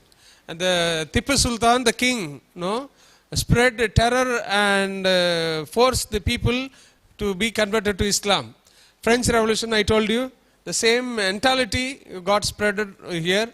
In the year 1837 to 38, Christians of Vandandapalli had undergone persecution under the hands of the Hindus who were outcasted and boycotted them. So they were prohibited from drawing water from the wells and village. Even a false charge of theft was laid against some of them before the court of justice. So you understand? So for Madhu, he records a very important story of a persecution. See, this person who went on Kavi dress, spreading the gospel, taking the dress of the Brahmins and so on, though he was winning the hearts of the Brahmins. So many times he has written the history. I have read the books of the Jesuits records. He very pitifully says, so myself and the catechists were thoroughly beaten. My catechists, I don't know where they are. They are dead and gone, but I am still alive. Somehow I am kicking on. So kindly pray for us. All that he is writing to the superiors in France. So that's how they have been. So as he was traveling from Pondicherry to Punganur, on the way he visits the villages wherever he was going on spreading and establishing Christianity. So in particular village he goes and inquires about people. Where is he? He is not found. Where is he? That fellow is gone, run. That fellow was killed. This fellow was persecuted and chased away from the village, including the catechists for that matter. So he is very sad about it. That's what it is said. Catechists tried to flee from when the Muslims approached them. They were captured, stripped, plundered and finally tied to the trees. Thus Madhu became the first Jesuit missionary to come to Telugu land and he was swallowing the suffering, he says. That's the historian's way of saying. So Bishop Bonan sent for Jarich to the place where there was a trouble and he was sent to report to the collector about the details and the collector sent the Tahsildar to settle down the issue of the collector, of the Kadapa area where these people are unjustly punished, these Christians. So this is how there are records of persecutions. God rewarded the courage of the Christians. What is this? Only in increasing the number of the faithful, in selecting among them the ministers of the church. Understand? So that is how the church was also a suffering church of the Telugu region, Carnatic mission. So in this way only we have Phirangipuram to be established as a missionary hub. Okay. I'll go ahead and finish it. Just, we stop. Yeah, just two more slides. Only 2 more slides. Okay. So far we saw a lot of priests coming to Phirangipuram region. Now in order, I'll tell you, summarize to you how many, communities of priests came here and did the ministry Phirangipuram region. So different ministries, missions at Phirangipuram. First were the French Jesuits, though not directly connected with the Phirangipuram, they were also Telugu region. The first one to come to Phirangipuram was French missionaries, that is MAPs. Okay. The second one, the third under the Vicariate Apostolic of Madras, there it was Madras Diocese, Madras Vicariate priests. See here, in 1843, sorry. So I told you, the Vicariate Madras. So here, the Vicariate Apostolic of Madras was erected on the 3rd of July 1832 and was confirmed on the 25th of April 1834. What is this? That's the time when the vicariates were set up. Okay, prior to that it was under Carnatic mission. Now what happens, there is the division taking place. Pondicherry was separately divided as a vicariate. Madras was separately divided as vicariate. And Madurai and Goa and all other regions like that. So now, priests from Pondicherry will not come to this region. They will concentrate only on the Pondicherry region. So these people from Madras came to Phirangipuram region to do the mission. That's how it is said. Okay, the jurisdiction of the Madras Vicariate Apostolic of Madras. So earlier times it was only vicariate in the beginning. So like what we have vicariate, about 10, 12 parishes together, put together as one vicariate. So all these vicariates put together one diocese. That time they did not straight away start the diocese because of the insufficiency of the administration and other infrastructures and so on. So began the mission with the Vicariate Apostolic of Madras. The north covered up to Krishna river to mouth of Palar, 300 miles. Madras to, what is this? Muthugal. So it's a 400 miles. Anantapura? Very good. So Vicariate Apostolic of Pondicherry in the south. In the west, Vicariate Apostolic of Bombay and Mysore. On the north, Vicariate Apostolic of Hyderabad. So this is the region which is so vast, covering all these things. Okay, total population was 45,140 souls. Okay, that's how. MEPs worked in the Telugu country for a period of 65 years, 78 to 1843. Okay. So then 1843 Telugu mission, Phirangipuram, Punganur, Kelacheri, Kurnool, Kadapa and Bellary districts came under Madras Vicariate. Okay, now here comes oblate priests from Italy. So after that, oblate priests from Italy, they came to Madras. From Madras they operated. Okay, so that's how these oblate priests, Griffa and Sherlino, were here in 1844-45. During this time only, the baptism register kept at Phirangipuram shows that fourth son Rajinathar and the fifth son Shavarappa, sons of Gnanamma, were born during this time. As mentioned in the baptism register of Phirangipuram, these priests were the sponsors of Rajinathar and Shavarappa. What is sponsorship? What is sponsorship? So in the baptism register, sponsor means godparents. Godparents, okay? So Father Sherlino, Griffa were the godparents for both the sons, okay? Rajinathar and Shavarappa. So to that extent, this family was so attached to priests. You follow? So this family of Amma was wonderfully in relationship with the parish priest and doing the mission because he was catechist, because the baptism register of Rajinathar and Shavarappa will say the occupation of the father was a Roman Catholic catechist. You understand? To that extent, okay. So next comes the Irish priests. May 19, 1847, Bishop Stephen Fennelly, Okay. No. John Fennelly, sorry, this is wrong. John Fennelly arrived, then mission was handed over to the Irish priests from the Oblates. Next 30 years, the group of Irish priests worked here. The Mill Hill missionaries come only after that. So now Mill Hill missionaries come. John Fennelly died in 1868. He was succeeded by his brother Stephen. Stephen thus inherited Vicariate Apostolic, was fast expanding. So this priest, see, understand now how Mill Hill missionaries come. So Mill Hill missionaries came just because there was a place called Mill Hill in London. So that time there was a seminary in that particular place called Mill Hill. From there only priests were brought in. Okay, prior to that there were Irish priests. Ireland was captured by British, and British overtook Ireland, said no more Catholicism, only Anglicanism, because British were Anglicans. So they persecuted all the Catholics. Therefore people ran from there and settled down in London. And then they joined the seminary in London Mill Hill and then got trained. From there they came as missionaries. There were a lot of priests coming from Mill Hill missionary, one after another, to the region of Madras Vicariate. To what extent they used the maximum number of provisions given to Madras diocese. Therefore, the seminary said no more priests you can send, stop with this. So Madras has been given the maximum number of priests for the mission. Then what happened? Bishop Stephen finally did not stop. 1875 he said, by all means I am coming there. Find out the resources to get some priests for the mission. So therefore, Bishop Stephen finally went to Mill Hill College and brought priests and then settled down in the mission for the continuation of the mission. There were first 4 missionaries of Mill Hill mission. It was one of them was Father Dickman. So Dickman was the parish priest at Phirangipuram. So he was having Father Rajanathar as the assistant. Okay, that's how okay.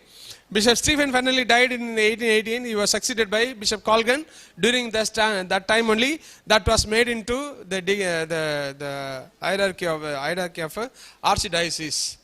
So from that time only, it was made known as Archdiocese of Madras. Okay. Okay, now Phirangipuram village. In the 19th century, Phirangipuram was one of the most beautiful villages in Guntur districts of Andhra Pradesh, India. Canals and rivers made the land fertile and painted the village green. To the north of the village, there was a market where people gathered every week. At the center of the village was the parish church, with a huge and tall tower. Known for its green carpet fields, this village was privileged to be the birthplace of the simple woman, Amma servant of Gnanamma, who because of her virtuous and heroic life became an exemplary person during her lifetime and continues to inspire many down the centuries, down the years of the history. And in this village only, Amma was born. All right? Okay. So here ends the story. And this is the Phirangipuram. And this is Phirangipuram and the Phirangipuram church, Phirangipuram railway station. Okay. Any special thing about railway station there? Nearby. So in fact, this is the first railway station to have women staff in the railway station. So first place to have women staff in the railways. So that's how this place is very special. And this Phirangipuram is so special like that. This place was the missionary hub in which Amma was born. Okay? So thank you. We will continue with Amma. So any doubts? No doubts. Any doubt? Okay. So thanks for listening and God bless you.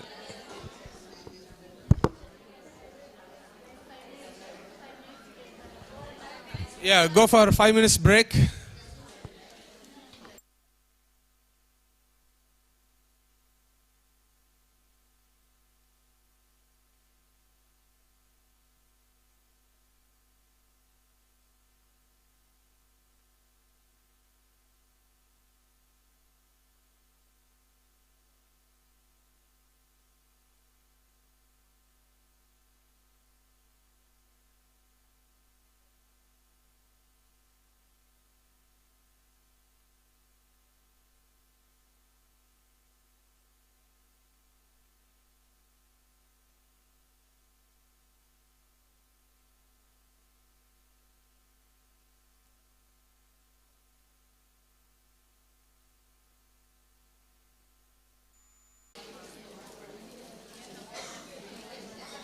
A very good afternoon to mother, father and sisters.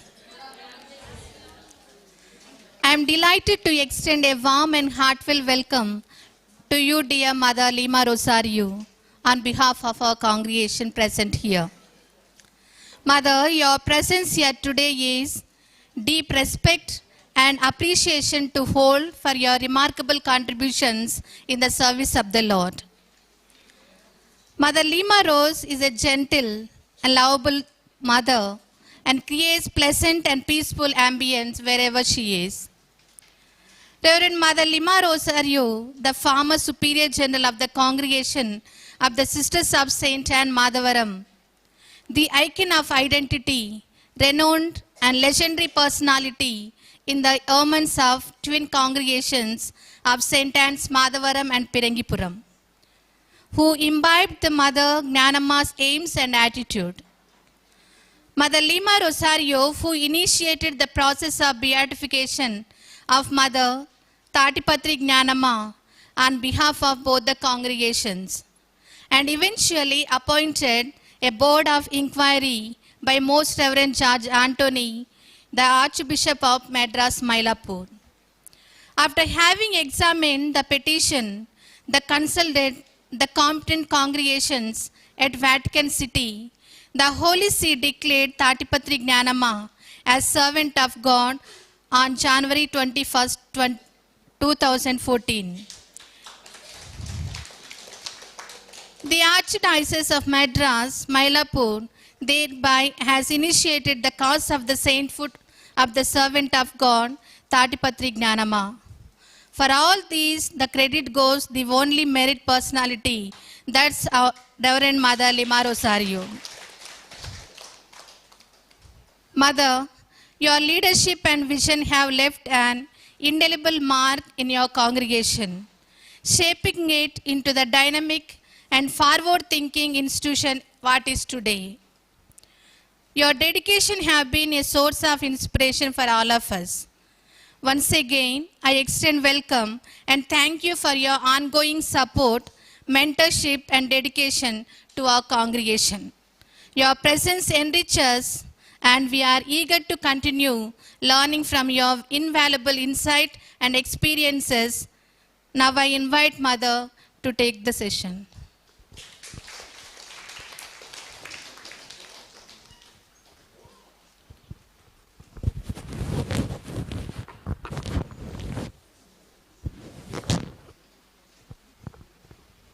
Good afternoon.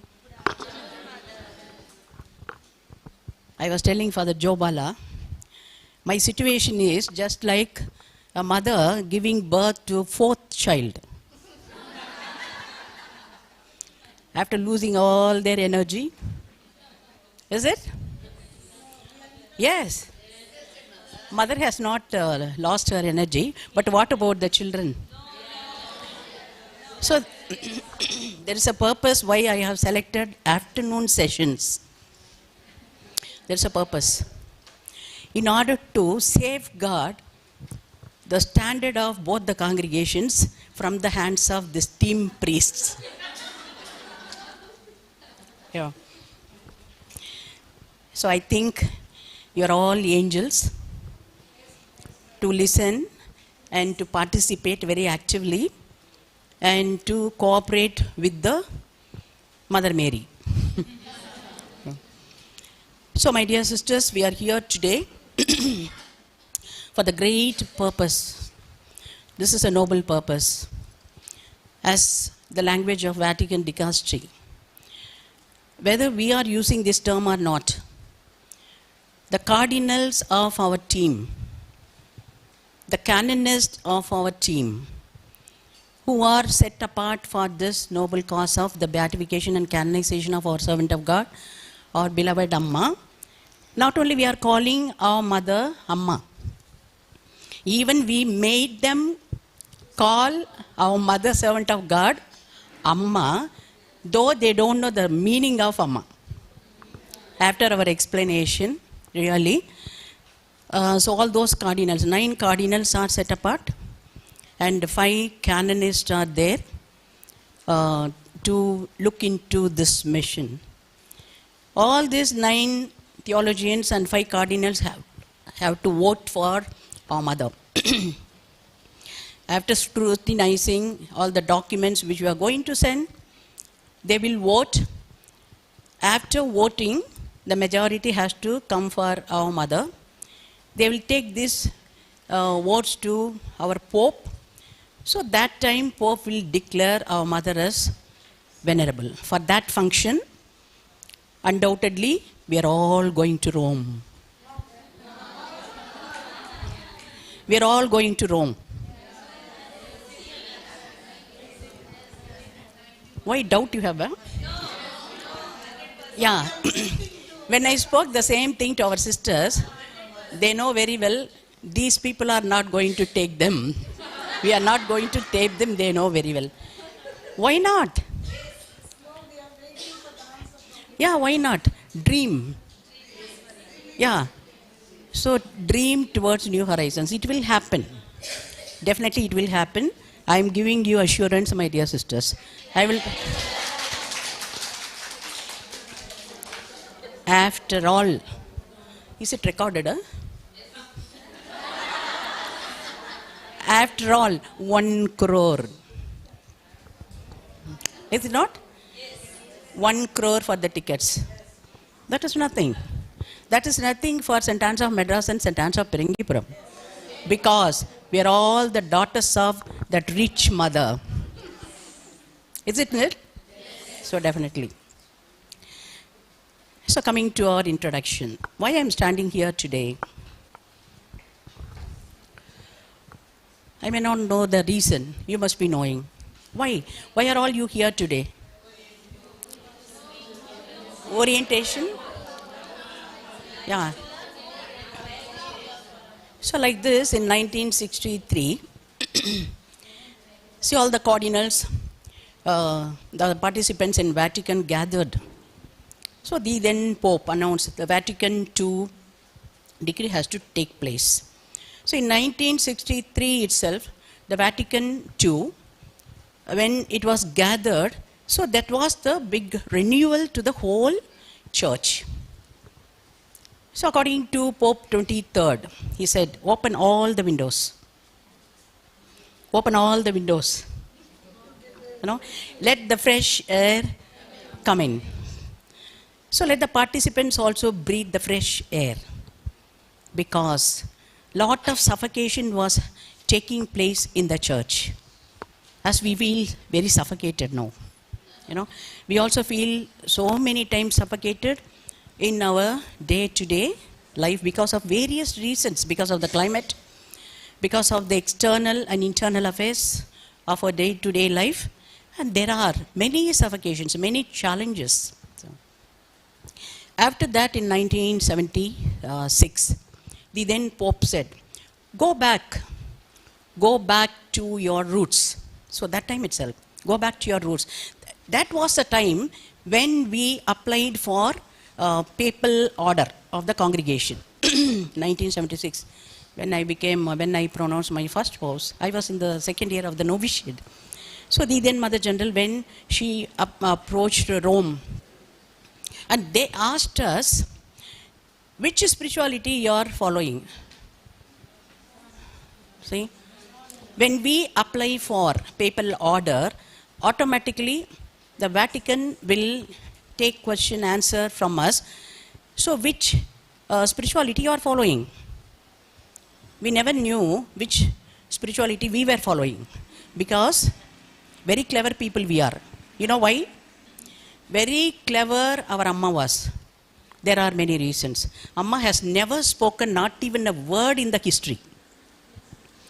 Not even a word of or syllable she wrote in the history. She never spoke.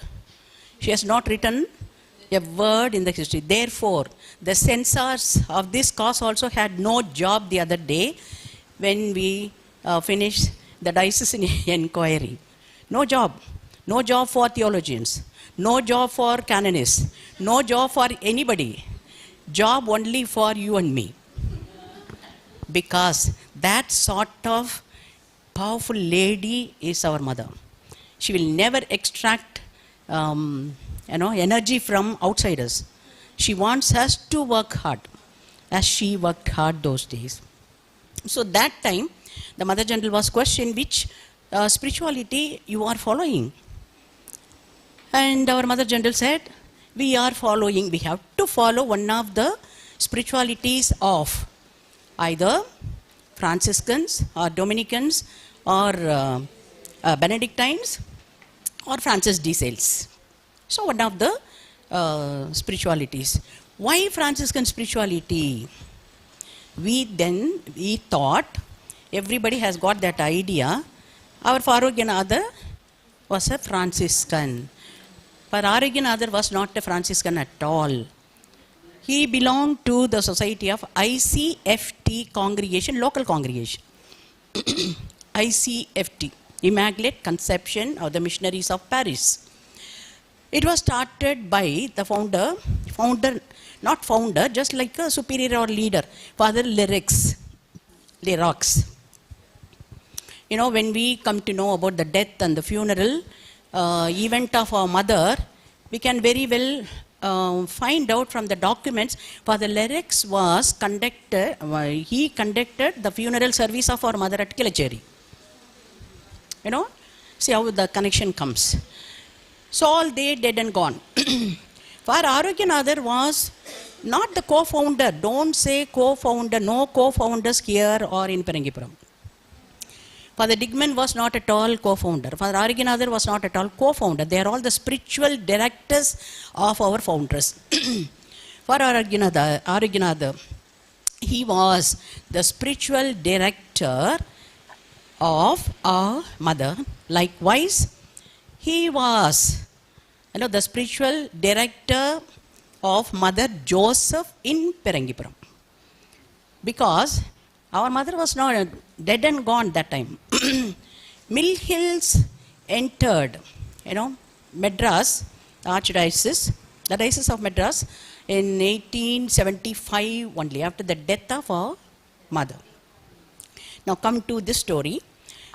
So the Vatican asked us to go back to the roots.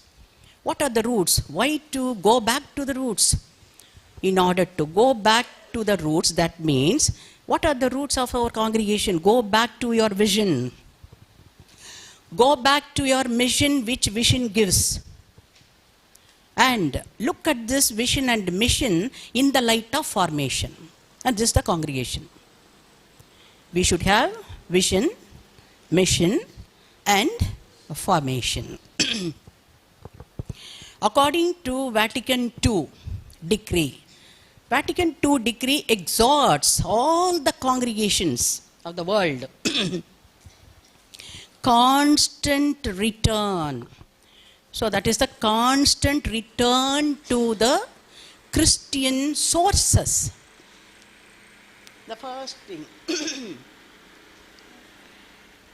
Everybody has to do this spiritual renewal as a congregation wise, the church wise.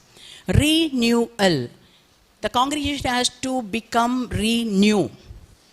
It has to strip off their old habits, old pattern of living, old pattern of thinking, old pattern of achievements, old pattern of actions.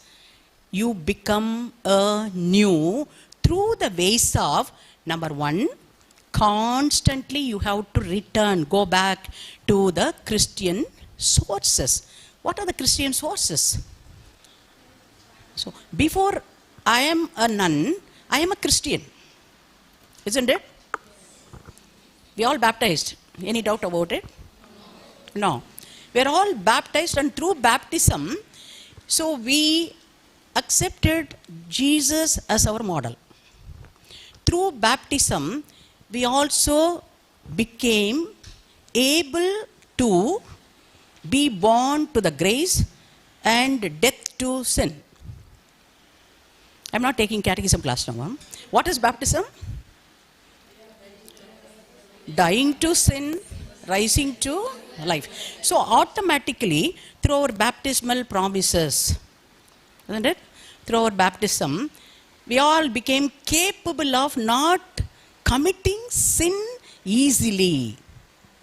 You understand what it is? If you ask me personally, not to commit a sin, even we are going to give 1 crore to you. No?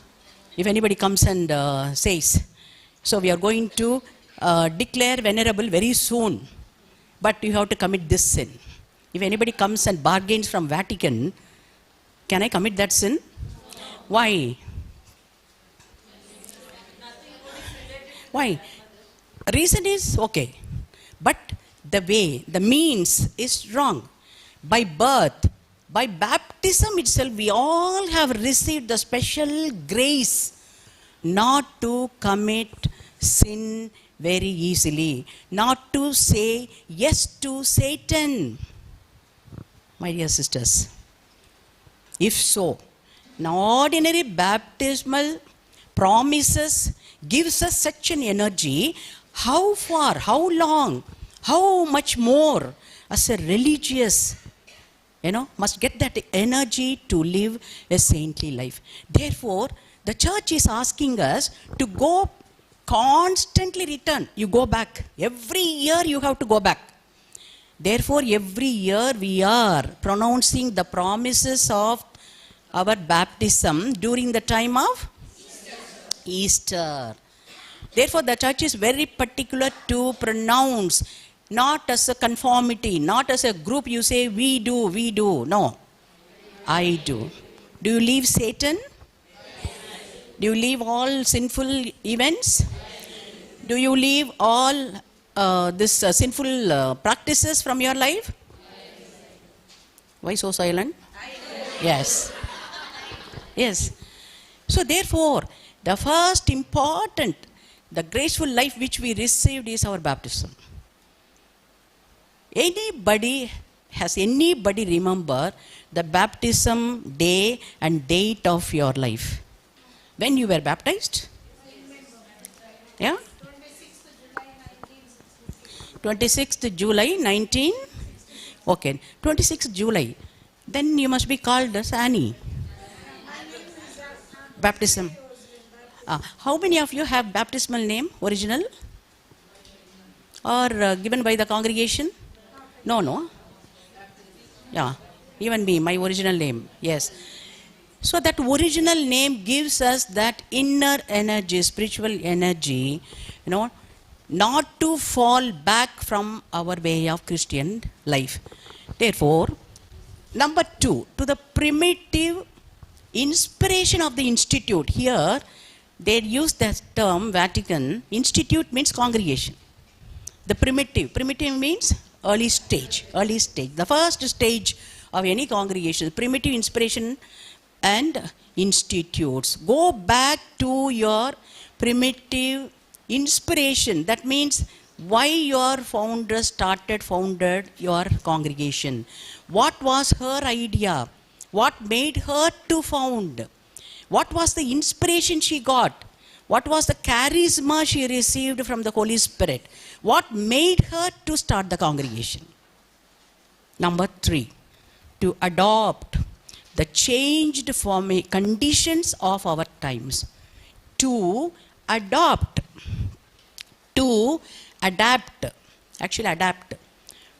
To adapt the changed conditions. That means whatever changes are taking place in our era. In those days, in the 19th century, even primary education was a taboo. The girl education was restricted from the society. Therefore, our mother started the primary education according to the then needs of the society. Now, what we must do to adapt the changed conditions? Can we remain in the same level of having primary schools today? No, because we have adapted the changed conditions of today's. Therefore, in the name of primary education, in the name of the primitive inspiration of our founders, we have reached now to the higher education level. In a very short period of time, we are going to reach the university level. So that is the life journey we have to make from primary level to higher level. Next is under the impulse of the Holy Spirit, not according to each Mother General's whims and fancies. No. This is the term of mine. In my term, I have to do something. I have to do something. Now, some changes I need to bring according to my own wish, my own likes, my own dislikes. No, it will never happen. It will have an end very soon. It won't sustain the congregation at all. So each leader of the congregation in their period, following the mother's footsteps, we need to listen to the impulse, inspirations of the Holy Spirit. Therefore, my dear sisters, we need to pray for the leader of the congregation, not only for the leader of the diocese. It is your and my duty, primary duty, to pray for the leaders of the congregation. Must insist to even our sisters, whoever holds the leadership now, just you think according to your capacity, in your own capacity. You are the superiors of the community. You are the provincials of the province. You are the leader of the congregation. We were the former generals of the congregation. And many are here to hold the same administration posts in the future. If you say yes to one thing, it will happen. If you say no to certain thing which has to happen now, if you say no, no. What a greater responsibility we are holding. Therefore, your position and my position is very, very challenging, very demanding. Don't ever think we have come here listening something and going. No. Each and every one of us must hold that responsibility very tightly and seriously. It is not a joke. It is not a joke. For fathers, it is their obligation. But for us, it is our commitment. Yours and my breath is this what? We have to, each and every minute of our life must listen to the Holy Spirit. Is it right? You must learn the language of the Holy Spirit. What is the language of the Holy Spirit? What is the language of the Holy Spirit? Yeah? Listening, yes. Listening to the gentle voice of the Holy Spirit. If you and me are chatterboxes or sounding cymbals, how can we listen to? Therefore, my dear sisters, not only praying vocally, verbal prayers. These prayers are not at all that is primary prayers, primary level. Superiors. I am also including myself with you. Being the superiors of our mission, for the sake of the mission, not for the sake of fame and name.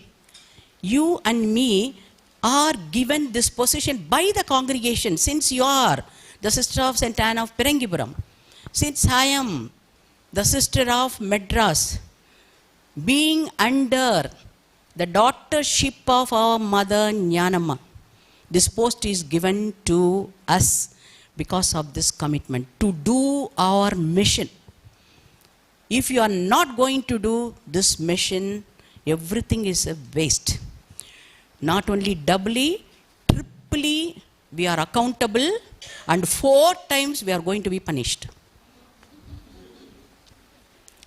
Very strongly I am speaking. After getting involved in this mission, my dear sisters, our commitment has to go in ascending line. Listen, sit, seriously, concentrate on this focus. Hours together. What do we need? A 5 minutes, 10 minutes break? 5 minutes break. What are you going to do? What I am going to do with this 5 minutes of break? No. So, we must train ourselves, train our soul to take this beyond the situation more than this flesh. I thought of giving this introduction about flesh and blood. For last year's Christmas, I wrote an article to new leader about the flesh and blood. I will explain to you. When I conclude this class, I will conclude with this example, my dear sisters. Our commitment, our living sacrifice, bodily sacrifice has to be higher. When you go and sit in front of God today for evening prayer, or 1.5 hours you were sitting in the chapel today from 6 to 7:30. I was listening from my room. 1.5 hours we prayed, isn't it? I will teach you what are the strategies to pray lively. Did you have any sense of sacrifice, the spirit of sacrifice, to mention to God, Lord, I have sacrificed today, this as a gift through this morning prayer? My example I can quote. Only my example I can quote. Today, actually, in our family there, my eldest daughter's grandson's marriage is taking place. Today. Now, at 5 o'clock, I said I'm going to conduct the sessions. There will be hundreds of sisters. I will ask everyone to whisper a prayer for you. Auntie, that is enough. From airport only I spoke to them. When I prayed this morning, I have something to tell my God. For the sake of my mother, I am offering. This is not at all a sacrifice, because this is not at all a sacrifice. What, attending the marriage, it is not my cup of tea. If we go for the marriages, I feel out of place. Because all the relatives, all the other ones, when we go on there, at the most what we do? They will come to us only to get blessings. Will they come to you to do aarti, or to do nalungu, or to do anything? Never, only to give blessings. We ourselves feel out of place, is it not? Then for that purpose, why should I go? Why should I go? If at all I want to go for the marriage events, after the marriage or before the marriage, go and bless the couples and finish your job and come. Just 4 days before, we had another marriage. Because our family is a big family. Another grandson's marriage. Just 10th of December. All our congregation sisters, they took photo and sent to me this afternoon. I said, I am in the sessions 4 days before. And next week, another marriage will come. Isn't it? And after 2 months, another marriage. So sons and daughters of this couple will take place for baptism. They will all invite us for baptism.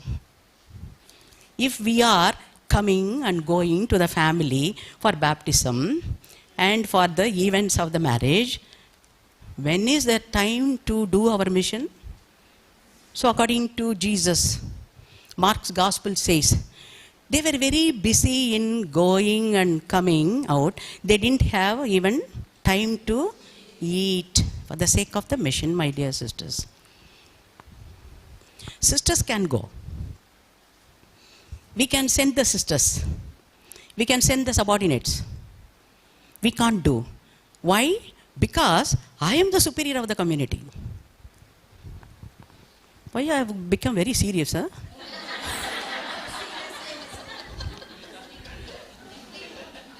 Yeah. Since I am the superior of the community, I can't do these things. When you are appointed as a superior, tell your mother general, no, I can't do this, sacrifice. Better not to appoint me. Will you say that? If you say that, 10 marks will be minus there in Vatican for the venerable. So, my dear sisters, we need to become eligible to listen to the language of the Holy Spirit, because flesh is weak, spirit is willing. Flesh is telling us, now it is 4 o'clock, time for tea. So slowly, some eyes are not closing. asking permission to you whether to close or not. You know? It's all humbug things, my dear sisters. Spirit has to take upper hand more than the flesh. Therefore, the fourth condition of the renewal says to us, under the impulses of the Holy Spirit and the guidance of the church. See? Under the guidance of the church, what has to be promoted? The nature of the congregation, the mission of the congregation, the formation of the congregation, lifestyle of the congregation, and the administration of the congregation has to be promoted. See? The charism has to be promoted. What is the charism of our congregation?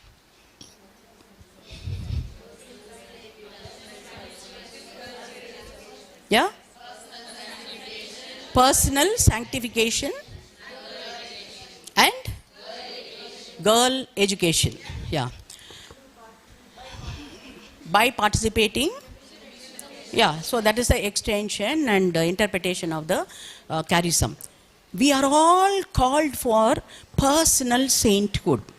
So, according to the first constitution, which was borrowed from where the first two sisters were trained in Bellary. So, this constitution was borrowed by our mother, by our Amma. Then Mother Joseph thought in 1910, this constitution doesn't comply with our congregation according to the relevance. Therefore, she went to Pondicherry and consulted with Immaculate Sisters founder, Father Dupe. And she got the constitution copy of that and incorporated with our constitution. Therefore, the first constitution says this: personal sanctity and girl education. Personal sanctity. Not the holiness of the whole congregation, not the sainthood of the whole congregation. No. No. Individually, we need to become a saint. You see? Individually, the sainthood has to be promoted every day. Do you understand this deeply? So I am called for holiness. Being the superiors of the community or any leader of the congregation is given the best chance for us to practice and to nurture this virtue into our life. More than the ordinary sisters, those who are under our care. Did you get the point? Did you get the point? You and me are given more chances. I am given more chances to adopt this way of life, to become a saintly life or to lead that holy life. Before 3 years, how I was, I am not today. Now, I am a changed person. Therefore, I used to tell all the priests, those who are working, with us, if you maintain this holiness, whatever you ask the Lord, it will be given to you. No need to even ask. When I think of something, it will happen. This morning when Father Antony Raj was talking about a prayer, I was telling from there, my self-talk, this is out of your point. About this, I am going to talk about, don't waste your time, Father Antony. I sent the vibrations, spiritual vibrations to him. Automatically, he stopped it and he told, no, this is out of point. Really, my dear sisters, I tell you, don't be a smart sister. Don't be a smart sister. Be a spiritual sister. We are not called for smartness. There are people outside the world more smarter than us, more intelligent than us. We are not called for that. More intelligent people are outside. We are all called to be a spiritual person more than a religious. Can you be a saint or can you be a spiritual person without your religiosity? Yeah? Need not be a religious to be a spiritual person. There are so many people at home also, no? Yeah, our own kithankin, our own brothers and sisters, they are more spiritual people than this religious people. So definitely that was, we are going to see in the biography of our mother, why she is today have brought to the surface level after 150 years. Why she is taught now, why she is spoken now everywhere. Therefore, you and me have to learn a strategy of listening to the Holy Spirit before you get into any action, any decision. We're all here decision-making people. How many decisions we are making per day? Is it not? Being the superiors. Superiors means being the leaders of all, whatever category we belong to. There are so many decisions to make. All our decisions are right? Right, huh? So, we need to discern rightly and take decisions correctly. Therefore, we all need, don't ever think you're all good people since I'm coming this side. Huh?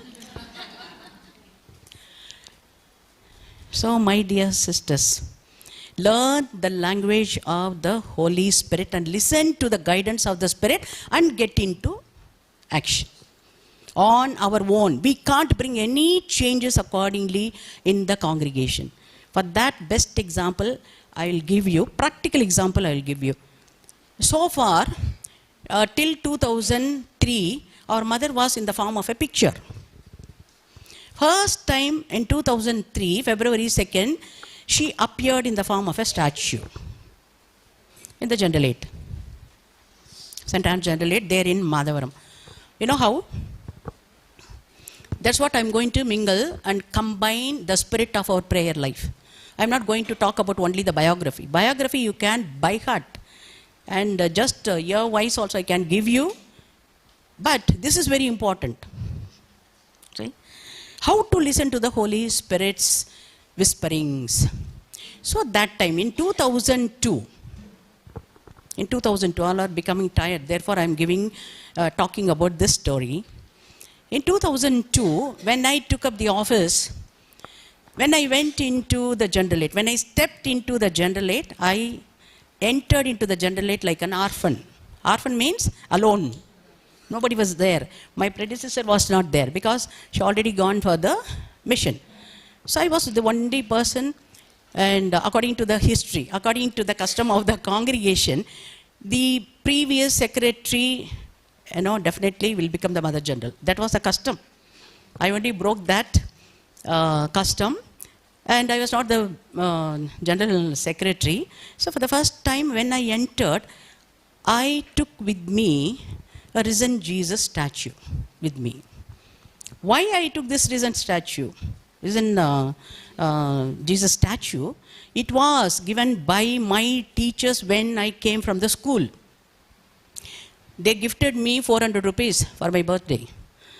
I bought this risen Jesus statue for this 400 rupees. I was keeping in my office. My favorite Jesus is risen Jesus. So I took this statue and went to the Generalate. I kept in my office room. And before I was about to sit on the chair, my dear sisters, that was the first time I listened to, not whispering, that asariri we say, that is the right word, echo. That is the echo, that words, that voice was echoing into my, not ears, into my soul. That was the first experience I had with regard to risen Jesus. You know what he said? Don't feel about it. Do you think this is the simple chair? This is not the chair. You are going to sit on my lap. So immediately I sat on the chair. From that time onwards, my dear sisters, when we met the challenges throughout, big challenges, never failed. Never failed. That was the first experience I have undergone, the risen Jesus experience. That was the first thing. After 6 months, when I was sitting in meditation, that's what I'm talking about, meditation to you all. When I was sitting in morning meditation, where the previous general was sitting, I used to take that seat only. My predecessor was Mother Inio. So in the same place, I also had to sit. And when I was meditating one fine day, like this next to the window, through the window, that place was shown to me, and Mother was talking to me, why can't I be here? Why can't I be here? I saw that statue form. Why can't I be here? I didn't share with anybody. I got into action. From the month of August, September to February, 6 months time we took to get the form of the statue. The statue has to be made. That was the first time. 2002, September we started. 40 days of preparation of the statue by a Hindu boy who was a clever sculptor. You know. And every stage of the statue, we need to go, offer prayers, not only prayers, with one sacrifice. Don't ever think simply God will give you the graces. When you want something to obtain from the hands of the Lord, pray with the sacrifice. Take a sacrifice with you. Take a mortification with you. Do it too. Do it truthfully. Be sincere to your soul. Be sincere to your mission. Be sincere to your position as a superior.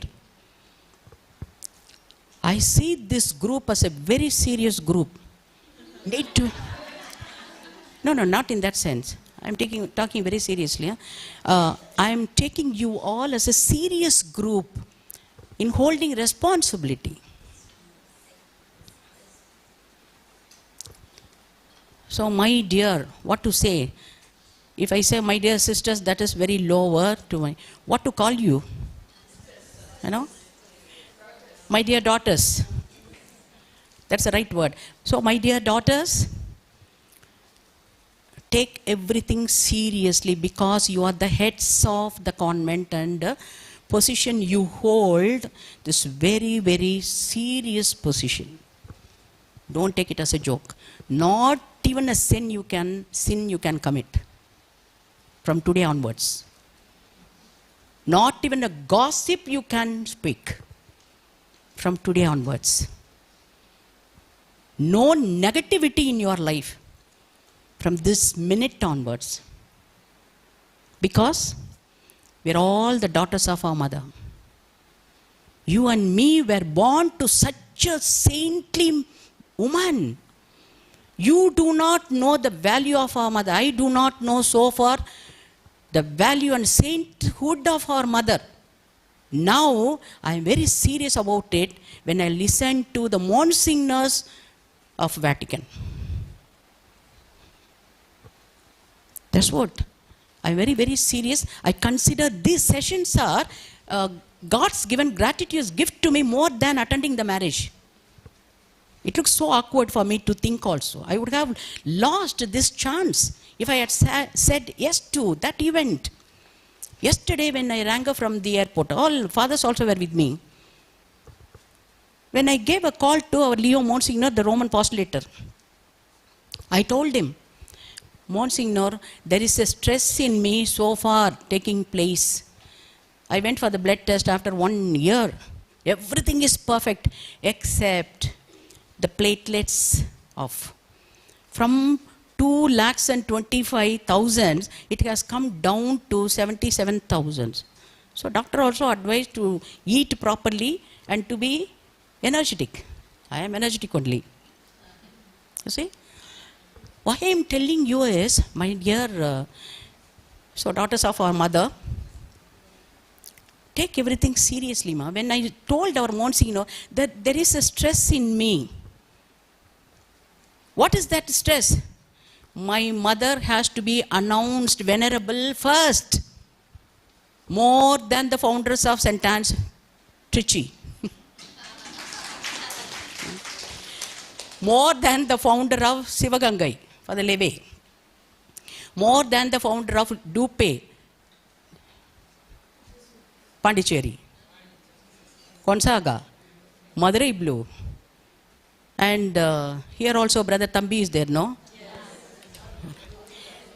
Because our mother's cause is so different. I am not selfish. I am not selfishly talking to you, Monsignor.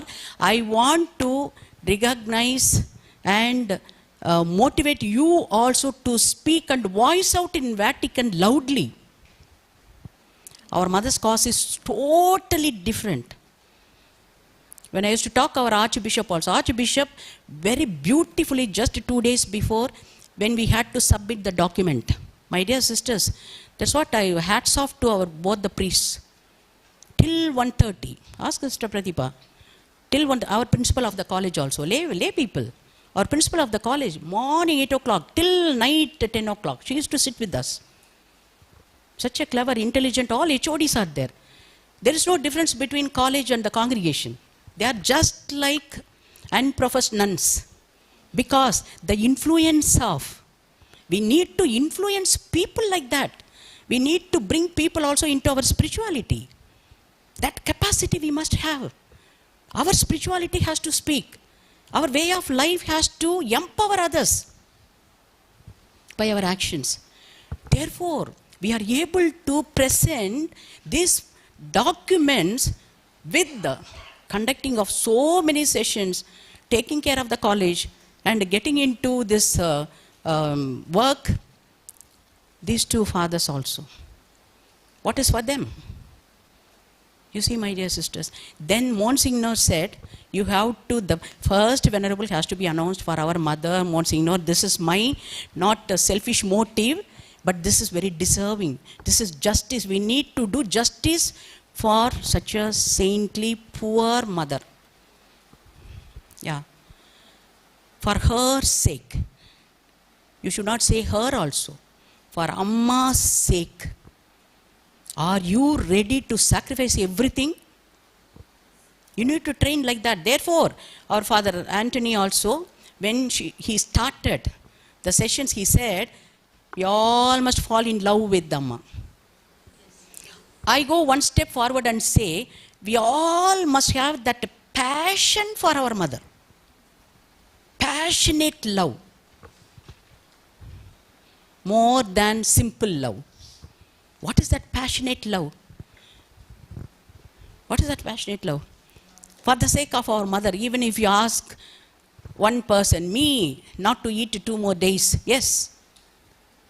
So, you need to conduct the sessions day and night, yes. Or whatever you feel difficult to handle, very difficult to handle. A person is very difficult to be handled in the community. Or whichever you think that is the cross for you. Whatever you think that is passion for you. For the sake of our mother. For my mother's sake. For my mother's sainthood's sake, I am offering this sacrifice to you, Heavenly Father. Are you able to say this thing? That is the passion. For the sake of our mother, anything is ready. Everything is okay for me. That is passion. Only then you will become able to listen to the whisperings of the Holy Spirit.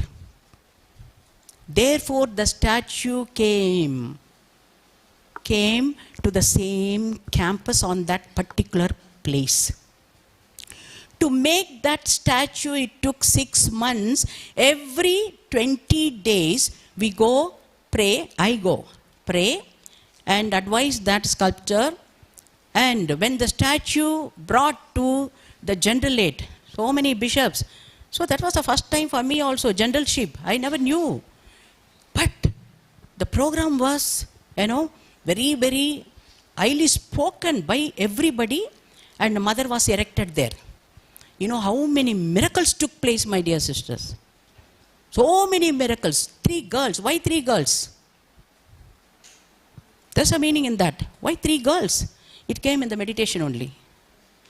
First girl, dark girl. What I meant, so it was represented all the Dalit, mission, action, social action, wherever our sisters were working. Tribals, Dalits, they are called all target people. The small girl holding a book, that was one of the girl called Sagayam. That girl used to come to me after the Mass. After the Mass, she used to come and take the blessing. She was looking so cute, tiny girl and parentless girl. So thinking of that girl's face, so we imagined, and that girl came into the form of that small girl. And without knowing, that painter also painted one girl fairly. When I go for prayer, I asked our mother, what does it mean? Are you going to send me to Europe? Next month itself, we got the invitation from Spain. We went to Spain. Another girl, black girl, big girl. Are you going to send me to Africa? Yes, we went to Africa. Therefore, my dear daughters of our mother, whatever you think, your actions and your thoughts are you. When your thoughts are true, when your actions are authentic, everything will happen according to the will of God. We all must learn in our capacity to do God's will. First of all, we need to learn what is God's will. There is a dichotomy between your will and God's will. The superior's will and God's will. When Mother General says to you, do something, and we say, it is not my will, how to find out it is God's will? Come on, tell me. There are so many educated people are there, no? Yeah. How to find out taking decision, this is according to God's will. Listening. So in silence we are listening to, yes. How you are going to help me in this case? I had to undergo one crisis with regard to one vocation. My own novice, and she received final vows also. One fine morning she came to my office, when I was in the office. She came and told me, Mother, you send me, I have no vocation. I told her, I am your novice mistress. Now I am your superior general. You have vocation. First of all, I must say that you don't have vocation. You yourself are coming and telling me that you don't have vocation. Did you commit sin against your vow of chastity? She said no. If so, how to find that will of God? I told her, both of us will go to the chapel. You take 15 minutes. I also take 15 minutes. I will sit next to you to pray. Both of us will pray to God. We went to the Generalate chapel. Both were praying. After 15 minutes, I came to my office. She also followed me. And she started explaining to me. And God says, I don't have vocation. God is asking me to get out of the congregation. I said, what, Meera? God, the same God is telling me, you have vocation. God is asking me to tell you to stay back. You are such an intelligent girl because we have invested so much on her. So much. She was the pianist, she was the violinist, and she was the best actor. You see? And simply she went off. Now, what is happening to that occasion? That is the point now.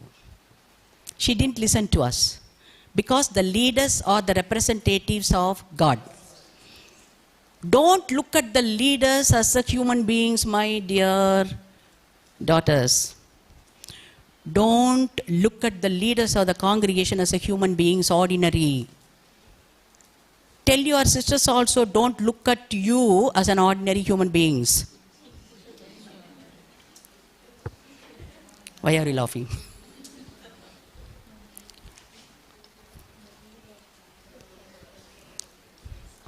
He's not there. I will quote another example also.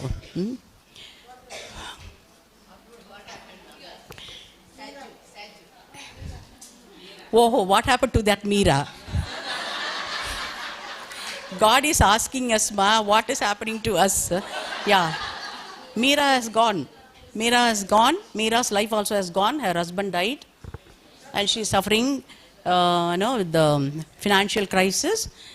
And we had to help her. So I sent to that parish priest. Now, not as a general. So being the spiritual mother of that girl. And we helped her through the parish priest. She's in Tachambadi. See, my dear sisters, I'm telling you, look at the point of faith. Because tomorrow we are going to concentrate on the heroic virtues of the faith of our mother. Faith. How she lived out heroically the spirit of faith.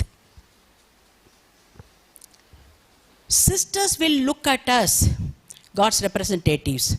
How we are going to get this respect from them. That is the point now.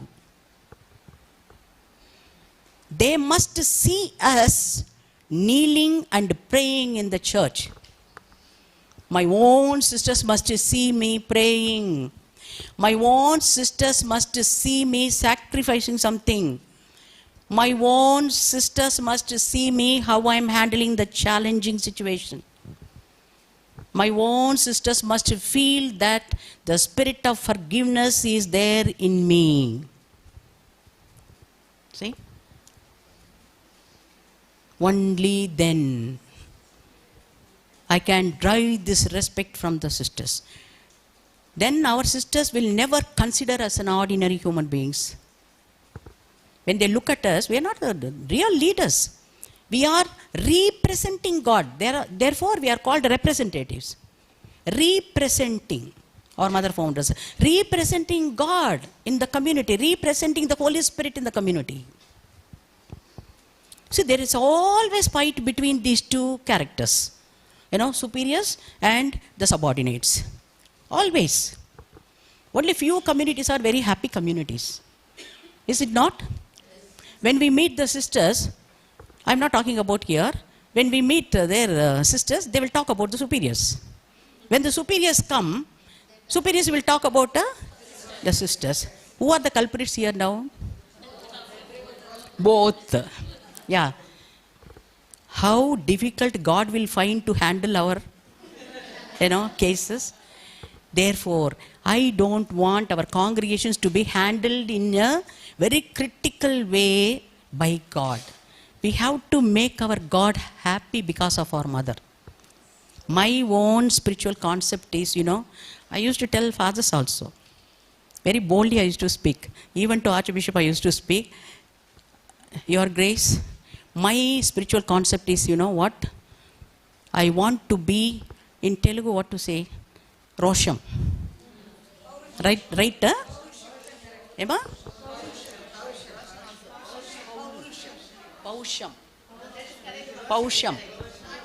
Pausham. Okay, you understand it the right way, okay? Yeah.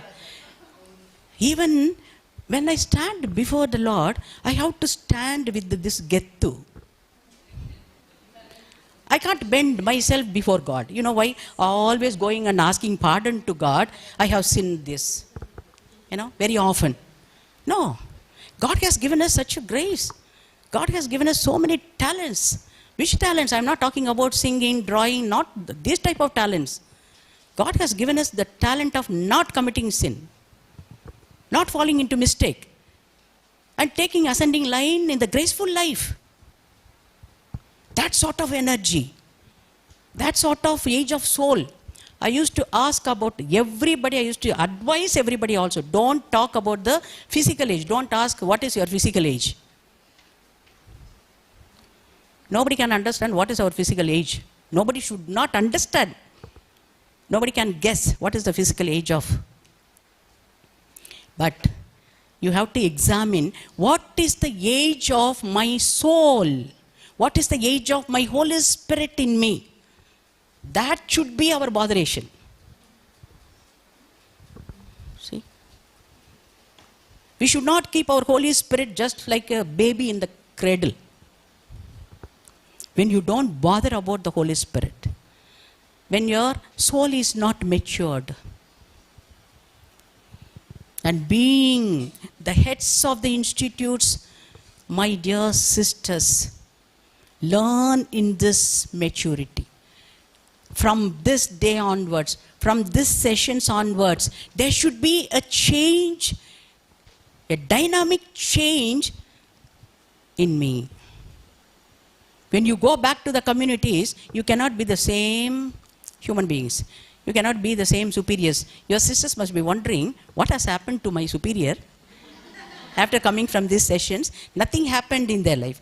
Did you find any difference in them after coming from the sessions? Yes? Very good. If sisters, or if you find this changes positively or negatively? Yeah, some changes. Some change. That change should happen in our prayer life. What is prayer? Once again, I am telling you. Each and every meditation, each and every contemplation has to bring a 10% of spiritual life density in me. See? Because of this, we are here today to renew ourselves. Next, the document for Vatican II decree exhorts us once again, meeting the changes of your day, meeting the changes in your days, serving the uncherished, both two responsibilities of your mission, meeting the changes or challenges. You meet the daily challenges in your life. What are your challenges, present challenges? And serving the uncherished. Concentrate on the uncherished people, downtrodden people, poor people. Keeping these in your mind. Go back. Once again, go back to your vision. And go back to your mission. Why we say vision and mission? These are the two eyes of any congregations. Vision must be given by the founders, and mission has to be articulated according to the era, according to the signs and times. And each and every general chapter has to speak about this. The mission cannot be the same forever. For an example, our mother also started the primary school. We are not keeping the primary school as such. No. So from there, education is the core point. Education is the core mission for us. Not only in institutions, education has to be taking place. Education in the field of mission. Education in the field of hospitals. Education in the field of social work. Education in the field of social action. Education in the field of evangelization, any ministries. All the ministries need to speak about this education. Don't ever misunderstand. Our Amma started only education, therefore we all have educational institutions. No, that is wrong way of understanding. Educating means when I am here, I have to educate you.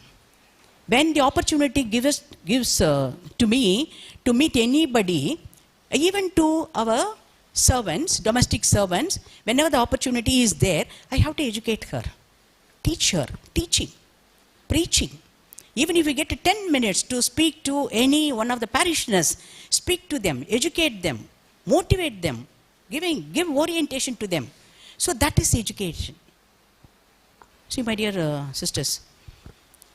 So this is what educating, educare. Educare. It's a Latin word. What does that mean? Educare, uprooting. Uprooting the ignorance. That is education. Uprooting the ignorance, because ignorance is a sin.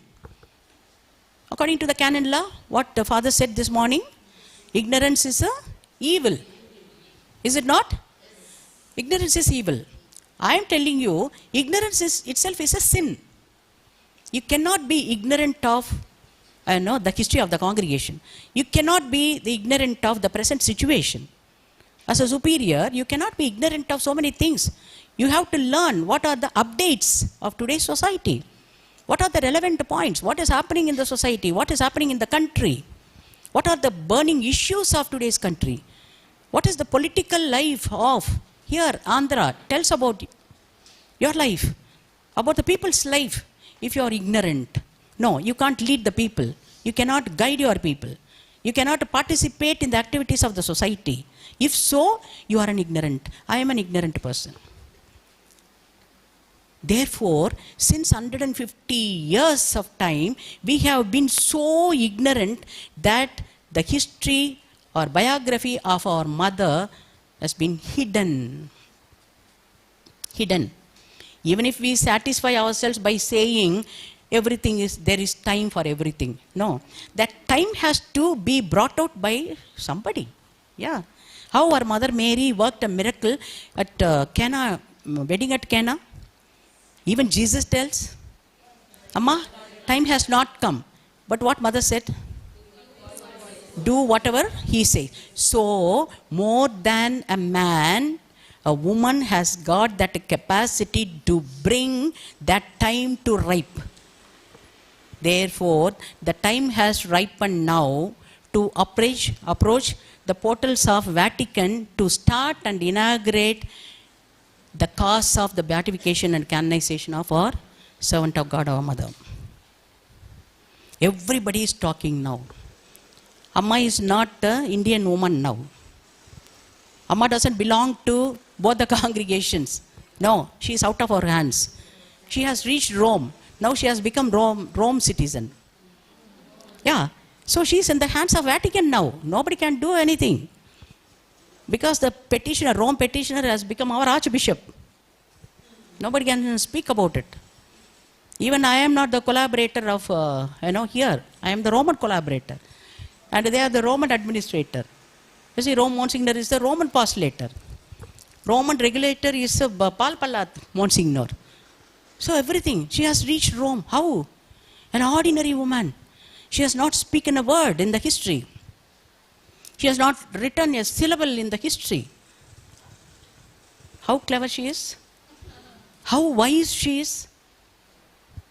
So they asked in Vatican, what is this Gnanamma? They don't know. See, by birth, by baptism name itself. So God has given her wisdom. The name Gnanamma is the gift of God. Wisdom. Yeah. So talk about only the foundress, not even Innaya. They removed the name of Innaya. Don't talk about the husband. Don't talk about even sons now. We need to concentrate only on Tatipatri Gnanamma. Why Tatipatri has come? Because for Italians, the name of the family is very important. They are acquainted with that. So therefore that Tatipatri. Now why Tatipatri? Tatipatri belongs to what? This caste, that caste, this language, that language. No. That is all polluted, evil forces. We have to concentrate only on our mother. Therefore, not even the story of Naya, they removed. When they asked me the question to write the answer for this, why Innaya's name? Why Innaya's name means, in Nikhilopasa, they themselves have returned the wife of Mr. Innaya. From that time onwards, we started using Innaya, we said. And where is the baptism certificate? We said, no, baptism certificate is not there because from 1844 onwards, only documents are found there in PHIRANGIPURAM registers. If so, the parish itself doesn't preserve any documents, even in Guntur. Guntur diocese came after that only. 1910 only Guntur diocese came. So before that, they were not able to. Able to means that was not the custom to preserve the documents that time. Therefore, very unable to find the baptism. If the person is dead, we have death certificate of our mother. If the person is dead, definitely that person must have been born Monsignor, I said. You know. So that is the only thing. See, baptism certificate, nil. Marriage certificate, nil. Husband's death certificate, nil. Everything is nil, nil. First page if you take, when cardinals go through this first page, and the canonists go through this first page, what they will think of? What they'll think of? Nil, nil, nil. Everything is nil. Therefore, I never allowed even our Archbishop, to send the same page like this to Vatican.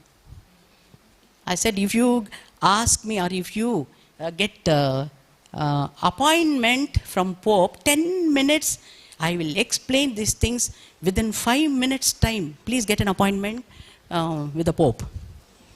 Yeah, we are going to meet Pope in February. We are going, and we are going to meet Pope and try to explain this first page, because all the saints, they have this, since they are all religious, since they are all fathers, sisters, martyrs, everybody has got except our mother. Mother is exceptional in everything. Extraordinary woman. You see? A peculiar woman. Extraordinary mother. Without even having baptism certificate, without having marriage certificate, without having a word in the directory, she is going to become a saint. That's what Monsignor told me for my question. What happened to Meera, you asked, no? Now what happened to Monsignor? He said, I'm stressed so much because what is going to happen to our mother? I thought that ST.ANNE foundress, she's also a laywoman. Laywoman, but our mother also laywoman. But a lot of differences are there. And Monsignor said, Mother, no, so politely he used to speak. If you are sending the documents, who will correct? No corrections. Very confidently you send them. No fear. Because of that, till 1:30, we tried to finish the first chapter, and we sent day before yesterday. Right, 1:30, we are all there in the bishop's house, and very boldly, and I gave the message also to Monsignor Leo, and now it is in your hands. And the response, so beautiful message he wrote to us. Venerable Mother Gnanamma will stand by us, no worry. Yeah. Then I had a doubt. Monsignor, 3 times you have used this name Venerable by yourself. No, without obtaining this title to us. Then why should we send all these documents? See, so confident. If Mother Gnanamma is raised to this Venerable, who else? Who else? He asked. Who else? Like that, very clever mother she is. She got all the cardinals. She caught all the monsignors. She caught all the postulators. She caught me and you to work for her, hours together, day and night, years together. How clever mother is. Such a mother is our foundress. Such a mother is your breath and my breath. I'm inhaling. We are inhaling the same breath of our mother. If so, like her, why can't you and me be a saint? Very easy to live. Very easy to forgive our enemies. Very easy to share our life and love with everyone. Very, very interesting, no? To live a sainthood life. Very interesting. I tell you, my dear sisters, whatever is not comprehended so far, when I take the Bible passage, today I am able to understand so many things. Even you also can have that same experience. Last year, if you had come across the same Bible passage, if you take this same gospel passage now, after this 1 year of experience of your sainthood or holiness or good activities or goodness of you, see, God is appearing through these words in a different way. Words are the same. Gospel is the same. Book is the same. But my perception is different. Because I have become, slowly I am becoming a righteous person. From my perspective, I look at you in a different way.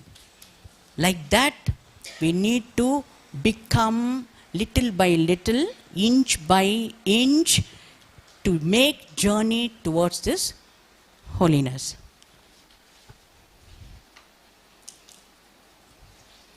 One and a half hours gone. Oh, very, very shrewd they are. They asked me a question, which congregation was started first? After sending the first volumes, all in a sudden, their timing and our timing is different, but post later he sent me a question, it was 1:30. Therefore, I used to be very, very careful, even during night times. I used to keep my mobile next to me only. So 1:30 I got the question, but immediately I was able to answer for this question. Which congregation was started first? Why?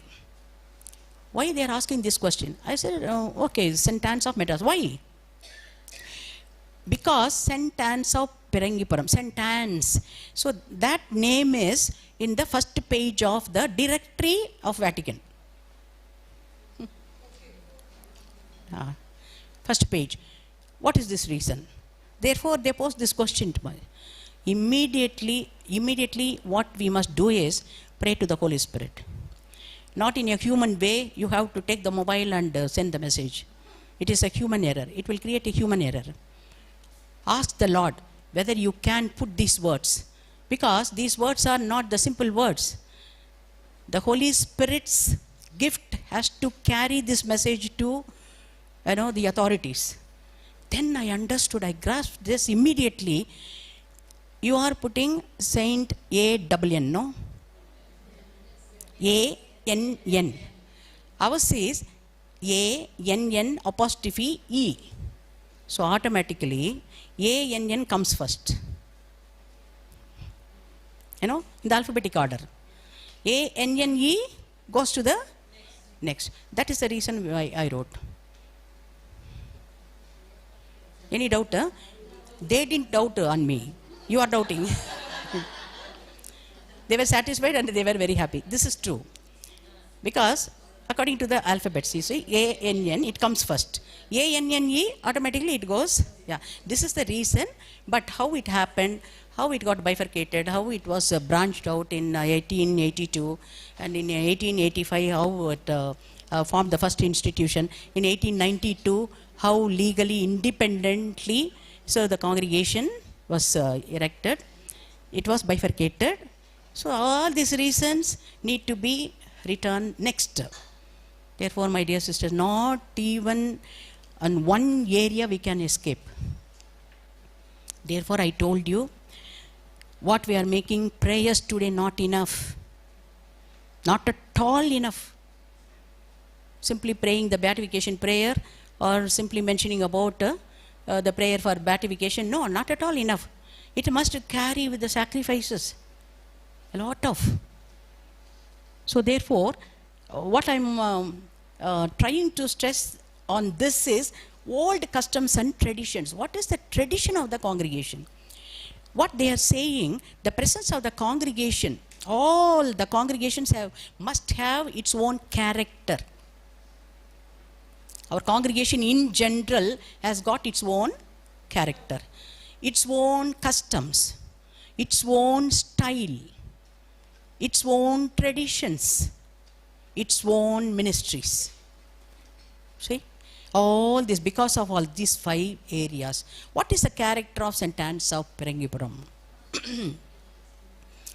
Now you have independently, legally. Legally we are bifurcated, but spiritually we are the same. What is the special character of our congregation? Simple? Yeah, simple. More than that, simple lifestyle means, for me, what I understood from both the congregations is, our predecessors, our ancestors, our former leaders, our own customs, our own habits, our own traditions are too simple, down to the earth. Anybody can approach us very easily. Is it not?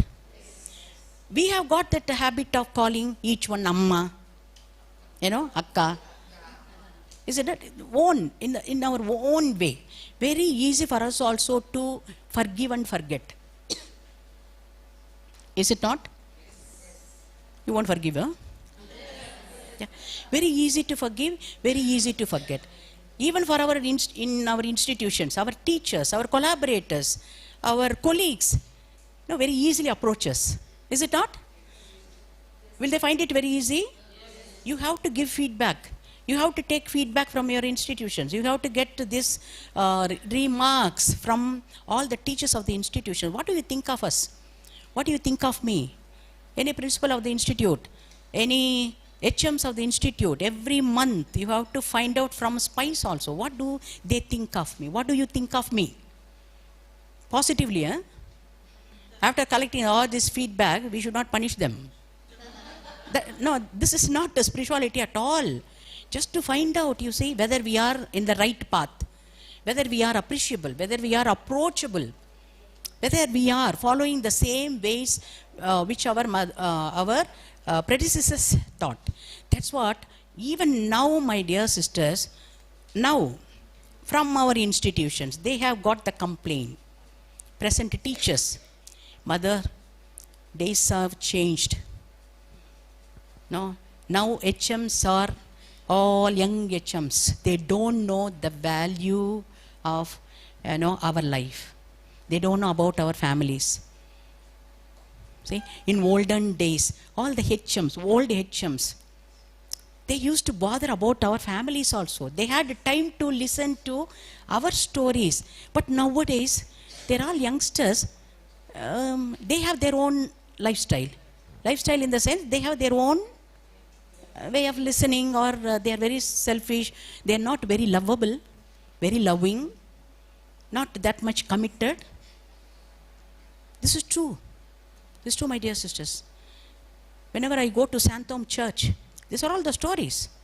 I immediately come and report to the, even particular that HM, and even to the general, or this is the feedback which I got from teacher. Sometimes these teachers used to wait outside the church till the mass gets over. When I go to cathedral, and very patiently they will wait, because after the mass and 1 hour adoration, all rosaries, so everything we finish and come back, even for 2 hours also they wait sometimes. You know why? Just to share about their Christ. This is true. Therefore, we need to address all the principals and HMs of the institute. They are the face of the congregation to them. They are all very good. I'm quoting the example what has happened there. Because we are not all perfect people. Happened there. Because we are not all perfect people. Because, and even Mother General is in charge of 500 sisters, 600 sisters, that's all. When Mother General goes for the visitation, when to an institution, the institution or provincial is there. Provincial knows better than the Mother General about the institutions, because she has got that accessibility to visit the institutes. And even the principal is there. When Mother General and the principal go there, all the staff will come and adore principal. Yeah, so that is okay. That when we go for visitation also, because I have the same experience, when we go visitation also to a village, or superiors are the lords, landlords. Superiors are the queens of the place. They don't know about us. They know the superiors of the village. So people have got more accessibility to you. They consider you as their mother. When they see us, they used to call us sister only. But when they see you, they call you mother. Is it not true? Is it not true? Then, therefore, the opportunity is given to you to be the leader of that village. Leader in the sense, spiritual leader of that village. Make use of this opportunity. Respect is there. Hospitality is the hallmark of St.ANNE's. Even there also. Hospitality is the hallmark. Respect is the hallmark. Spirituality is the hallmark. Discipline is our hallmark. Not this rowdyism, not this, like other congregation, this pride. No. We are very simple people. According to our capacity, we have our own limits and conditions. Accordingly, we need to keep these traditions. What is this traditions and customs of the congregation? Because of this, we are building our own character of the congregation. The mother church also is strengthened because of our presence, St.ANNE's presence in the world. Because of the depth of the evangelical counsels you utter. My dear sisters, therefore we need to add the membership of our congregation. We have to work for the occasions. We have to work for the occasions in order to strengthen the presence of the mother church. And the character-wise, how many of us, even if you take our own evangelical counsels, once for all, it is over. With the final vows, everything is over. We used to think, where is Anita? Gone, na? Yeah. So with the tertianship, everything is over. Final vows, everything is over. Never. It has to continue. It is a lifelong process. The pronunciation of evangelical counsels, your living of your chastity, obedience and poverty is the benefit for the Holy Church. Is the benefit for the Holy Church. How far you are living your own love of chastity, So it strengthens the church from the congregation level. Did you get the point? What I'm trying to say is, because of the presence of St.ANNE's, Madras and PHIRANGIPURAM's evangelical councils, the depth of living our councils, the mother church is benefited. That is our contribution through the mother church to the kingdom in general. You see? All tired, huh? No? Want to break? You want to break? Yeah.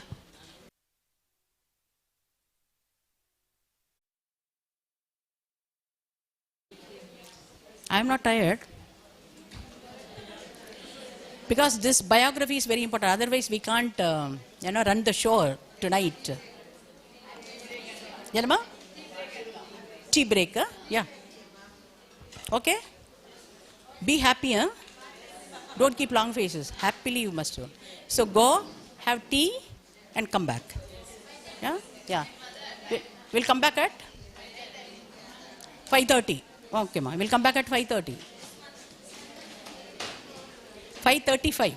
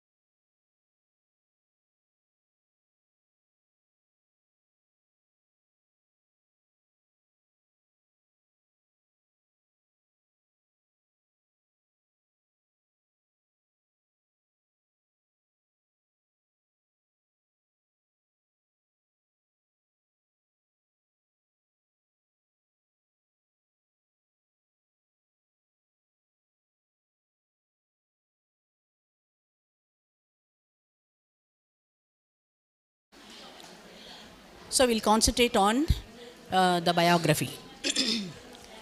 So in the universal, in the church, Mother Church is gifted by the presence of each congregations.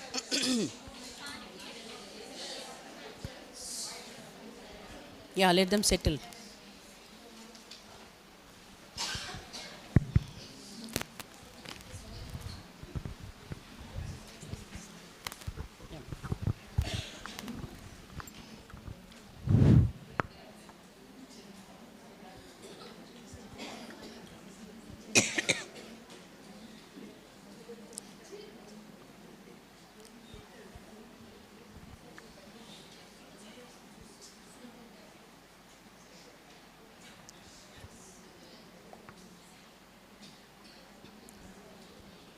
Anyway, by the time everybody comes, yeah.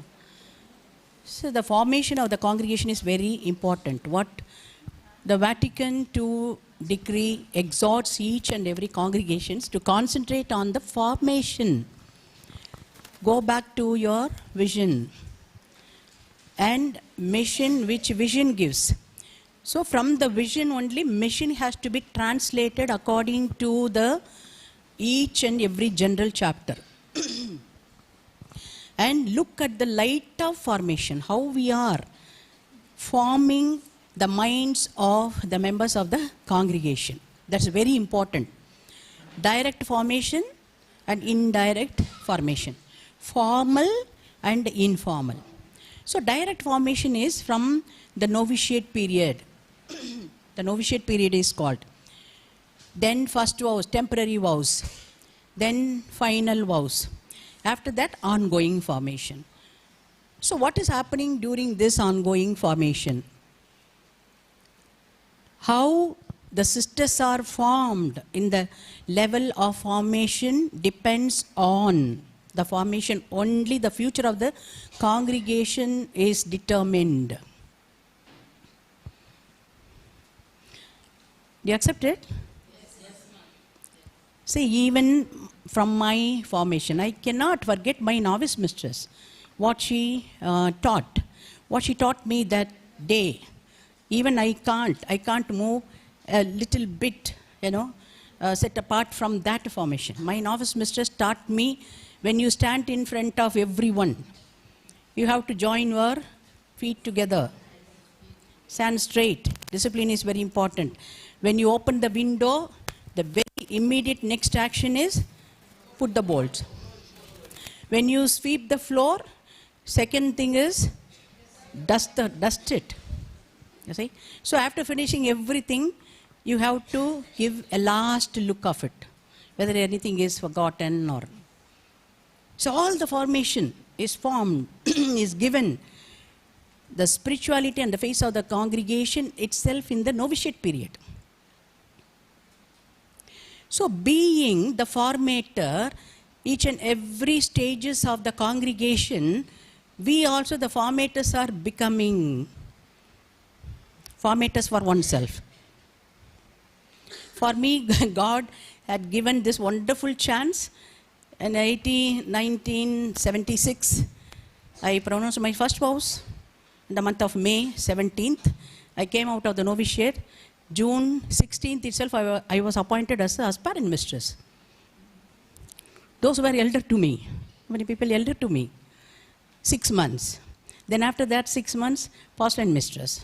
Then after 2 years, so I came to Jeevan Jyoti. So that time Mary and Shaurilu were there. We never knew that we were from the same branch congregation. We never knew. So that time. And 83 itself went to Pune. You see, lifelong formator.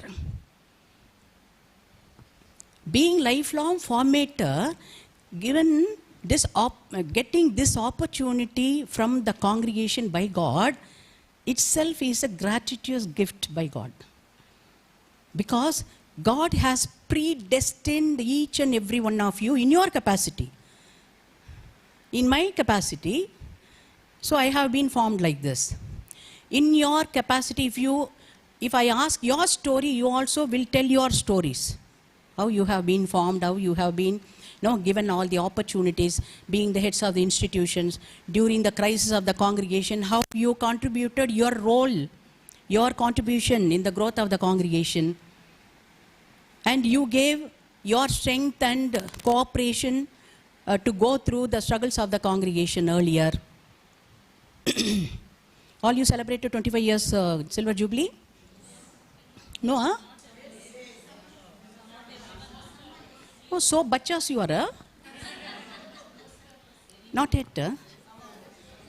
Appa? Yeah. Chinnamma illandru. Yeah. Very young. Very good. Anyway, some or the other way, God is giving us each and every possibility in a smaller way or in a big way. You see?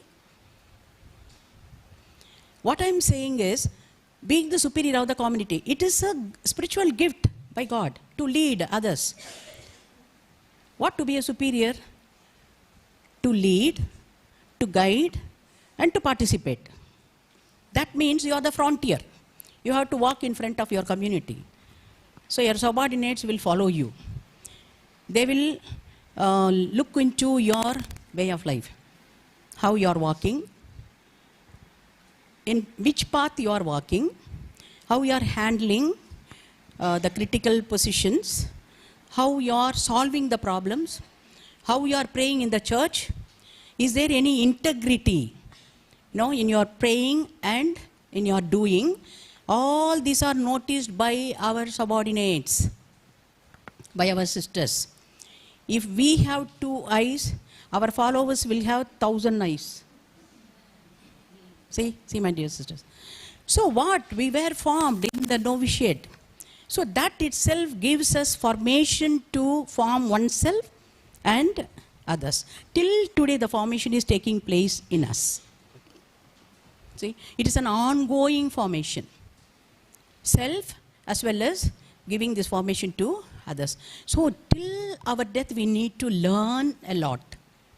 Learning and listening are the 2 eyes of the spiritual growth. Learn, listen. Without listening, learning will never take place. Learn from the youngsters. Learn from even the small ones. Because God will reveal His wisdom to the little ones more than the wiser. You see? So in that way we give formation just to boost you up. When I was a formator, the pastor and mistress, singing itself is a formation class. So I will make, to get 2 mangoes out of 1 stone. So to conduct music classes, I'll ask the candidates also to get it by heart. Nobody will handle the diary. Without seeing, you have to sing a song. So that is to increase the memory power. One is. Number 2 is to understand the real meaning and the spirituality hidden behind the words. Number 2. Number 3, should not sit when you learn a song. Therefore, I also keep standing when I play the organ. I don't sit. We must teach a lesson to the candidates also. Otherwise, they will think she is sitting and playing and she is asking us to stand and sing. So like that, all these aspects of music will take place in the music class. So like that, I prepared the pre-novices, not pre-novices, aspirants. And brothers also will come from Christ Jyoti College to teach English songs. So I also taught them 3 songs before these brothers come and take practice. And always I keep up the quality of the congregation before anybody comes from outside.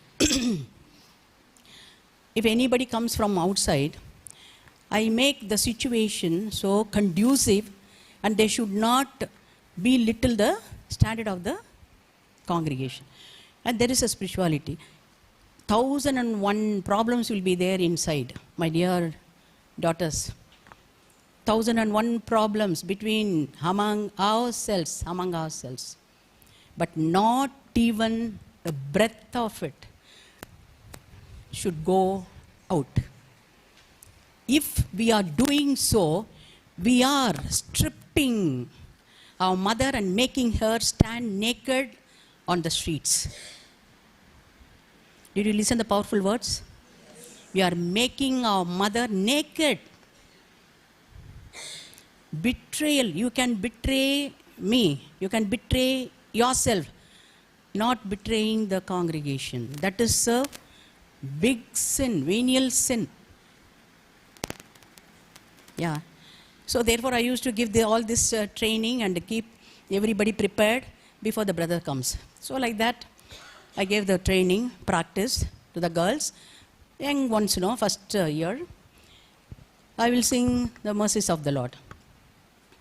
I will sing of the mercies of the Lord forever. I will sing of the mercies of the Lord. So they also sang very well. Brothers came. And the students, they stood up. And I said, with all my pride, I was feeling so proud of my candidates. They are going to sing so well and they get 100 marks from the brothers. They all stood. Brothers said, start. I too said, okay, start. 1, 2, 3, 4. All started singing. I will sing of the mercies of the Lord. Yeah. They forgot so soon. Sing. S-I-N-G, no. So all this, so innocence, the first years. So like that, so many things when we were in the postulancy, when we were the aspirant, see, so many mistakes we would have committed. Now we are the superiors. We forget all the past. All the past mistakes, so vulnerable we were, so brittle we were. But when I look at my young ones now, how I am treating her as a trainee. See? We don't have patience to be very patient with her vulnerabilities. Is it not true?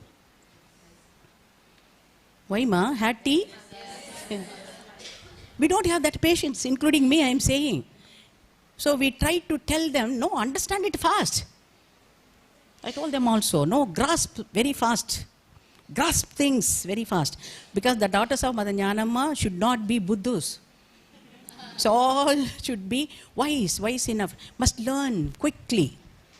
In spite of all these practices and trainings. So therefore, how we try to understand the relevant spirituality is, unless I know the biography, the history, her story of the congregation. Unless I know my mother's history thoroughly, I don't know how to root myself, get myself rooted here. We should not be the shallow persons. See? My family is this, my breath is this, my flesh is this. Because we are crossing we crossed 40 years? No, 35 years? Only 35, not 40. So for 40s I am saying, for 40 years, definitely. Even 35 years, if you take the lay people outside, even our own classmates, 35 years, everything is over. Within 35 years, they have children. They got married, children. They are very busy with their domestic work. They are very busy with the family extension. Everything is over. But now, we treat ourselves as learners. You know why? Because we don't consider this second platform as my own first platform. I don't consider at all this, our congregation, as my own family. What is the reason? Reason is we lack of knowledge about the congregation. We lack of spirituality of the congregation. We don't know the fully biography of our mother. Somebody has to tell us. Whatever I learned, I think that is the perfection. That is a finished product. Not at all. Therefore, my dear sisters, today God has given us the chance to know the biography to the full, and this will be the conclusion and completion. You know, there are certain years which differ from what we were told. Amma was born in 1822, for an example. So far, we were told like that, but no supporting documents for these things. Now, what Vatican is asking us, with available documents, you prove. Whatever is available in your hands, you go back to prove the biography of your mother. In that way, if we see, only death certificate is available. So death certificate in the register is documented at Kilacheri saying in 1874 December 21st at 11 p.m. she died. The last funeral mass was officiated by Father Lyrics. Lyrics was the superior of Father Arignather, belongs to ICFT congregation. So he only conducted the funeral service. In that column, occupation of our mother. See, they have put nil.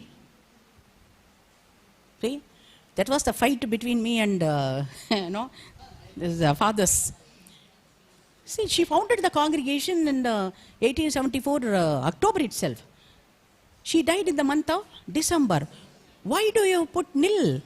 At least a teacher you should have entered. So like that, 1874 at the age of 55. They only have written in that document at the age of 55. This is the only document which we have to show to the Vatican. Therefore, no arguments. We can't prove that she was born in 1822. No supporting documents. No baptism certificate is there. Therefore, we are now going back and pushing 3 years ahead of the history of our mother and saying 1819 Amma was born. At the age of 55 means 1874 minus 55 in 1819. Do you remember? Get it by heart. And night you are going to have a cultural program. I am leaking one question. Don't tell Father Joe Bala. No. Yeah, all you can obtain 1 mark. 1819. And this is the, yes, ma'am. Yes, at PHIRANGIPURAM. That's all, no problem. Because when this register comes, I will explain to you. 4th and 5th son names are there. And Amma's name, Gnanamma Cum is there in the register of PHIRANGIPURAM. Yeah. So this is the house. And when this house in 2012, that was the first time when I entered the house. In 2012, yes. So that time, on experimental basis, we found out is it true? No. If we go to the centuries back, is the cement constructed by the same cement or whitewashing, everything belonged to that era, 19th century. So therefore, we scrapped something, this is cement and this white particles, and gave it to the architect and structural engineer. So we brought Archbishop also that time. Archbishop also came and blessed the house, and we gave it for the experimentation. And also here some bamboo roof was bambooed. So that bamboo roof also was given to the test, saying they belong to 19th century. So these are all the things to be sent to scrutiny. It's not a simple thing, ma'am. Everything you have to prove. If you say the truth or any one of the comments about the life of our mother, if you say anything, expression is there, show the proof. That's the Vatican asks. So go for the footnote. So go to the archives and give the supportive document. You have to prove the truth. It should be authentic. So like that we proved this is true. Now it is in the hands of third generation, I think. When Mother Fatima's time, during a servant of God's time, so you also went to Hyderabad and found from that Muslim family, not even in one page, Amma signed. See, this is the will of God. You know why? It is the will of God I am saying. Still I pray, no signature should be found. My prayer is, no signature of Amma should be found. Definitely she is going to become a saint, but this will be a surprise to the whole world. Not even a letter of her found so far. In spite of that, a holy life of a woman will be proved even 150 years after. You see, by the grace of God. So therefore, not yet found. Even when she bought all 14 acres of land near Kelacheri in Mapedu, 14 acres of land was bought by our mother, and these documents were found in Changalpat registration office. We went to Changalpat registration office. So beautifully the stamp tells us in 1863, so the land was bought and it is stamped so beautifully. In that document also her signature is not there. It is not there, but about her few lines are written in Telugu.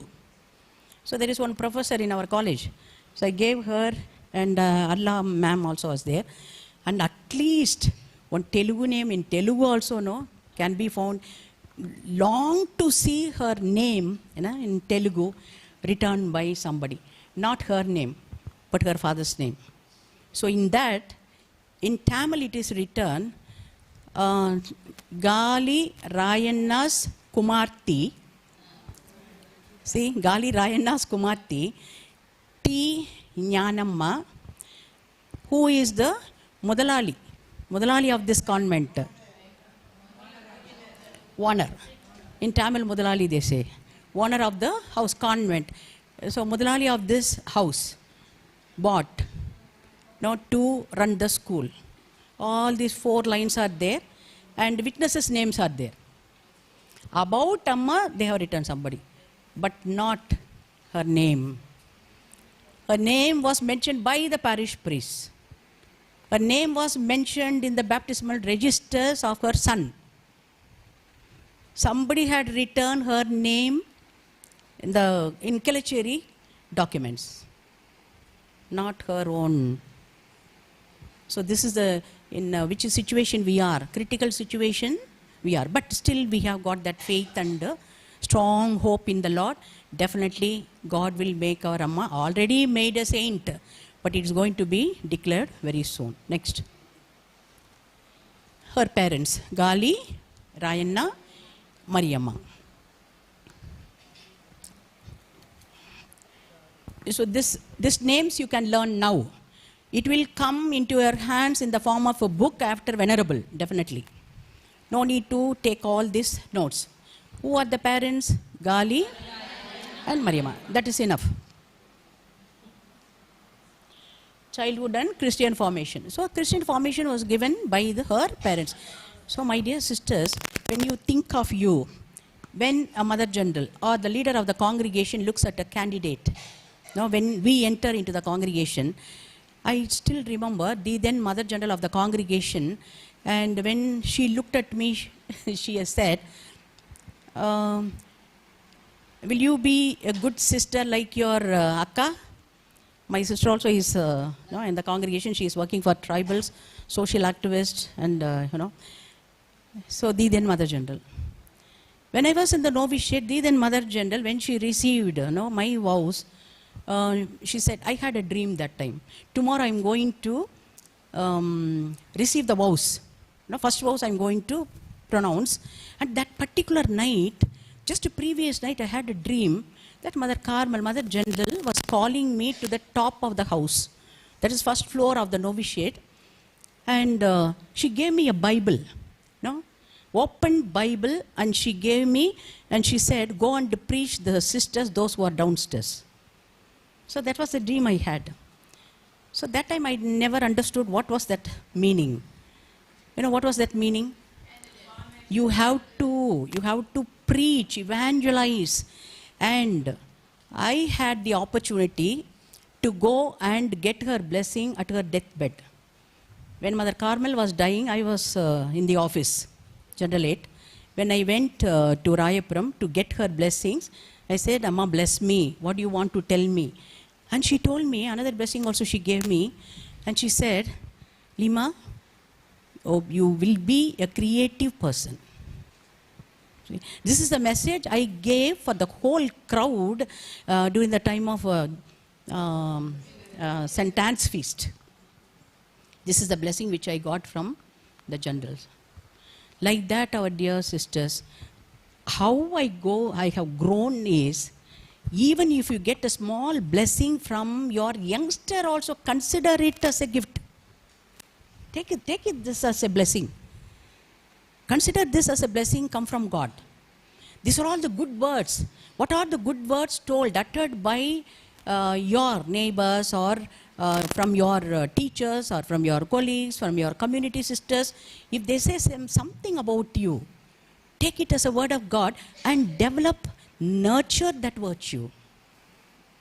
You see, all these qualities because of our parents. Today what I am representing the spirituality of my parents, my family. Like that you, vice versa. What you are. The formation which you received from your family, that is you are.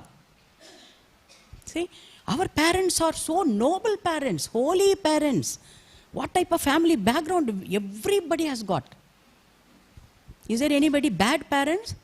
If they are bad, you and me are not here. Therefore, our parents, whoever lost their parents, they are in heaven, still pouring the graces from heaven above. Even our God, for the sake of our parents, not because of our intellectual capacity, not because of my goodness, because of my parents' spirituality, God has got a soft corner for you and me today. Therefore, if not for oneself, at least for the sake of my parents, my family background, my family name, my family fame, I have to behave like a sister of my childhood days. Therefore, this sentence is there. Mother Gnanamma received the Christian formation from her parents. Today, what she was from her parents. Why PHIRANGIPURAM is becoming so famous now? Another surprising news I'll give you. Those days, PHIRANGIPURAM this side, Kilacheri that side, are the mission hubs. Sometimes I used to get goose flesh to think of how PHIRANGIPURAM was a center. Whoever comes from outside, whoever comes from France, whoever comes from London as a missionaries, Mill Hill, MEP, Ireland, Irish, Germans, all they used to come via Madras diocese. They will be sent first to PHIRANGIPURAM. If there is time in future, I will explain how this first batch was brought from Kilacheri to how they approached PHIRANGIPURAM that time, how this message was given to them. They all know, banging the drums and the church bells were ringing. See those days, how PHIRANGIPURAM became very famous because of. From that place, God predestined this place should be gotten into the history of the whole world to be the birthplace of our mother. Do you remember in June 4th when we celebrated here, PHIRANGIPURAM? So without knowing, it came from my heart. No, simply I said, PHIRANGIPURAM is the Bethlehem and Kilacheri is the Jerusalem of our Amma's Amma's life. So this is Bethlehem and that is Jerusalem. This is birthplace, Christmas. That is Easter. Now, birthplace or death place? The Vatican is asking us, you bring the mission station of our mother.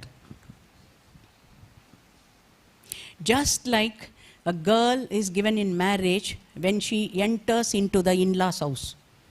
That is her house, In the same way. PHIRANGIPURAM gave birth to our mother as a child, as a woman, as a young lady, as a mother, as a widow. History is over. So Phirangipuram paved the so beautiful way to our mother to become a missionary. With that, the first portion of the history is over. As a missionary, from this formation what Phirangipuram gave, with all this strength of the missionary elements, Amma entered into Kelacheri as a missionary. Therefore, the fame belongs to Phirangipuram, the name belongs to Kelacheri. Both cannot be separated. Both cannot be separated. Therefore, I am going to write the spirituality. We are going to form, tomorrow Father will tell, we are going to form the spirituality of our mother. You know, hereafter, no Franciscan spirituality, no other spirituality. We keep everything as a holistic spirituality, but we are going to have our own identity. You know? Yeah, next. So, childhood and Christian formation. See, these virtues are considered as very important when we write the virtues of our mother. Heroic virtues of our mother. This charity. Charity is nothing else but love, generosity, purity, sacrifice, and hard work. And because of these virtues, Amma's holiness is proved. Everything is connected with the life of our mother. Charity, Christian charity. What does it mean in other words? That is love. So Amma was very loving person. She had a great love towards the church. She had very, very loving nature towards the human formation. And generosity. She was so generous and to do this charity to everyone. If you go and take interview to Shavraya Tata also, who was the neighbor of Amma's house.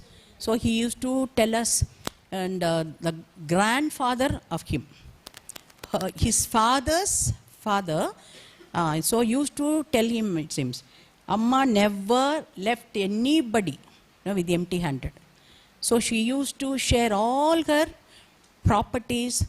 So during Christmas time and Easter time, whenever the feast arises, and she used to give food, clothing, and everything. This should be our custom also today. That is the custom of the congregation. Even now, we very generously offer food for the poor. Therefore, from 2000, this is the third year, no, which we started. The next chapter, when Clara came. Which year? 2021. From 2021, we started Akshaya Patra in our college. Every 21st, 100 people are fed.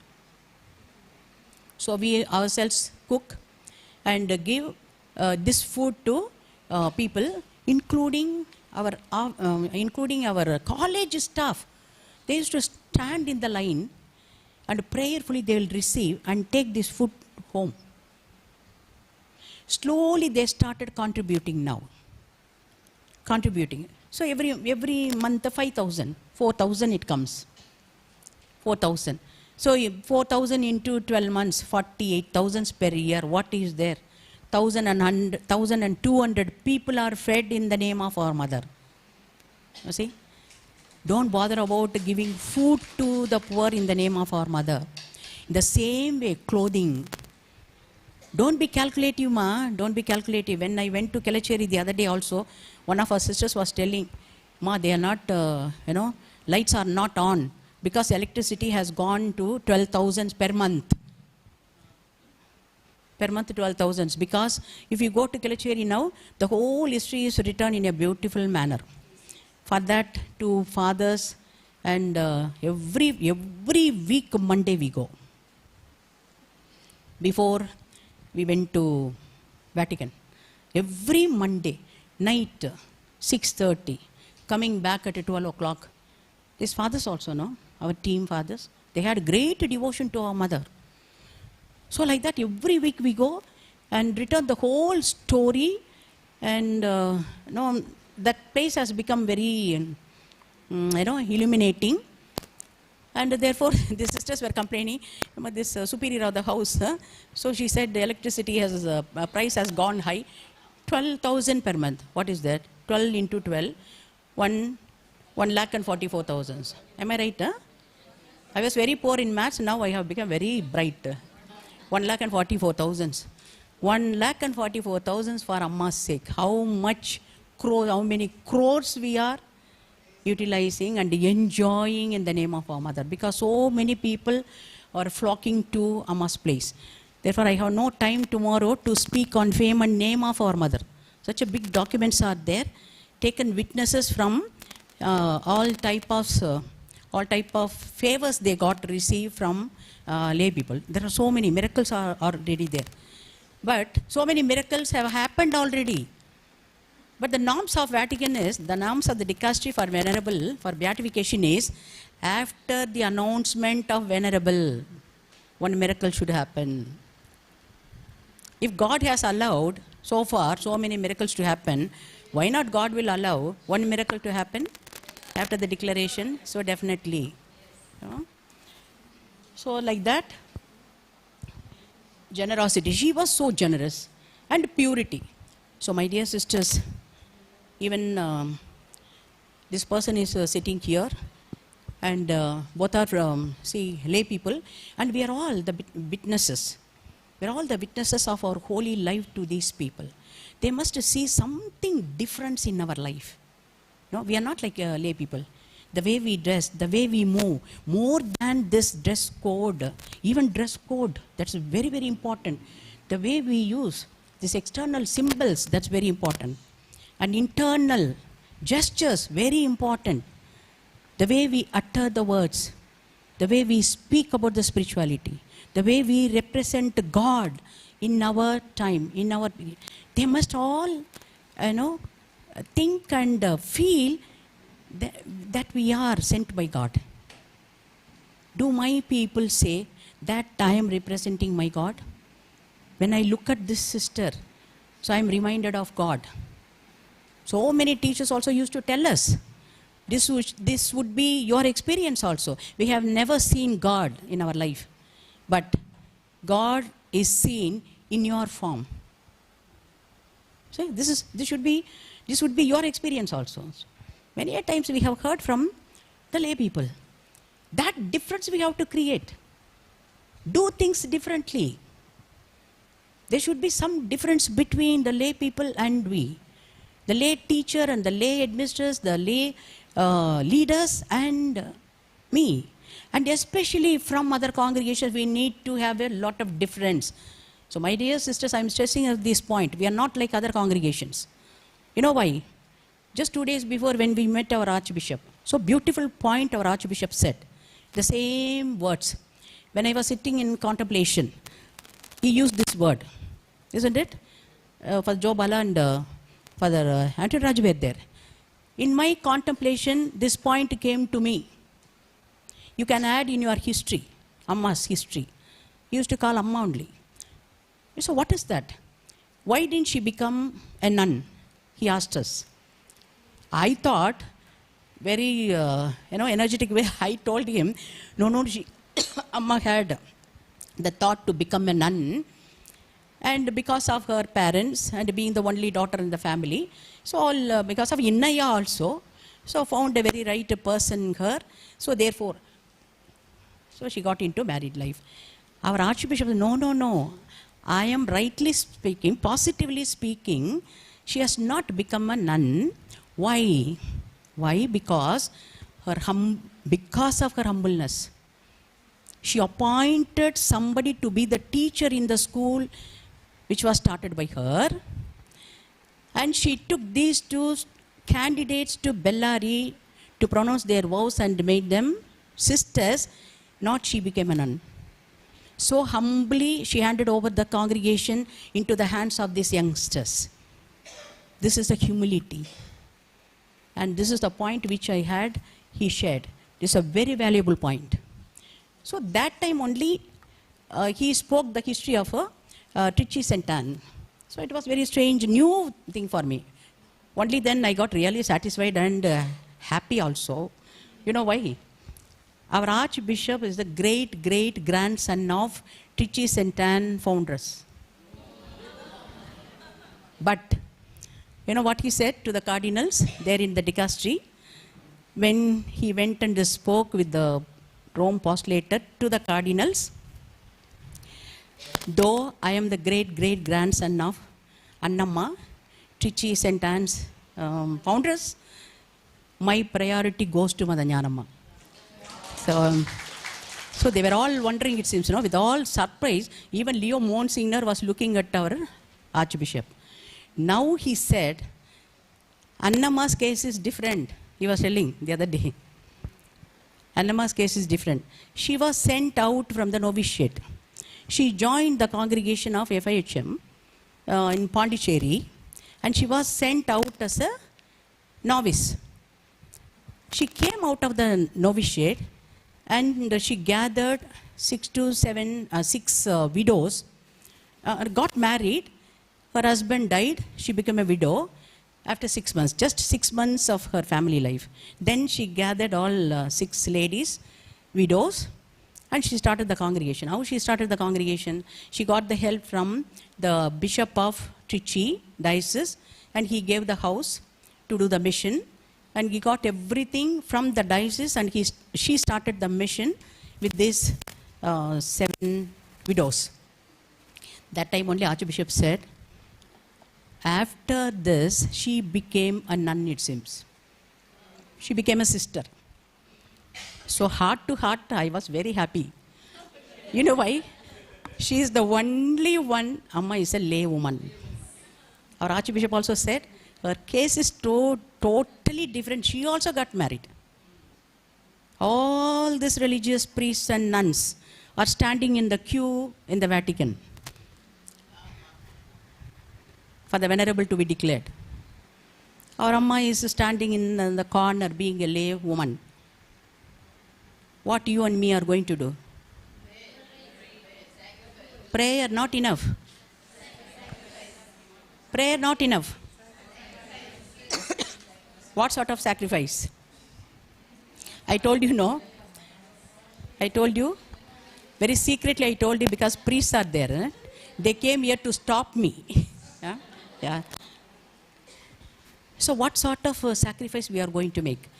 If you and me are committing any mistake, if you and me are not leading a holy life, 10 marks to be given to Amma will be minused there in the dicastery.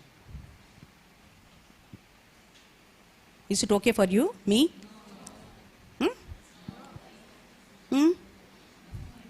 No.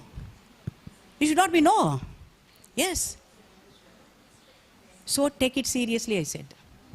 From today onwards, whatever you want to do good, it is for the sake of my mother. Put it in the dumb box. This is my sacrifice, Lord, for the sake of my mother's veneration. You see? In this way I am tempted. I am not going to be tempted. I am going to be persevere in this temptation. I am going to be determined to do this good for the sake of my mother. Everything is for the sake of my mother. My inhalation, my exhalation, everything is for the sake of my mother. You just speak to Amma very personally. Whenever you go to the statue, don't consider that as a statue. You don't consider that picture as a simple picture. No. The spirit of our mother is here. She is sitting and listening. Why can't? I always consider her as a living human being. So in the previous chapter in 2021, I was holding the I was the moderator for higher education. So I had to speak about our Amma, what is happening in view of this cause. I have to explain to all the chapter delegates. I started my speech like that only. So everybody was looking through the window. I said, come. The chair is empty. So come and sit. So everybody thought somebody is coming. Then finally I said, our Amma has come and sat here. Whatever I am going to speak is truth. So I am going to witness and about the life of our mother. Our mother is sitting there and listening to all our conversations. We can't cheat her. So like that, my dear sisters, if you go to prayer, if you go to the chapel, if you go to the dining hall, or if you go to your dormitory, or if you go to your personal room, why? If you handle yourself when you are alone, don't ever think that you are alone. We are not a single persons. We are not individuals. We are combined with the spirit of our mother. Jesus is there. That is okay. But tangibly, we can touch and feel the spirit of our mother next to me. If mother is there, can we commit this mistake? Can we be against something, doing good? No. Yeah. Fast. So this all because of the family background, as I explained. About her brother Shaurya. You know, this was the title given to our mother. How mother was an evangelizer. How she brought her brother back to Christianity. He was a great sculptor. And because of his talents, he joined the friends and earning a lot of money, went out of the Christianity, and he was brought back because of the spirituality of our mother. So great converter. That is one of the spiritualities of our mother. Next. Yeah. In 1827 to 33, Father Joe Bala explained to you. So who were the parish priests during the time of our mother? This is very important. 27 to 33, Father Clement Bonand. This is very important question.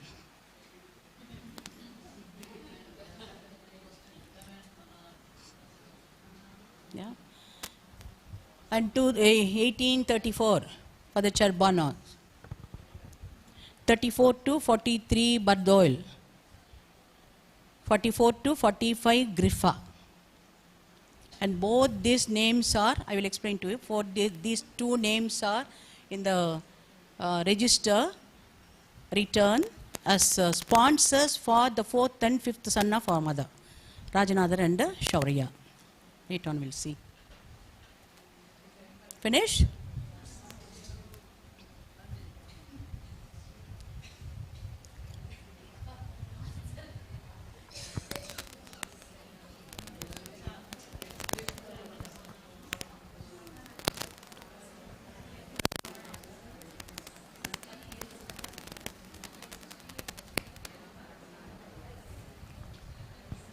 Sherlino.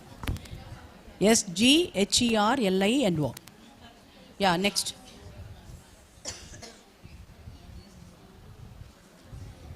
Clement Bonan's mission was explained by Father today. It's not necessary now. Yeah. So PHIRANGIPURAM mission, we saw, no? It's both combined. Huh? Yeah.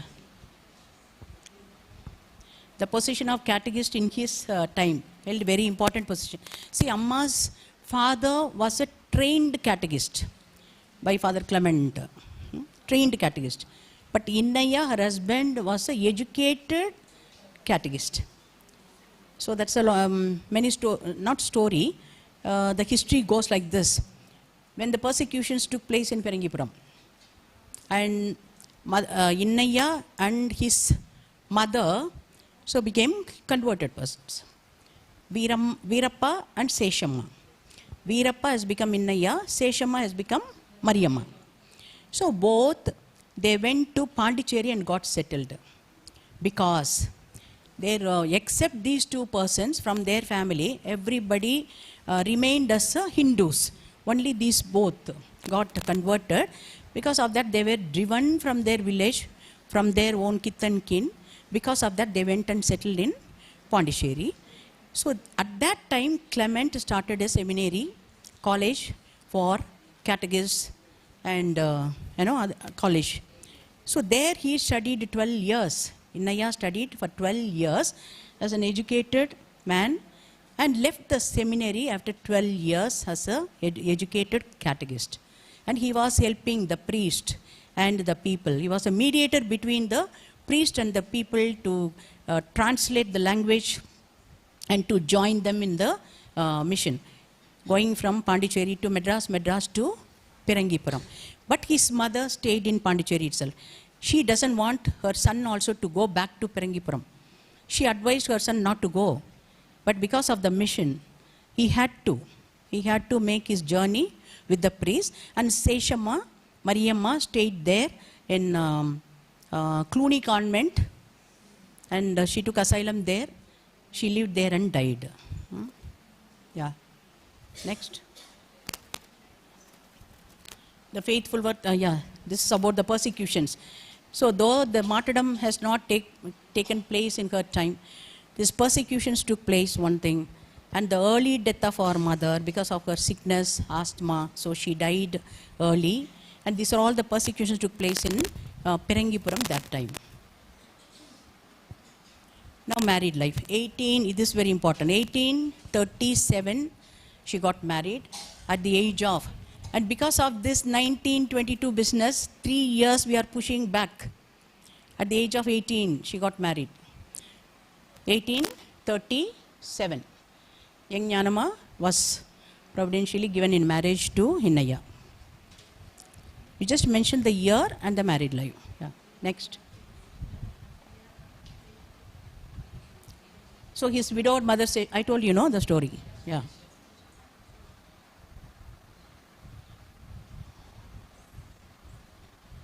They were first Telugu, suddenly decided to become a priest, but God had, yes. Hinnaya also wanted to become a priest. Therefore, he joined the same seminary. He was sent out of the seminary. He came out of the seminary. Reasons were not found. He translated several English, Latin, French books into Telugu. He was the mediator between fathers and the mission. Yeah. And this Hinnaya and Gnanamma, this is a marriage photo. What is there? That this only was sent to dicastery. If they ask us, is this a real picture? We have to say yes. Yeah. Yeah. Very important. 5 sons. First son? Yeah. Tell me. First one? Thomas. Second? Third? Or you keep Peter. Okay? Keep Peter. 3. Fourth? Rajanadar. Otherwise it will be a confusion for you. 5th one? Shauraya. Is it okay? Thomas, Marianna, Peter, Rajanadar and Shauraya.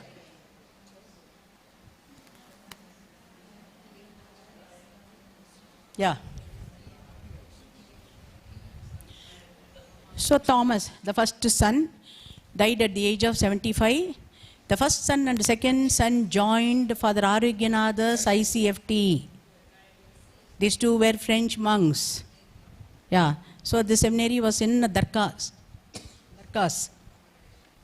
Since these 2 sons were with the Father Arugyanatha, Amma also got the opportunity to have Father Arugyanatha as her own spiritual director. So Marianna ministered at Kelacheri. He died at the age of 30. Next. Peter, the 3rd son, came out of the seminary in 1876. Very important. According to our mother, all 5 sons were sent to the seminary. After the death of our mother, 1876, Peter came out of the seminary as a deacon and got married.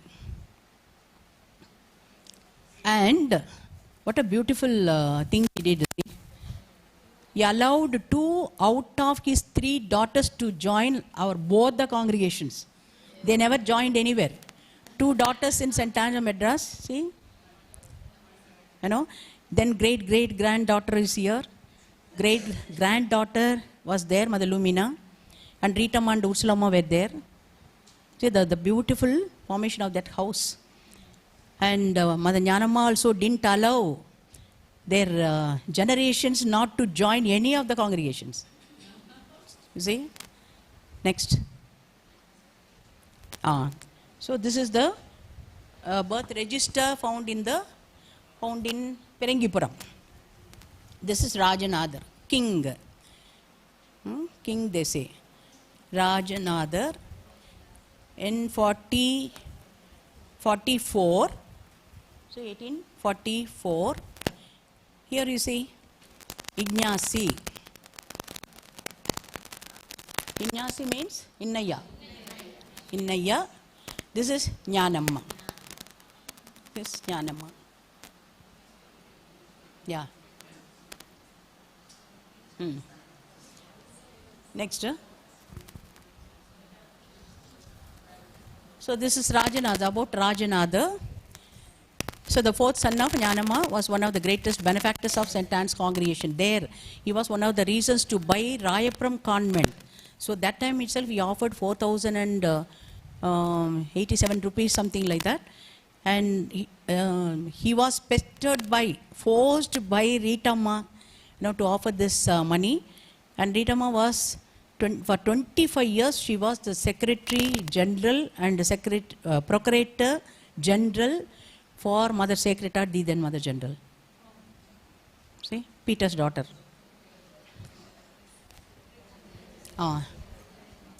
So he deposited, you see, Rajanada deposited 4,035 in the agricultural bank. Okay.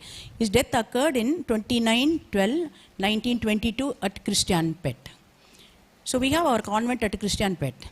Our sisters, they themselves do not know who Rajanadar was. In 1922.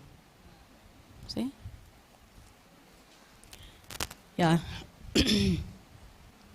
Reverend Mother Mary Sacred Heart, the then Mother General, and Mother Rita, the niece of the deceased, started without delay with all the requisites for the funeral.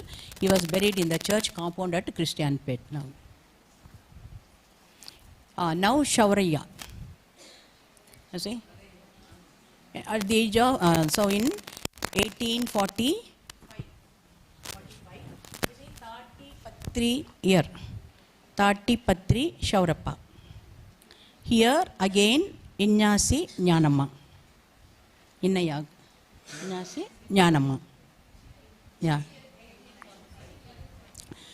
And in 1844, Rajanadar was born. Shauraya was born in 1845. How it happened within a year, you should not ask. Well, in 1844 March, 1845 November, 1.5 years after. That's what this register tells.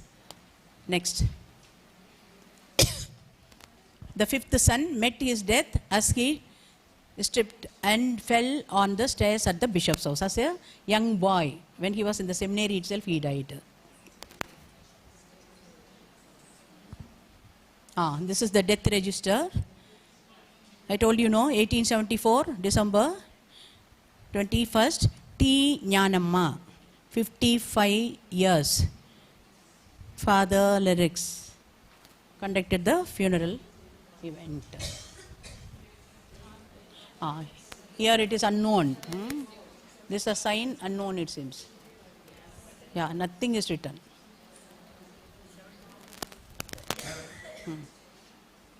Next.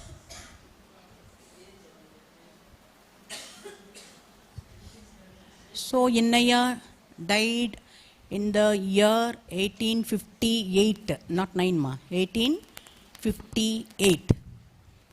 At the age of 39, Amma became a widow, according to this age, 1858. When they got married? 1837. So almost how many years they lived together? 21 years.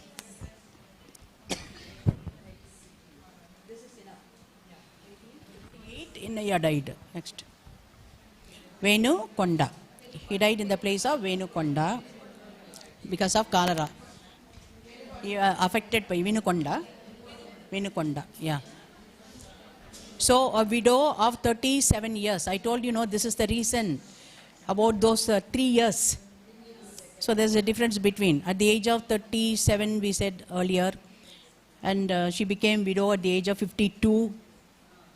And now 37 and 52 she died, according to the earlier news. But now we have to fix it very definitively.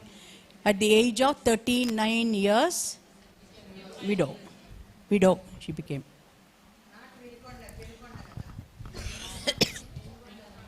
This is 21 years of contented. Yeah, about 2 years after the death, about 2 years she lived in her hometown and she moved to Kelacheri in 1860. Yeah, yeah, there are two places, Venukonda, Vinukonda, no? But Vinukonda, we visited that place. Penukonda.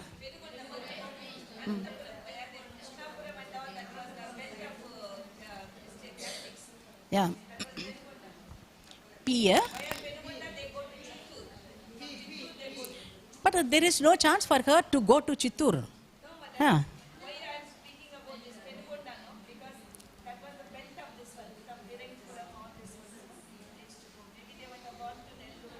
Okay. Okay. What is the spelling? P. Okay. Yeah. That's not found, ma. No. Even his birth certificate was not found. Yeah. That's what I said, no? Dicastery is very, Vatican is very particular about Amma. That's all. Not even about her husband, not even about her, children, which family she belongs to. No, don't speak about anything. Speak about only the saint. Yeah, that's it.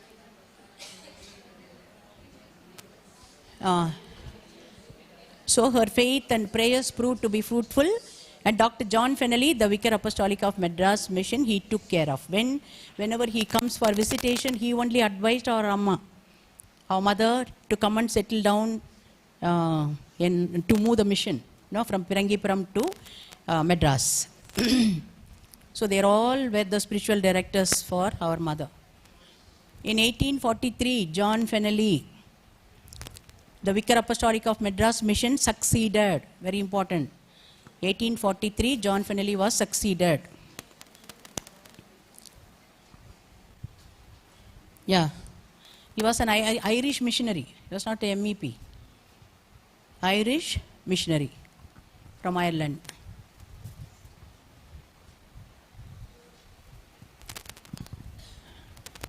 So Gnanamma, during her childhood days, had personally witnessed the plight of the people who suffered without sacraments. So therefore, there was a constant sting in the mind of Gnanamma from her early days that more and more men and women should join the consecrated life to evangelize Christ to the whole world. She was concentrating on the care of souls. Thus, Gnanamma was ready to offer all her 5 sons to the service of God. What was the reason? And this has been recorded by eminent leaders of the church, such as Dr. John Fennelly, Father Antony Raj MEP, Bishop Thomas Potagamuri, and many others. I have got forward of Potagamuri Bishop explaining about our Amma's virtues. And this one, what I was talking about is priesthood. Why she sent all her sons for priesthood? Scarcity of priests. So scarcity of priests, number 1. And number 2, she was the woman of the church. So from her childhood onwards, her life was surrounded, the church activities. She must have observed her father always doing activities of the church, participating in the liturgical services, plus her husband too. So therefore, scarcity of the priests.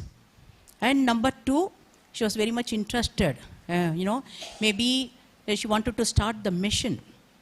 And for that mission's sake, and after listening to the advice of John Fennelly, so definitely she listened so faithfully to the advice of the spiritual fathers.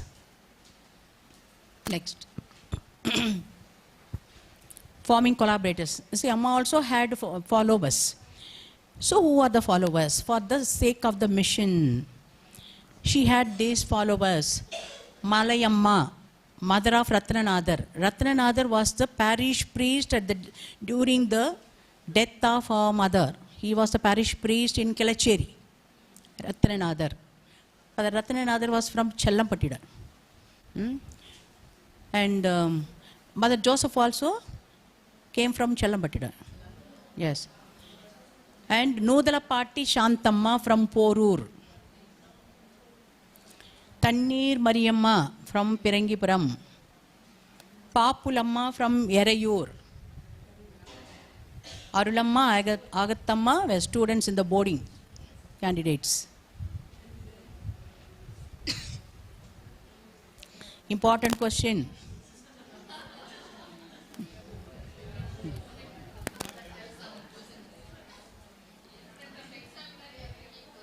What? Yeah. This is a big answer, no? So let them study. Yeah. Yeah. Malayamma, Shantamma.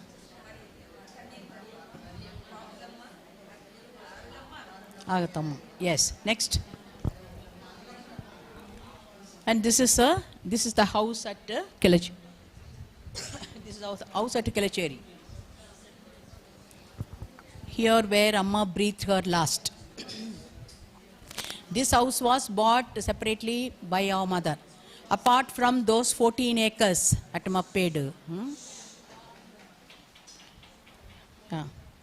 Next, sir. So this is the parting message. We never asked this question too, in the previous sessions also. What is the parting message? That is very important. Yeah. Parting message of our founders. But this is only hearsay from others. There is no proof. Group 4, which song do you like to choose? Shh. The rest all. Group 4, only one leader can speak. Group 4. Is it group 4? Okay. Group 3? Group 3, mother, which song are you going to sing? Sisters, group 3 leader will speak. The rest all, okay. Huh? Okay, group 2, you listen to the songs that they are going to take. Okay, fine. Group 1. Group 1, leader. They will compose and sing, it seems. Okay, fine. Okay, dance songs. You have to play music and dance, it seems. So whatever songs you would like to choose, you choose. No action song. Gnanamma song only. Only Gnanamma songs. Even if it is Tamil, okay. But you have to dance with dance music. Fine? Everybody in the group.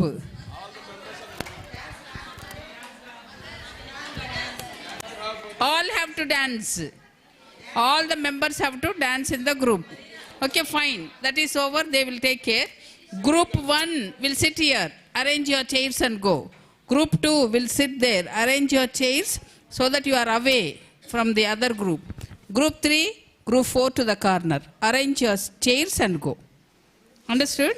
Okay, now, just I was discussing.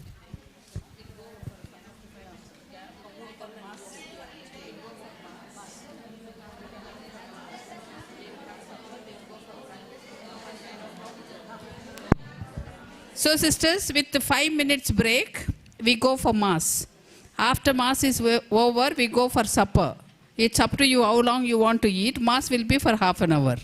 So, you will be given time from 8 to 9. 9 o'clock, sharp 9 o'clock, whichever the group comes first, that will be asked to do whatever is requested. So, come fast. By 9 o'clock, you are here. Fine? Now, after 5 minutes break, sharp at 7 o'clock, we have mass.